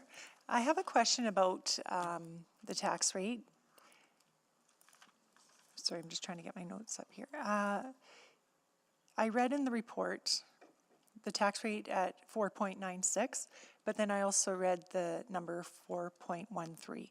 If we accept and vote in favor of this, the tax rate will be 4.96, correct? If you vote in favor of this today, the municipal tax increase is 4.96%. The combined municipal and provincial is 4.13. And those are for the residential side. Thank you. And is there any action that can be taken today to decrease that percentage? Typically, no, you would have to cut the budget, and generally that's not an action of the spring SOBA, but I would refer to Operating Budget Amendment 12, which we're working on, which is trying to find the $240 million reallocation. Okay, thank you. That's it for me. Thank you. Thank you, Councillor Principe. Any more questions? Please sign up for Councillor Stevenson. Yes, thank you very much. I think the report was very clear. It was really excellent. I really appreciate the information that was provided around, education tax room, as we refer to it. I think it was really, really helpful to see that information. I think that, I'm not keen at this moment to make use of that, but I was just wondering if that is a regular feature that could come with SOBA. I'd maybe answer it this way. We always bring to SOBA the municipal number, the provincial number. So when in the fall, we only have the municipal number. In the spring, we come with the municipal number, the provincial number, and the combined percentage. You are always free to have that discussion. We never make an assumption to move into that room on your behalf. And I think that's fine. I think that what I found very useful about the information I saw today versus I think last year was it did actually set out what that amount was, the 29.5. And I don't know that we had that last year. So just having that, I think even having like the implication per 100,000 is also just really helpful information for us to have on the table, if that would be something that could be incorporated in future reports. Yeah, I don't see why we wouldn't be able to have a section on that. Perfect. And I'm assuming that doesn't need a motion of any sort. That can just be a practice moving forward. Perfect. Is Mr. Corbold here? I don't see him actually. He's tied up. Well, I will maybe ask, and maybe Ms. Flaman would be able to answer this. So, I'm really mindful of how important community safety and well-being is in our community right now. We're talking a lot about safety. And I'm mindful of the fact that we still have unallocated funds in our Community Safety and Wellbeing Fund in the order of about $2 million over the next 2 years, and $4 million starting in 2025 and 2026. So wondering if Ms. Flaman could provide an update. My understanding is that there are some ongoing conversations around this, and that administration will be coming back with a recommendation report about how to activate these resources. Yeah, that's correct. Yeah, we are having a number of roundtable conversations with myriad community groups as we want to ensure that the CSWB strategy continues to be community-driven and city-supported, And so when those conversations happening in late spring and through the summer, we'll be prepared for fall SOBA to bring forward a recommendation to expend the remainders of those funds. Great, great. And always recognizing, of course, too, that if there are options, given that there is funding this year to get that money out sooner, that those would be brought forward as well? Absolutely. Great. And then I did want to raise, I know that this is very hot off the presses, but my understanding is that there is going to be a shift in the ATCO dividend that we receive over the next 4 years. I know that administration is just new to this information, wondering if you have any thoughts in terms of whether any recommendations would change in the report based on this new information, or do you feel that financial strategies, other mechanisms will allow us to deal with that? Yeah, so just for clarity, it's not a dividend. It is a revised forecast on franchise fees, and so that information has come to our attention as of Friday. At this point, I don't think we would change anything in the spring in this particular supplemental budget adjustment. We'll monitor the franchise fees going forward, and we would make any permanent adjustment in the fall. And in the interim, that is, we do sort of plan for these risks in financial strategies, a combination of financial strategies and the financial stabilization reserve. Great, and that doesn't raise any concerns, or it needs to be addressed or adjusted today? Not today, no. Great, thank you. Thanks for that clarity. No further questions for me. Thank you. Thank you, Councillor Stevenson. Councillor Hamilton. This is a relatively minor question, and it may be a bit pedantic, so my apologies. But I think maybe picking up on what Councillor Principe was asking about, so the actions as outlined in the motion, what would be the consequence, Ms. Padbury, of not passing the motion? Like, does this have a, I guess, yeah, maybe I'll leave it there. So I think if you don't pass the spring supplemental budget adjustment, what's impacted is our adjustments on that we presented to you on slide 6. So you've already approved 4.96%. So if you don't approve the spring SOBA, we'll be short $1.3 million for grants in lieu of taxes, and we'll have revenue of $5.8 million greater, and we are likely to run, that would be indicative of running a $4.5 million surplus. Okay, all right. So that's helpful context. But there's like it doesn't affect how much money has been taken as part of the assessed or is planned to be taken, I should say, as part of the property tax assessment for the year. No, we've kept it the same as the fall budget. And so what this does is put the $4.9 million in financial strategies to address in part, and this is just to link back to Councillor Stevenson's earlier question, this is also one of the reasons why we don't believe we have to deal with the reduction in forecast franchise revenues at the moment either. Okay, all right, that's really helpful. Thank you very much. Thank you, Councillor Hamilton. Councillor Rice. Thank you, Mayor Sohi. So my question is related to, so if we are going not approve this adjustment, so we will have $4.5 million surplus. Because right now this $4.5 million is carried to financial strategy. And then what is our current capacity for the financial strategy? How much money remaining in that strategy available to use? So financial strategies isn't necessarily available for use. I just want to separate that from the financial stabilization reserve. Yeah, that's two different. I know that we have reserve, we have minimum room, but for this financial strategy, just for some emergency, we need some money for city, right? I wouldn't characterize financial strategies as emergency money. It It is the account that we use for items that we know that we need to budget for, but for which we're not certain of the amounts that we're budgeting. So if you don't pass this today, then we'll run a revenue projections.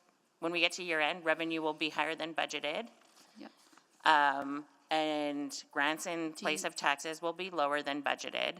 And there will be $4.5 million that ends up in the financial stabilization So only like reserve. 0.4, like something difference. So my question is, do you have the number in this account right now and for our city's financial situation and in the financial strategy? How much money in that account? Oh, sorry, financial strategies or Yeah. financial? Strategies. I'd have to pull it up. I don't have that number sitting right in front of me. So for 2023, there's about $60 million. 16. 60. $60 million. And this is not including this $4.5 million. No, oh, hold on. No, it does not include it. Okay, so we just add up and to have more money in that. And so another question, thank you for that answer. Another question is about that $13 million recorded in 2022. So based on the attachment 1 provided here, how we records in this attachment 1 is just the balance between 2023 and 2024 out. Keep zero balance. That means this $30 million will not impact 2023 and the 2026 budget. Is that understanding correct? It doesn't, but because we have already recorded this $13 million in 2022. Yes. And then so right now, as a 2023, and we just negative that out and then add to the 2024. But this money does not exist for the next budget. I just want to clarify that.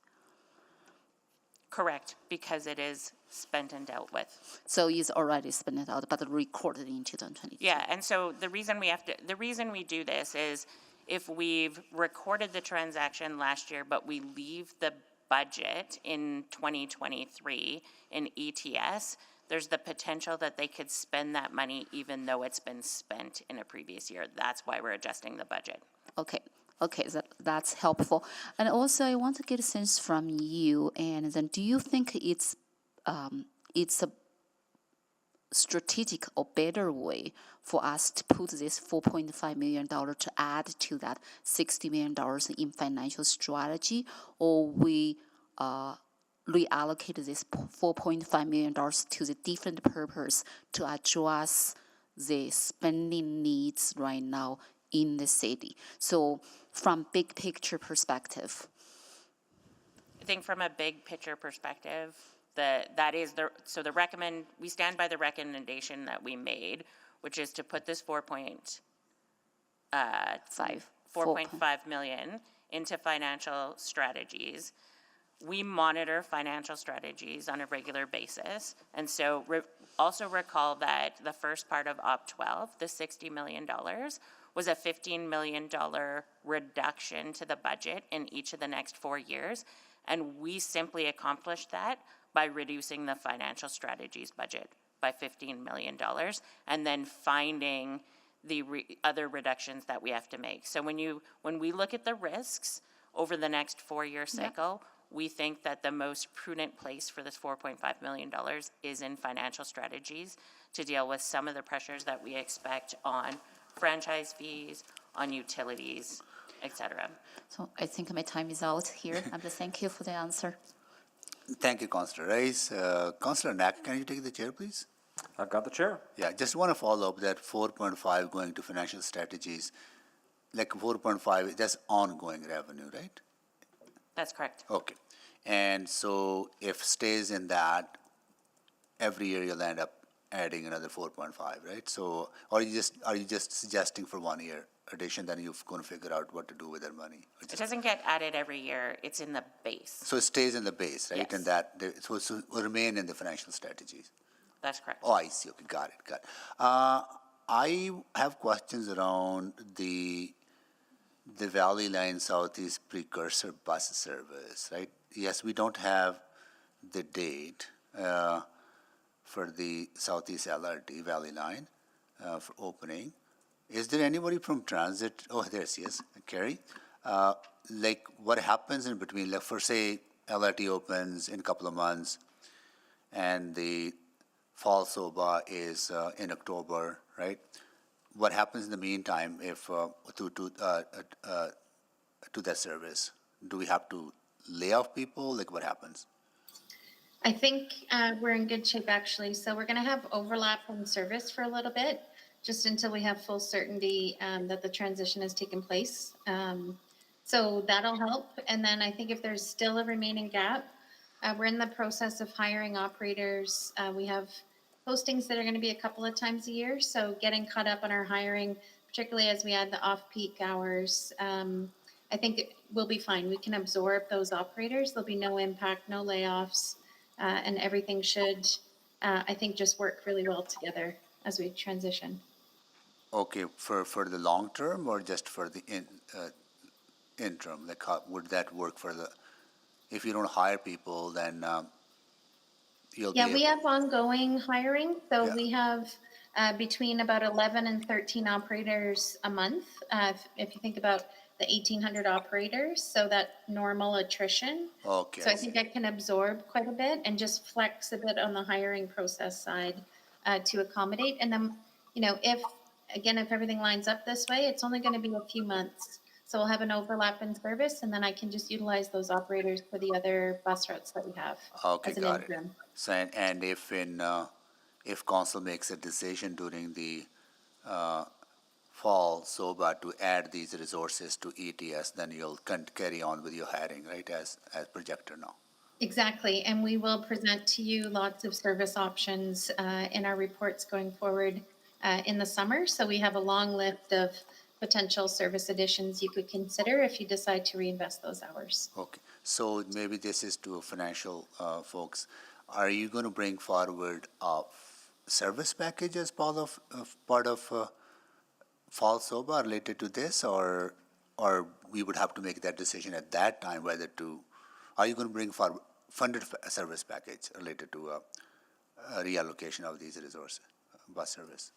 I can't answer the question on whether I'd bring back a funded service package until I have all the information on the budget. Okay. We would likely bring back we'd bring back a service package. Today I don't know if it would be funded or unfunded. Okay. So your intent is to bring forward a service package. You will make a determination whether it's funded or unfunded as you learn more. Will more information gather? Like what would change the decision? Like what would determine the decision whether it's funded or unfunded? The prioritization of this versus any other funding requests that you might have in the fall supplementary budget adjustment, and the ability to, and the level of reallocation that's available if we're able to achieve anything from the $240 million. Okay, so in fall we would know if we have money to do this. If not, then it is impact on tax levy then, right? That's correct. If there's no reallocation, it's a tax increase. Got it, okay.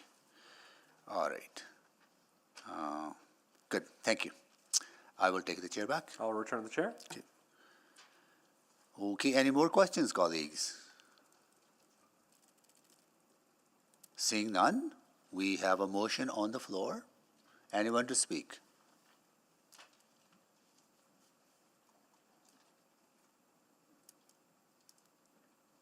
Seeing none, please vote.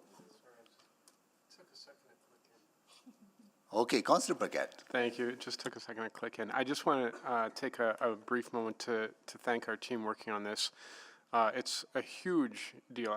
The public may not understand how large this budget is and how complex, and the very careful nature of our team in making sure that this all works properly and they forecast properly so that council is informed and so the public's informed. So I just want to give a very big thanks and approbation for this. I mean, I don't think you get it enough, and I don't think that I can, I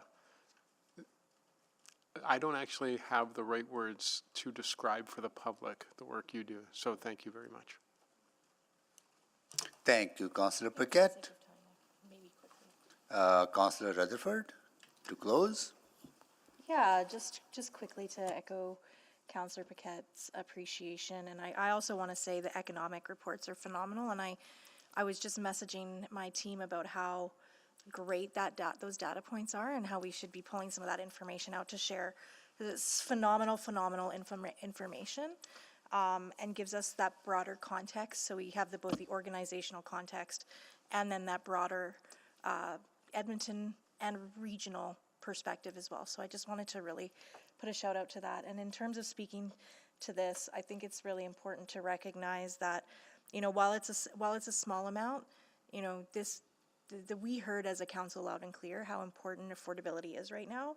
And so the fact that we're not moving into that education tax room as other councils have in the past, I think when we could have funded, we only funded 25% of snow clearing. We only funded, you know, transit safety resource stabilization 50%. Like, there are things within the budget that we all compromised on that $29 million could really help. But I think I'm proud of the fact that even though it's a small decrease in the overall tax levy, when combined with the municipal tax levy and that education room, if you will, I think it speaks to how we are hearing, and whatever small tools we have to leverage, we are using them to support affordability where we can, while also keeping and maintaining those services that Edmontonians know, expect, and love. So I will end it there and say thank you for your work on this. Thank you, Councillor Rutherford. Please vote.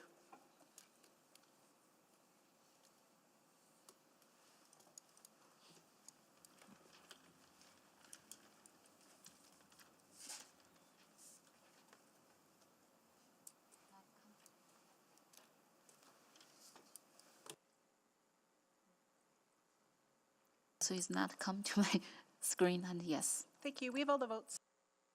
Display the votes, please. That is carried. 7.1, 7.2, 7.3, Enhanced Encampment and Unsheltered Homelessness Response Plan.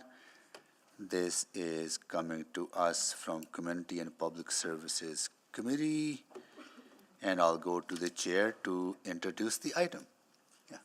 Thank you, Mr. Mayor.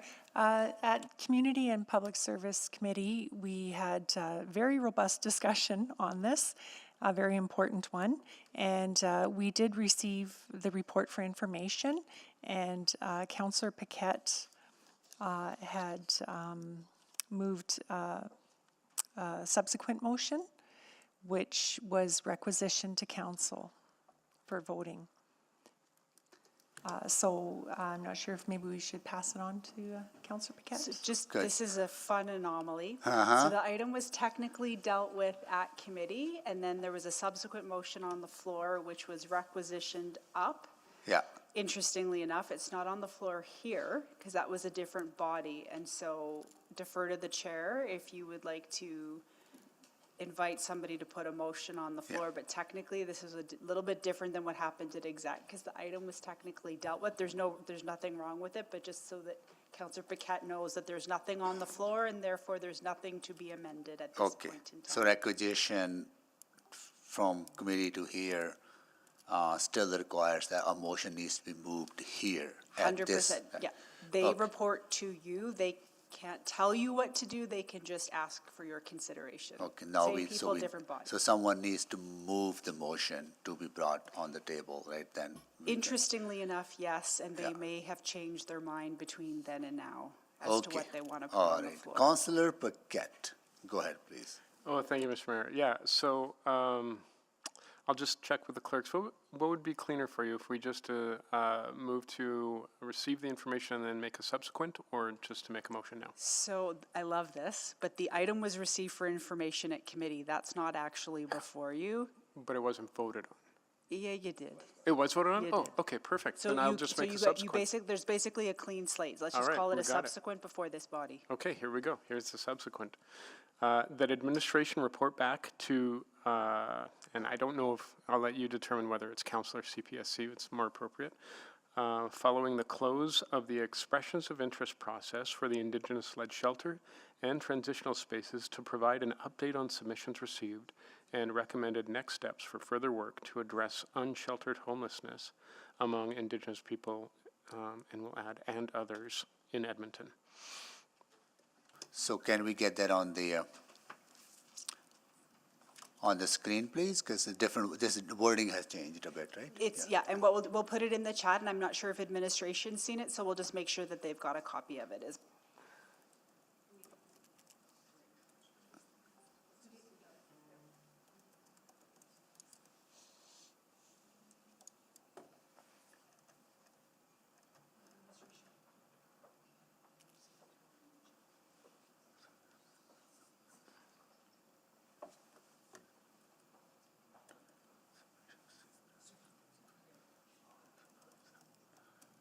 Okay.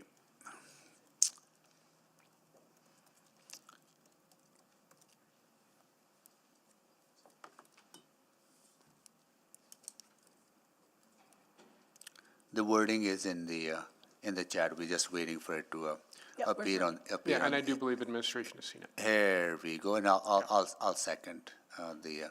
Thank you. Yeah. You can, Councillor Tang, you want to second? Sure. Yeah, Councillor Tang second. Sorry, Councillor Tang will second that. Sorry. All right. Now, can you make the introduction, please, Councillor Paquette? Yeah, so just as the wording Indigenous people and others in Edmonton, because it's not exclusive to just Indigenous people, would be the wording right at the last few words there. Okay.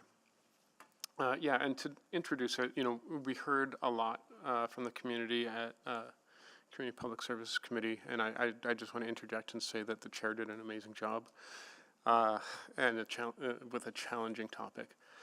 But basically, the idea here is that there were a lot of ideas thrown around and discussed and deliberated on. And what we've come to the conclusion of here is that we have an EOI out. We want to give administration time to get those results back. It was extended by 1 month. And in that time, we will see what comes back. And if it looks like it satisfies the conversation that was had in committee, great. If it doesn't, there will be a subsequent motion to that. But this is the step that allows administration to do the work and potentially render any subsequent motion unneeded. And so that is the intent here. I hope that's clear as mud. Okay. Thank you, Councillor Paquette. Councillor Tang. Great, thank you very much for this motion. Just a couple questions maybe. Sorry, so this is to come back to committee, back to council? Or? Technically, it would come back to committee. The reason we don't specify it in the motions is it's really kind of up to the bylaw, but we should always go back through committee. Perfect. Yeah. And I was wondering, I guess to the mover, so one of the piece that came up last week during conversation was this element around community-led work, which I see a little bit different than Indigenous-led shelter and transitional space, but the process being community-led, administration playing a very supportive role. Is that kind of, the spirit of perhaps, administration going away with this extended EOI, but really working with community and supporting their leadership if needed? To the mover. Oh. Yeah. Sorry, I thought that was to administration. Yeah, no, that's pretty accurate. I think you summed it up really well. So that community-led aspect, I think is the next step after we see what the EOI is, because that may already be encapsulated in whatever proposals come forward, and we don't want to presuppose that. Okay, no, that's great. I just didn't, because I think that's a pretty big differentiation from maybe past work, similar work that has been before us. So I just want to make that distinction. Wondering, can I ask a question kind of about the encampment report itself and not so much on the motion? Since And that's not to me, right? no, that's not to you. And I know it's been a very thorough discussion, but I just need some affirmation or validation. I would say we have a motion on the floor, so we Because the other one's been received for Yeah, information. yeah, Okay, all right. yeah. Then I might follow up offline then, Okay, just please, to get yeah. some validation. Yeah. Thank you very much. Thank you, Councillor Tang. Councillor Rice? Thank you, Mayor Sohia, and also thank you, Councillor Picat. And I know we did have like comprehensive discussion at the community and the committee meeting, because the wording for the motion and compared to the last time when we requisitioned change, I do have a few questions to clarify. The first one, and I just wondering, because original motion is a provided report back, and right now is just report back is my understanding when we request a report back, and we will have the next actions to follow up. So right now this motion is more like action directly. There is no report back. So a little bit of clarification will be appreciated. If you want to put back after report, that's friendly to me. No. I just want to get it clarified. It's just the provided report back, or is report back on the action we are going to implement right away? Oh, I see. Okay. So that's two different sense. Right. And so I guess, let's see if I can describe this properly. We've got the expression of interest out. It's been extended by 30 days. We have potential folks who are interested in responding to that expression of interest, and what we don't know until that comes in is what their plan actually is and how that will develop with administrative input. And when that happens, then we'll have a clearer picture of what is going forward. And if that is satisfactory to council, great. If council would like to take another step after that, because perhaps council feels that there could be more movement there, then we'll go forward. But right now, to presuppose what that looks like, we just can't do that. We don't know. And so we will wait until we get those expressions of interest So in. the And cost. then administration will update us as with the commitment they've made, and that's what's in the motion here. Okay. And then we will know what the next steps are based on what will then be current information. So based on wording, based on my understanding, I just want to tax my understanding is right. Yeah, yeah. And then so is it this will come back after the close of the interest of like expression of the interest. That's right. Yeah. Yeah. So I do have a little bit since I just want to share with you if you will consider this as a friendly or not. And specifically, I do think this is really important work to do. If in this motion we add the small pieces about performance measures and project outcomes that will be used to evaluate this prototype success, and also some information collection on the potential risk of the city in respect of the prototype implementation. So is that could be separate or could it be friendly just part of this motion? And then when we administration report back, they have all those measurements, outcomes set up, data collection set up, because I do think this is really important. If this prototype is really successful, we have the evidence already, and if we say it at front, and everybody will know. Okay, so that's all great. I think it's all fantastic. What I would suggest is that until we get the information back, we won't actually have a basis on which to create the template that you're proposing, which is a good template. And so I think that we have to wait, and then when that comes back to us, because that'll be at the close of the expressions of interest process. Once that comes back to us, we'll know what we have on the table as as potential, and then we can form the basis of the metrics that we want to see. Okay, so you think it's more better at that I think moment? the next so step. The next Yeah. step. Yeah. So not at the front. Yeah, but it's a good idea. Okay. Yeah. Okay, thank you. Thank you, Councillor Rice. Any more questions? And we just to put a due date of coming back to the committee meeting at the end of August. August We believe that works 28th? for administration, and it doesn't hold up additional work. August 28, Community and Public Services Committee. Got it. Okay. All right, we have motion on the floor now to speak.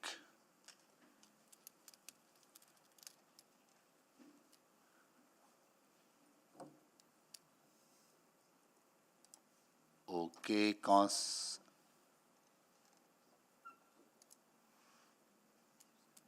all right, Councillor Tang. Yeah, maybe just very quickly, I really appreciate that this pivot actually from what was originally discussed at committee. I am very mindful of some of the feedback from administration just around, if we're tasking you with, with significant work, it actually takes resources away from implementing the enhanced response. So I appreciate that there's a lot of conversations happening right now. I understand there's conversations happening with community as we speak, and I encourage the team to be very open and generative to see what might come from that, and to support this work. I'm hopeful. I'm really looking forward to what comes back, and I think that learning piece, which is the next stage, as Councillor Paquette had mentioned, will be really valuable when we are thinking about complex issues and how to go about co-developing those solutions with community members. Thank you. Thank you, Councillor Tang. Councillor Paquette to close. Yep, thank you, Mr. Mayor. So for folks who may be... Hold on. Okay, I missed Councillor Rice. Councillor Rice, go ahead, please. Yeah. So I will be very quick. I really appreciate looking at as ways at solving problems, and we don't know any if we don't try. But we should also be a part of responsible policy making. Like evidence-based practice is the key. So if this prototype is a success, I think that's would be wonderful to let everybody know. So I'm really looking forward to that next stage. And when this first report back in August to the committee, and then from data collection perspective, from that data collection is targeted and efficient and then also effective. So to fill that gap and between the policy ideal and the policy solution to really help our unhoused Edmontonians. I think this is really important work for us to move forward. And thank you, everyone. Thank you, Councillor Rice. Councillor Paquette, now to close. Oh, thank you, Mr. Mayor. So just quickly, for those who might be listening, I know that there is a sense of urgency, and we share it, about what is happening in our streets. And it's challenging. But the concept that the speakers brought forward was very intriguing, and I think that everyone feels that there is something there. The challenge we have right now is, after talking to a lot of different folks who would be involved in something like that in the community, and in the Indigenous community, and in the helping community, in order to ensure that it can be successful and done right, is going to take some time and some planning. And that's not something we can do within a matter of weeks. And so that's the challenge, that there is an urgent need, except that to do things right takes time. And that's the balance that we're trying to find here. The other aspect of this is, we've seen a lot of conversation about, encampments and people in the streets. In fact, just on Sunday, I walked through, the Chinatown area to talk to people and see, what their lives were like and how they were feeling as summer was approaching. Really tough stories out there.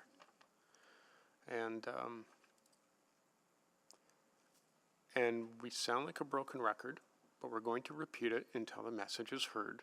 And that is that if we had the power to deal with mental health, addictions, and houselessness exclusively on a municipal level, we absolutely would do that. We do not have the legislative or budgetary powers. This is primarily a provincial responsibility, and we will continue to advocate with the province to help us to address these root causes. In the article that referenced the letter that the chiefs of police across Canada sent to the federal government on bail reform, our own chief referenced that very fact, that we cannot expect the police to be able to solve these problems because they simply can't, because the system is not set up for it. We need to address these root causes. And as has been mentioned before, for $2 billion, which sounds like a lot of money, we could virtually solve the majority of these problems within a matter of years.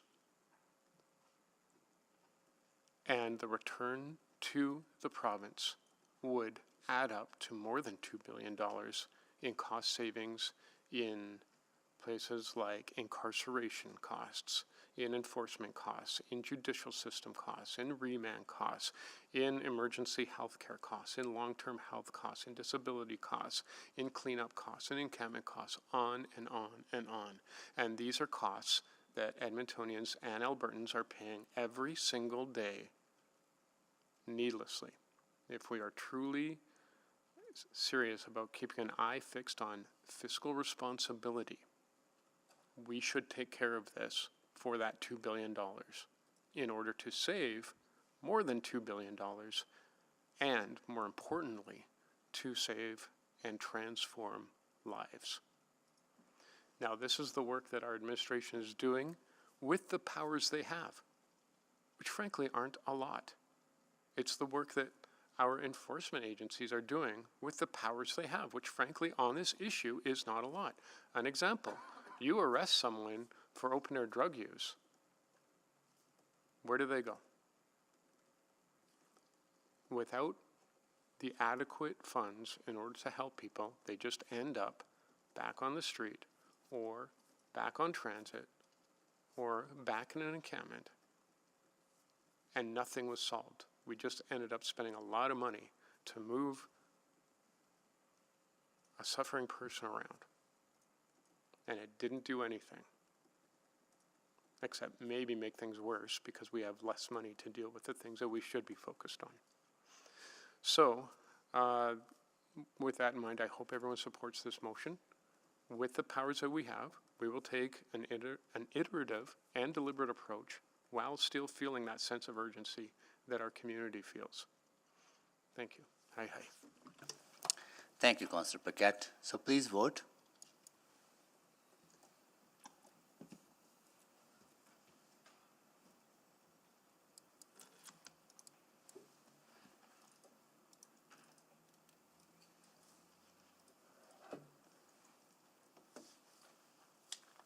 We're just waiting for one vote. Councillor Jans?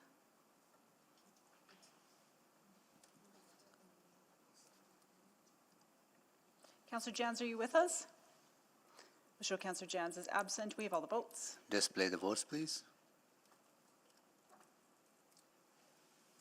That is carried. So that deals with 7.3. Now on to bylaws, right? 8.3, right? That's bylaw 20398 to authorize the City of Edmonton to construct, finance, and assess sidewalk reconstruction local improvement in Bertrand neighborhood? Yeah, cool. All right, Councillor Principe, you'll give them to this, right? Okay, go ahead, please. Thank you, Mr. Mayor.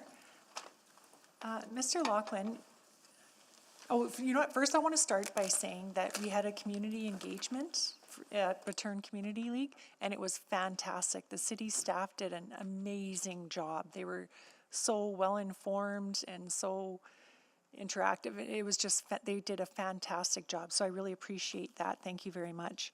I do have questions, though. Something that was brought up a few times was the design and about the new design of the bump outs, which is to, from what I've heard, to increase safety, public safety, and decrease excessive speeding. But there were some concerns that fire trucks and emergency vehicles, waste vehicles would not be able to maneuver around those bumps. Can you ensure us that that is all taken into consideration? Yes, for sure it is. Turning templates are applied to these different configurations that we put into place. And then there's also the recognition of, in emergency situations, there is access provided and will be provided. So yes, it's taken into consideration. Okay, thank you. And another concern that I've heard, and I thought that myself, it does, the portion that is the residents' responsibility for the portion of the sidewalk reconstruction, it does seem a little bit high if it's 50-50 cost share. How is that rate determined? So it's determined on the basis of us calculating the construction costs associated with replacing that sidewalk and then dividing it 50-50. Okay, and some people have said that they've gotten quotes themselves on how much it would cost to replace their sidewalk. Yeah, hard to compare what sort of specifications are they using versus what we're using, what life are they considering versus the life that we're considering. I would say the pricing that we get is aggregate pricing, so I would suggest that it's pretty good. Okay, thank you. And what would happen, and Ms. Padbury, you might need to help answer this question. What would happen if, to the tax rate, if neighborhood renewal was not specific, like if there was not the portion that the residents have to pay? How would that affect the tax levy? So I think we would need to take that away and do a calculation. We may have done that calculation recently, but so we can look at getting you that number. The one thing that I would point out, though, is you've had this policy for 50-50 on sidewalks for some time now. A change in policy does have implications on equity and fairness. It's about 10 to 15 million per year. So if you were to add that up, you would basically be bumping a neighborhood from being reconstructed. So it's a pretty significant impact. Right, okay, good, thank you. If there are no more questions, I'm ready to move. Yeah, go ahead, please. Yeah. Okay, I'd like to move first reading of item 8.3. Second. Second by Councillor Rutherford. 20398, okay. Please vote.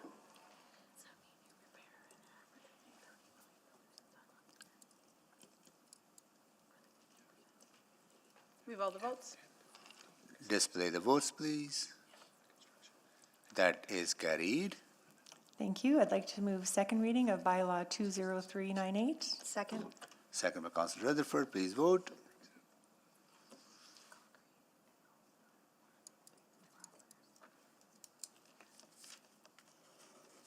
We have all the votes. Display the votes, please. That's carried. And I would like to move consideration of third reading of bylaw 20398. Second. Second by Councillor Rutherford, please vote for consideration.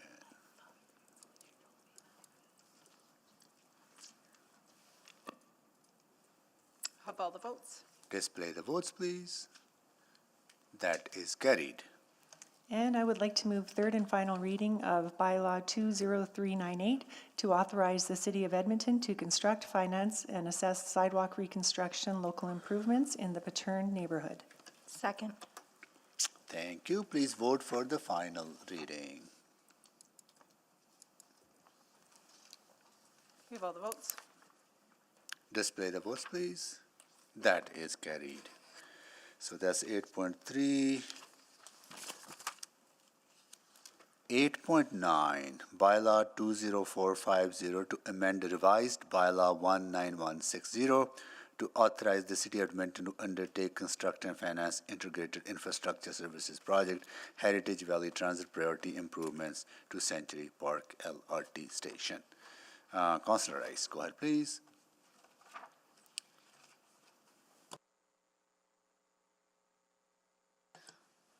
Thank you, Mayor Sohi. I just have a very quick question.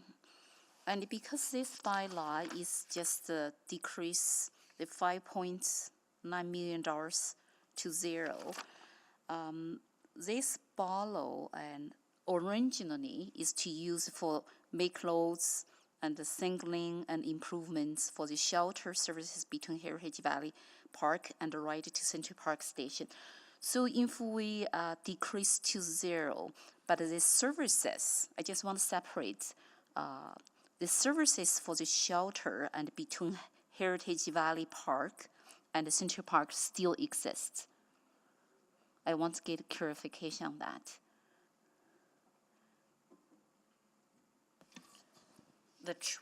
Sorry, the service? Yeah.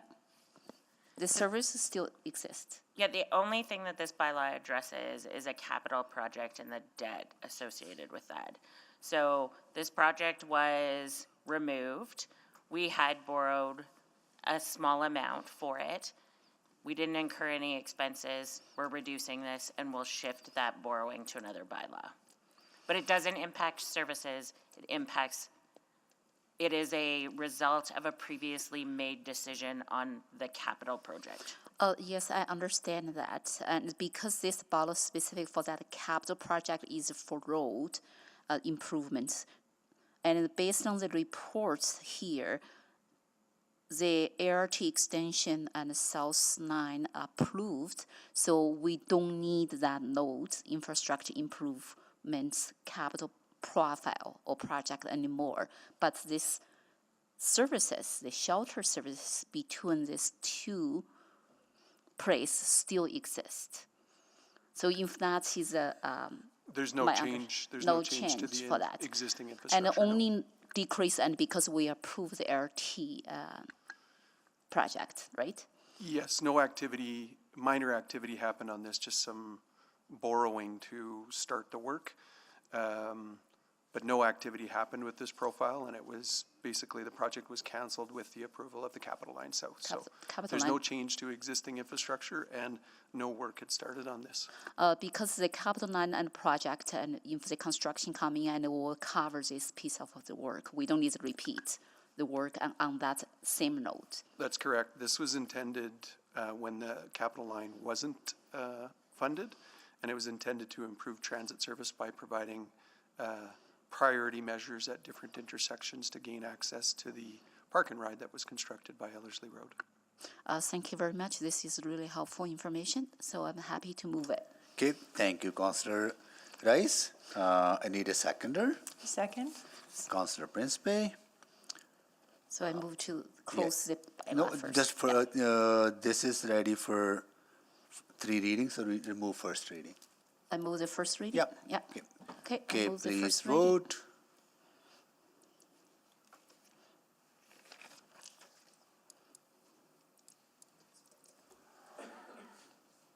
Yes. Thank you, Councillor Carmel. We have all the votes. Display the votes, please.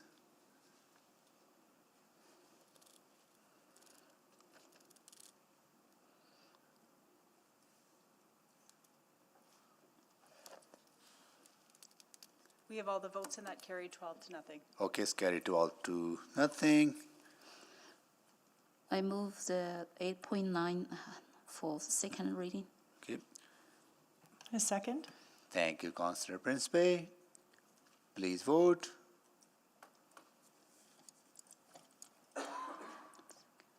Yes. Thank you, Councillor Carmel. We have all the votes. Display the votes, please. That is carried. I move the consideration and for the third reading. Second. Thank you, Councillor Principe. Please vote. Yes. Thank you, Councillor Cartmel. We have all the votes. Display the votes, please. That is carried. I move the bylaw 20450 for the last reading of third reading. Thank you. Second. Thank you, Councillor Principe. Please vote. Yes. Thank you, Councillor Cartmel. We have all the votes. Display the votes, please. That is carried. So that's 8.9. Moving along, 8.9.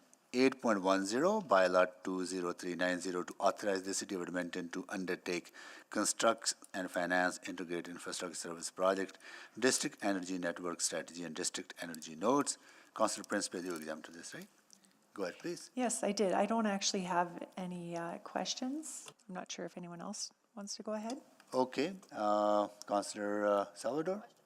No questions? Oh, can you please then? Nobody else has any questions? Okay, I don't see any more questions. Okay, Councillor Salvador? Yeah, happy to move second reading of bylaw 20390. Go ahead, Councillor. Second. Councillor Knack seconded. Okay, please vote. Yes. Thank you, Councillor Cartmel. We have all the votes. Display the votes, please. That is carried.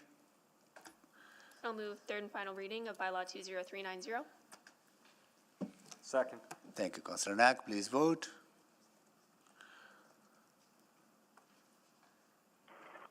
Yes. Thank you, Councillor Cartmel. We have all the votes. Display the votes, please.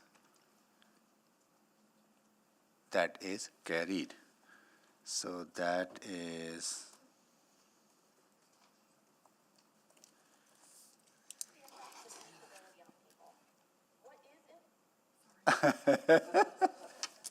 okay, next one is 8.12, bylaw 20395 to authorize City of Edmonton to undertake, construct, finance, integrate infrastructure services, missing and enhance sidewalk connections. This is exempted by Councillor Stevenson, right? No? Councillor Rice. Oh, sorry, Councillor Rice, you exempted this? No, it's not. 8.12, Councillor Rice. Okay. So 8.11? No, 8.12. 8.12. Oh, okay. So I think I do have one question. Okay, go ahead, here. please. So I thought it's 8.2.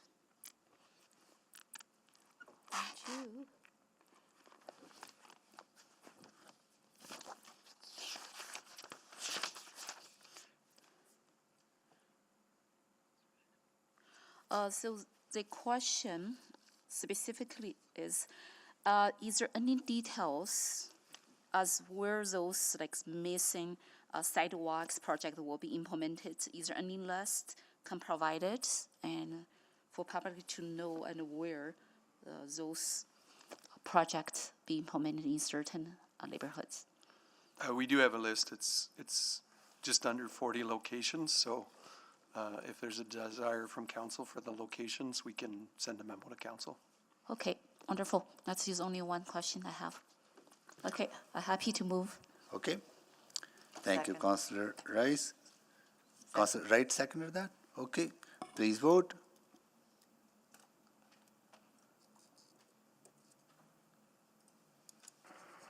Yes.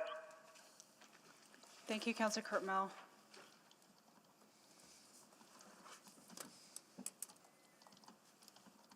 We have all the votes. Display the votes, please. That is carried. Yeah.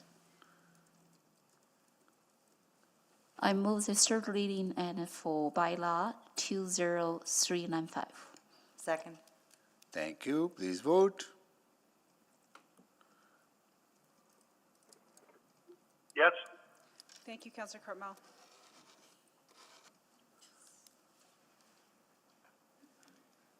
We have all the votes. Display the votes, please. That is carried. Okay, next one. Bylaw 20497, amendments to Bylaw 14040, Edmonton Police Commission. Councillor Stevenson, you exempt this. Yes, thank you, Mr. Mayor. Just for expediency, I was going to put a referral motion on the floor that we postpone this, that we postpone this until June 13th. I can give a brief introduction as to why, if that makes sense.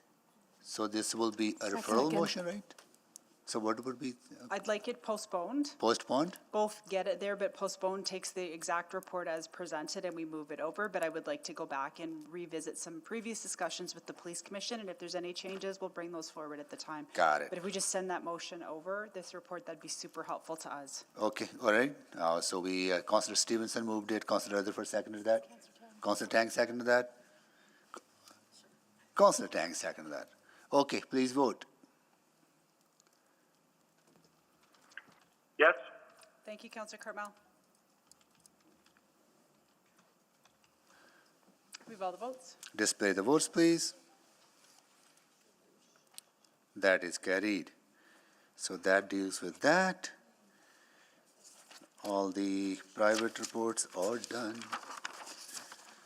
We have 18 minutes. Yes. 10.1, motions pending, tax forgiveness options for YWCA. Councillor Stevenson. Yes, thank you very much. So I will restate my motion that administration bring forward a report providing background and outlining the tax forgiveness options for the YWCA with tax amounts assessed in 2022 at 10408 124th Street, account 9948253. Second. Thank you. A very brief introduction. Can you put it on the screen, please? Can you put it on the screen, please? Go ahead, Councillor. Can we just get clarification? We're not sure what the restatement is. Oh, it's not, sorry, I am just You saying- said it I again. said You it didn't again. read that. Apologies. No, that's okay. We took you Apologies. literally. Yeah. Okay. I will read into the record, I suppose is what I should have said. So very briefly, the YWCA is typically exempt from property taxes under Copter. In this instance, the organization was moving from one location to another, and they did not get their paperwork submitted in time. So again, this will be provided from administration in the report, but it is likely that they would have qualified for a tax exemption in 2022 had they submitted that paperwork. I do think it's important that we don't set precedent. We have deadlines for a reason, and we don't want to encourage laxness on behalf of those who may be applying for property tax forgiveness. The balance here is that this would not change the education tax that they paid last year. It would just be to rectify the property tax. So there's an incentive for them to provide their paperwork again coming up. I would encourage you to support this motion, recognizing that this does not commit us to any sort of tax forgiveness. This only brings the information forward so that we can consider it more fully as a council or a committee. Thank you. Thank you, Councillor Stevens. This was seconded by Councillor Knack, right?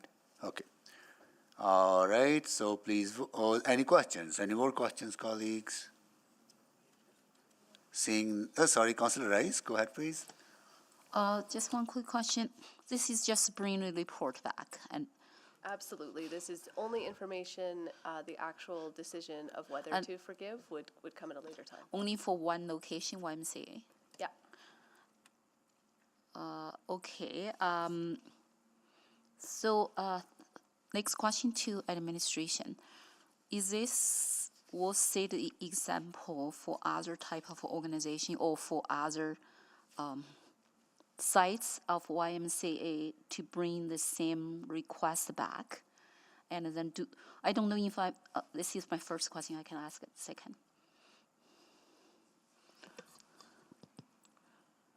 So your question is whether this is setting a precedent? Yeah. I'll maybe defer to Mr. Szabo, who's online. Hello, Councillor. So what I'd say is that this is a bit of a unique case in that this is the YWCA moving to a different location. traditionally, as Councillor Stevenson mentioned, the YWCA would be exempt by default. It's the issue about that transition. So the question here, and would certainly be one that would have to be addressed during the report, would be the question of when an organization fails to submit by a certain deadline, should there be some consideration, given that they are a nonprofit organization that is supporting the community? Is that something that you want to go down the road of, knowing that you might be encouraging them not to submit? The conversation there was education tax is still consideration. All this, I think, though, can be debated as part of that conversation when the report comes forward.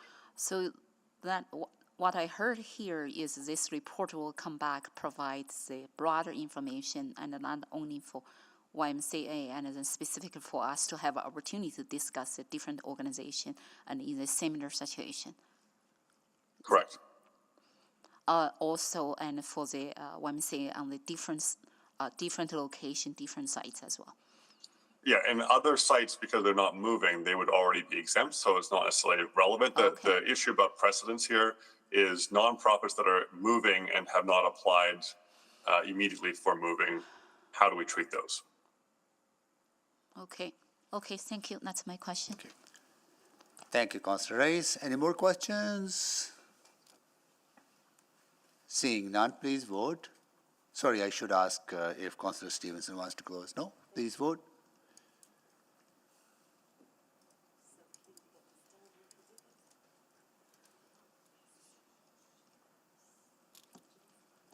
Councillor Hamilton?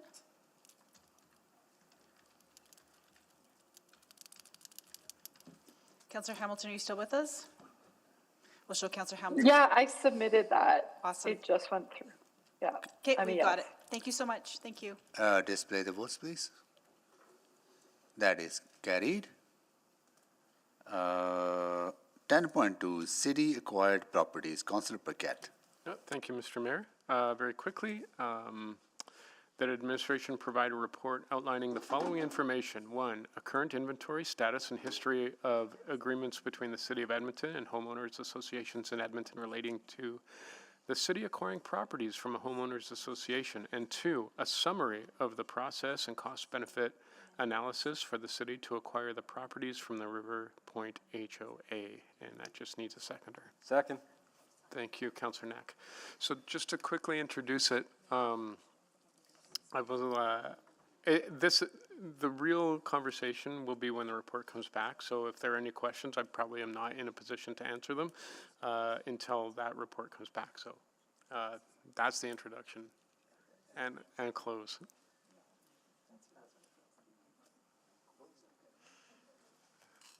So we can vote. Sorry, Gus. I got tied up with something else. No, just hold on. It's moved by Councillor Paquette, second by Councillor Knack. Any more questions? Seeing none, please vote.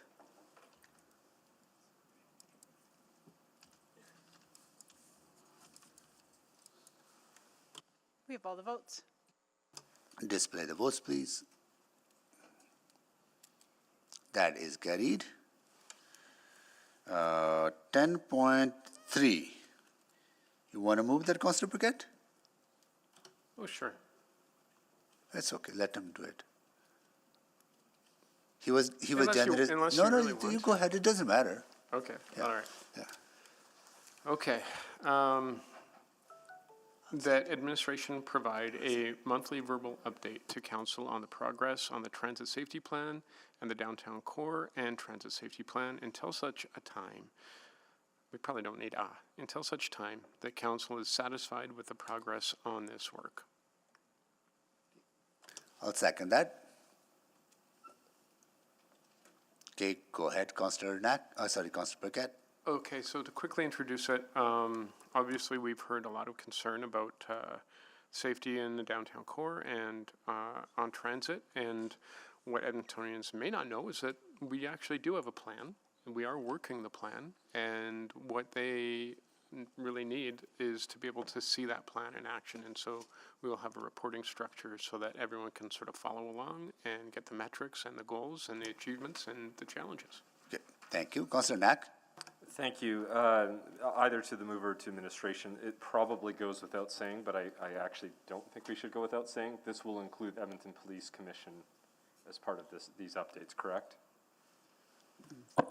I don't think I can commit them, but anytime we do a transit update, recalling the tripartite we've set up for the organization, it's EPS, Bent Arrow, and the city that would provide that update. So whether EPC will be there. Or the service, yeah, it's someone from Edmonton Police Service or Edmonton Police Commission will be part of this, correct? That would be, I can't confirm their attendance at each one of the update meetings, depending on schedules, but I can tell you that the update will be based on the tripartite work that we're doing. Okay. And I think we can get reps there, but I just can't commit on their behalf.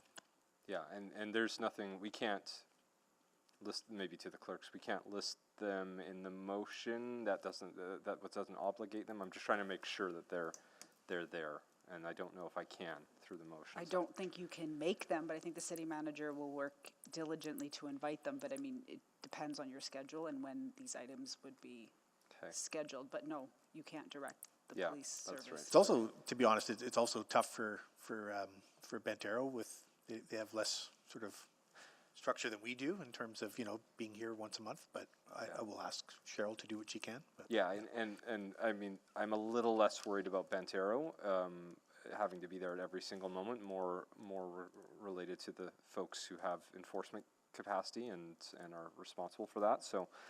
I'm confident we can do that, Councillor. I just, again, I hear you. Yeah, that's. I understand you will do everything in your power to get them there, and that would be my expectation. And then just the other question is, this is very specific in coming to council.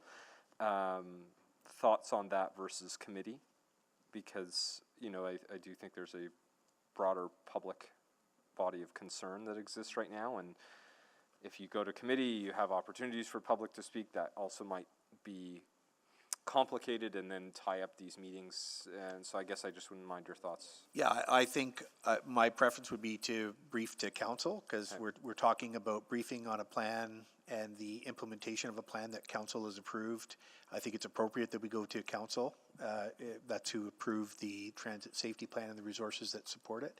And I do think that it could be a long committee commitment if we went to committee, because there's a lot of complex issues with this. So I do believe this is meant to provide information and an update on implementation to council and the general public, and I think it's the best way to do that. That's helpful, and I appreciate that.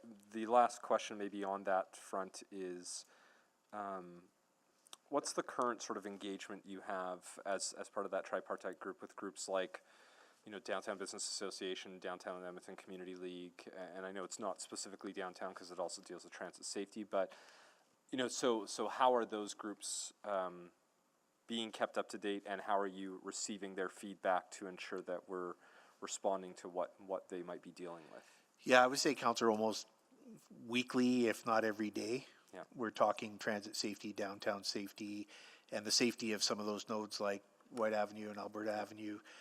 I'm not suggesting I talk to every BIA every week on that, Understandable. but it's kind of a continual discussion. I would say most recently we've had lots of discussions about what we're doing on transit and downtown safety to prepare for the hydrogen conference and for the playoffs now, those kinds of things. So we are feels like to me it's just a constant dialogue of back and forth, and a positive one. Absolutely. Because it's really helping us zero in on where we need to focus our efforts. So essentially there's an openness, and again, I think about even Stony Plain Road and the Jasper Place terminal, which still we're struggling.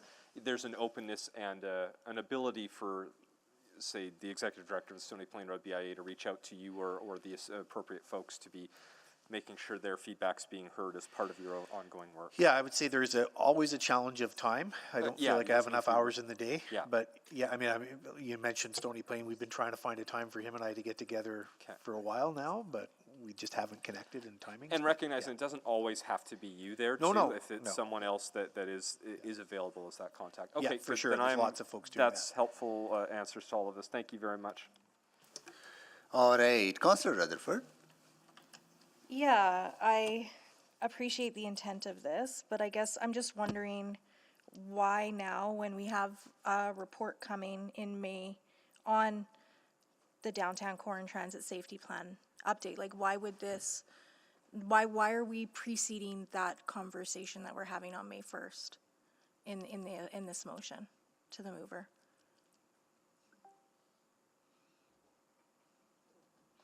That was to me? Sorry, I just assume that, why would you ask me a question when it's so self-evident? I'm sorry, I wasn't even paying attention because I was reading over the motion again to myself. So please. Can I answer? You're the chair, I think you have discretion. Yeah. Yeah, okay, yeah, my apologies. It looks like, we Just do that. kind of distracted, we might have had an issue here, so my apologies. The update, I think there'll be,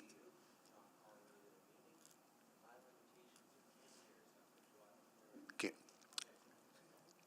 There will be a report in May, right?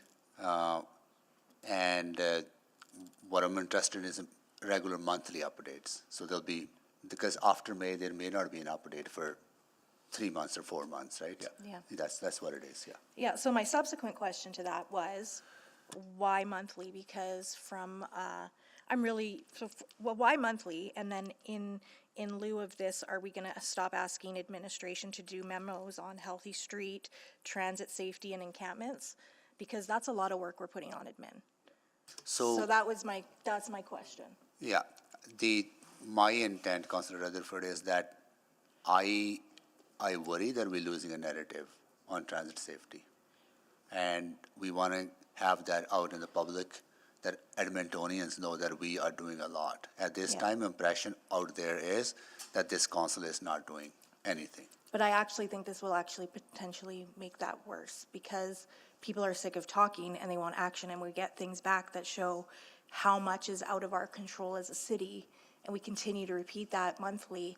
I think that's actually very concerning to me. But my questions, just focusing on questions around this, is so at Urban Planning Committee, I actually did a motion to have a conversation about transit and to bring back, and I, we had a really robust discussion at committee about being very thoughtful about bringing that forward, considering, all of the OP12 and the things that are on administration's plate. And one of my biggest things with that was, I worry that when transit safety and downtown safety are coupled, that we don't actually get to talk about the transit system as a whole. It gets kind of like an epicenter of downtown. And so I guess if the intent is transit safety specifically, why the downtown core in here then? I think that's a very good point, Councillor Rutherford, and if that satisfies, I think, hearing you, I think you're right. That bogged down in a bigger downtown core picture, even though there's a lot of interconnectedness in downtown stations, and a number of them are underground, right? So yeah, but I think what I said in Urban Planning Committee is like Southgate, Northgate, yes. We have major issues in those places as well.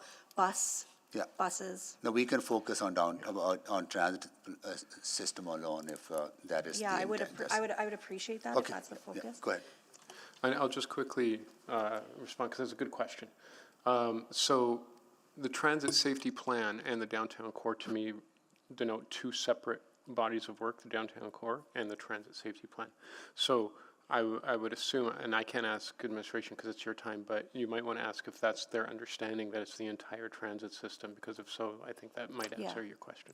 Yeah, I mean, regardless, I guess my bigger question is about, how at committee we had a very big discussion about just the amount of work. So I guess my bigger question is, what can we then take off admin's plate if we're going to support this? So I'm referencing those memos that we're getting, rather than having them do those memos that I mentioned and others. I don't know, Ms. Flamin, if you have, the list of all of the memos that your area is doing in these themes. But I'm just wondering if, if we want to have a report monthly, could there be some compromise? Maybe we don't also need memos. Yeah, Just try Councillor, what I'm trying to get at. Yeah, maybe I can answer that, because we're having a discussion next week at ELT about rationalizing all these memos, and I think if we get the decision on doing a monthly, I would definitely want to slow down on the memos on this, but I think we could also come back to council with some ideas on how we can rationalize some of the other ones. And if I may, just on I feel very much our transit safety plan is focused on all of the city, for sure. In fact, one of the big pieces of work we're in the middle of right now is getting ready for the opening of Southeast LRT, which goes all the way out to Mill Woods and things. So that'll be a big update that will happen before that opens, for sure. Okay. But to me, the downtown core, I don't think it matters if it's in the motion or not, but we've also given the task to the transit safety folks of pedways, and most of the pedways are downtown, so that's a big focus there. So. Okay, thanks, that helps. Okay, thank you, Councillor. Well, we are at 5:01, and Move to extend. we have a call at 5:15, right? So, do you think we'll be done by 5:15? Are there other questions? I just want to know, are there other questions? Any other council members have any questions? Okay, then can we extend the order for 15 minutes? Is that okay? I'm just asking clerk, 15 minutes. Andre? Yeah, that works for us. Okay, good. All right, so who's moving? Yeah, I moved it. Councillor Paquette? Second? Second. Councillor Wright? Please vote. Yes.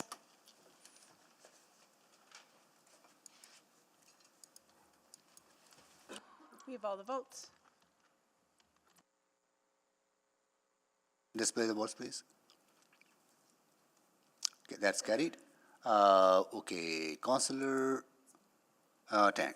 Just very quickly on that point about the memos, I share a lot of similar concerns as Councillor Rutherford, but the memos they eventually become public, correct? After how many months? We review them on a quarterly basis. Yeah, and so I guess in my mind, aren't we already doing these monthly updates? And I understand the idea is to make it much more public, but verbal reports is hard for the public to engage with. What I would say, Councillor Tang, is that I think we could do the monthly updates. I also think we need to adjust our communications plan related to transit safety, which can be separate and distinct, but supportive of both. Yeah, so I just want to make sure that, you guys the teams do take a very balanced approach. Yeah. I'm also very mindful of just how much report back, and if it takes away from actions, I wouldn't want to support that. But if you have some clarity about that balanced approach.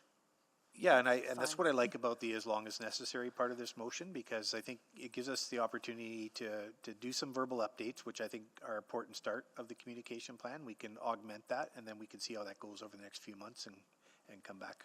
Okay, all right, that's it from me. Thank you. Thank you, Councillor Tang. Councillor Wright? Thank you. I'm just wondering, getting back to Councillor Knack's comment about having EPC, having the commission come, isn't the reporting structure such that, like, oversight of the police service is by the police commission, right? So shouldn't they be, and then they report to us, right? So shouldn't they be involved in that reporting? Yeah, Councillor, I think that's fine. I think the issue here is that we've also established a tri-party of EPS administration and Bentero to implement the transit safety plan, and that tri-party doesn't include EPC. So, yeah, it's an interesting, it's a bit of, I guess, divergence of governance, but like all I know is that to implement the transit safety plan, Dwayne works for the chief, myself, and Cheryl Whiskey Jack together, and we're sort of working, the three of us together in unison to implement and present the results of those implementations. So if the EPC wants to come, that's fine. Yeah. Okay, and you will reach out and sure, we can engage certainly them? invite Okay. them to those. Okay. Yeah. But it's interesting because we also have planned tripartite updates directly to EPC. We skipped one because something happened, but we're also looking at doing an update to that governance body on transit safety. Yeah, I guess I'm just trying to sort of, I guess, for the public to be more aware too, that the oversight of the police service is through the commission. Certainly, we'll make sure we invite them. Okay, thank you. Thank you. Councillor Rice? Thank you, Mayor Sohi.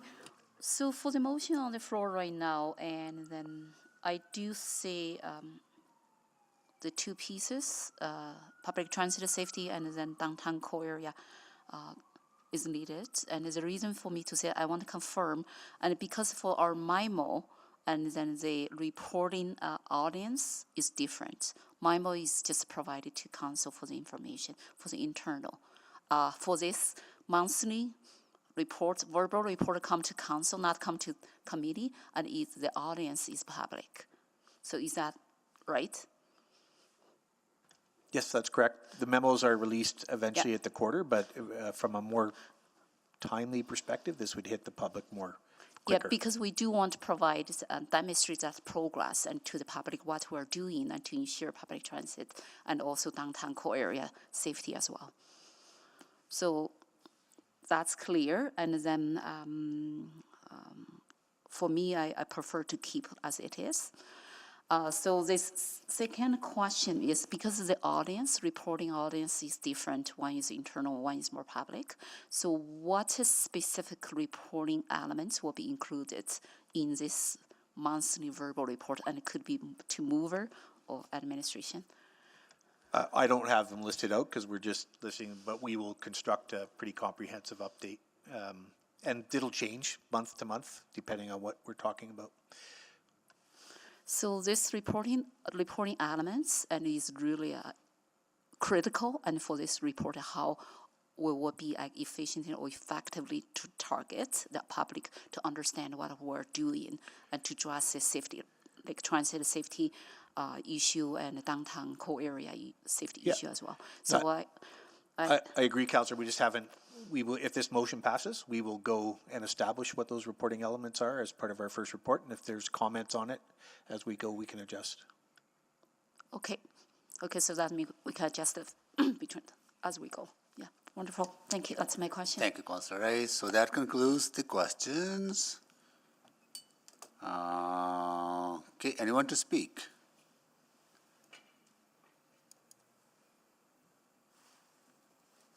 All right, let's vote. You want to close? Okay, go ahead, Councillor Knight. Just really quickly, again, this is really important for the public to be able to see this work.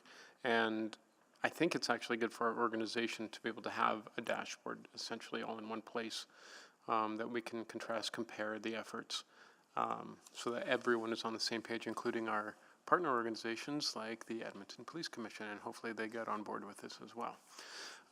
And last but not least, Oilers in 5. Oilers in 5. Yeah. Sorry, Kings. Okay, please vote.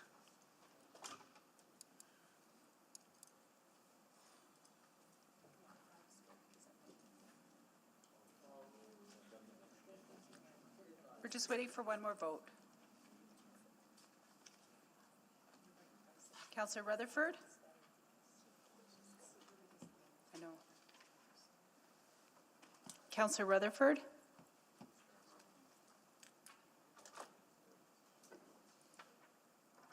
We'll mark Councillor Rutherford as absent, Okay. and you have all the votes. Display the votes, please. That is carried. Okay, notice of motions or motions without customary notice? Seeing none, we are adjourned. All right.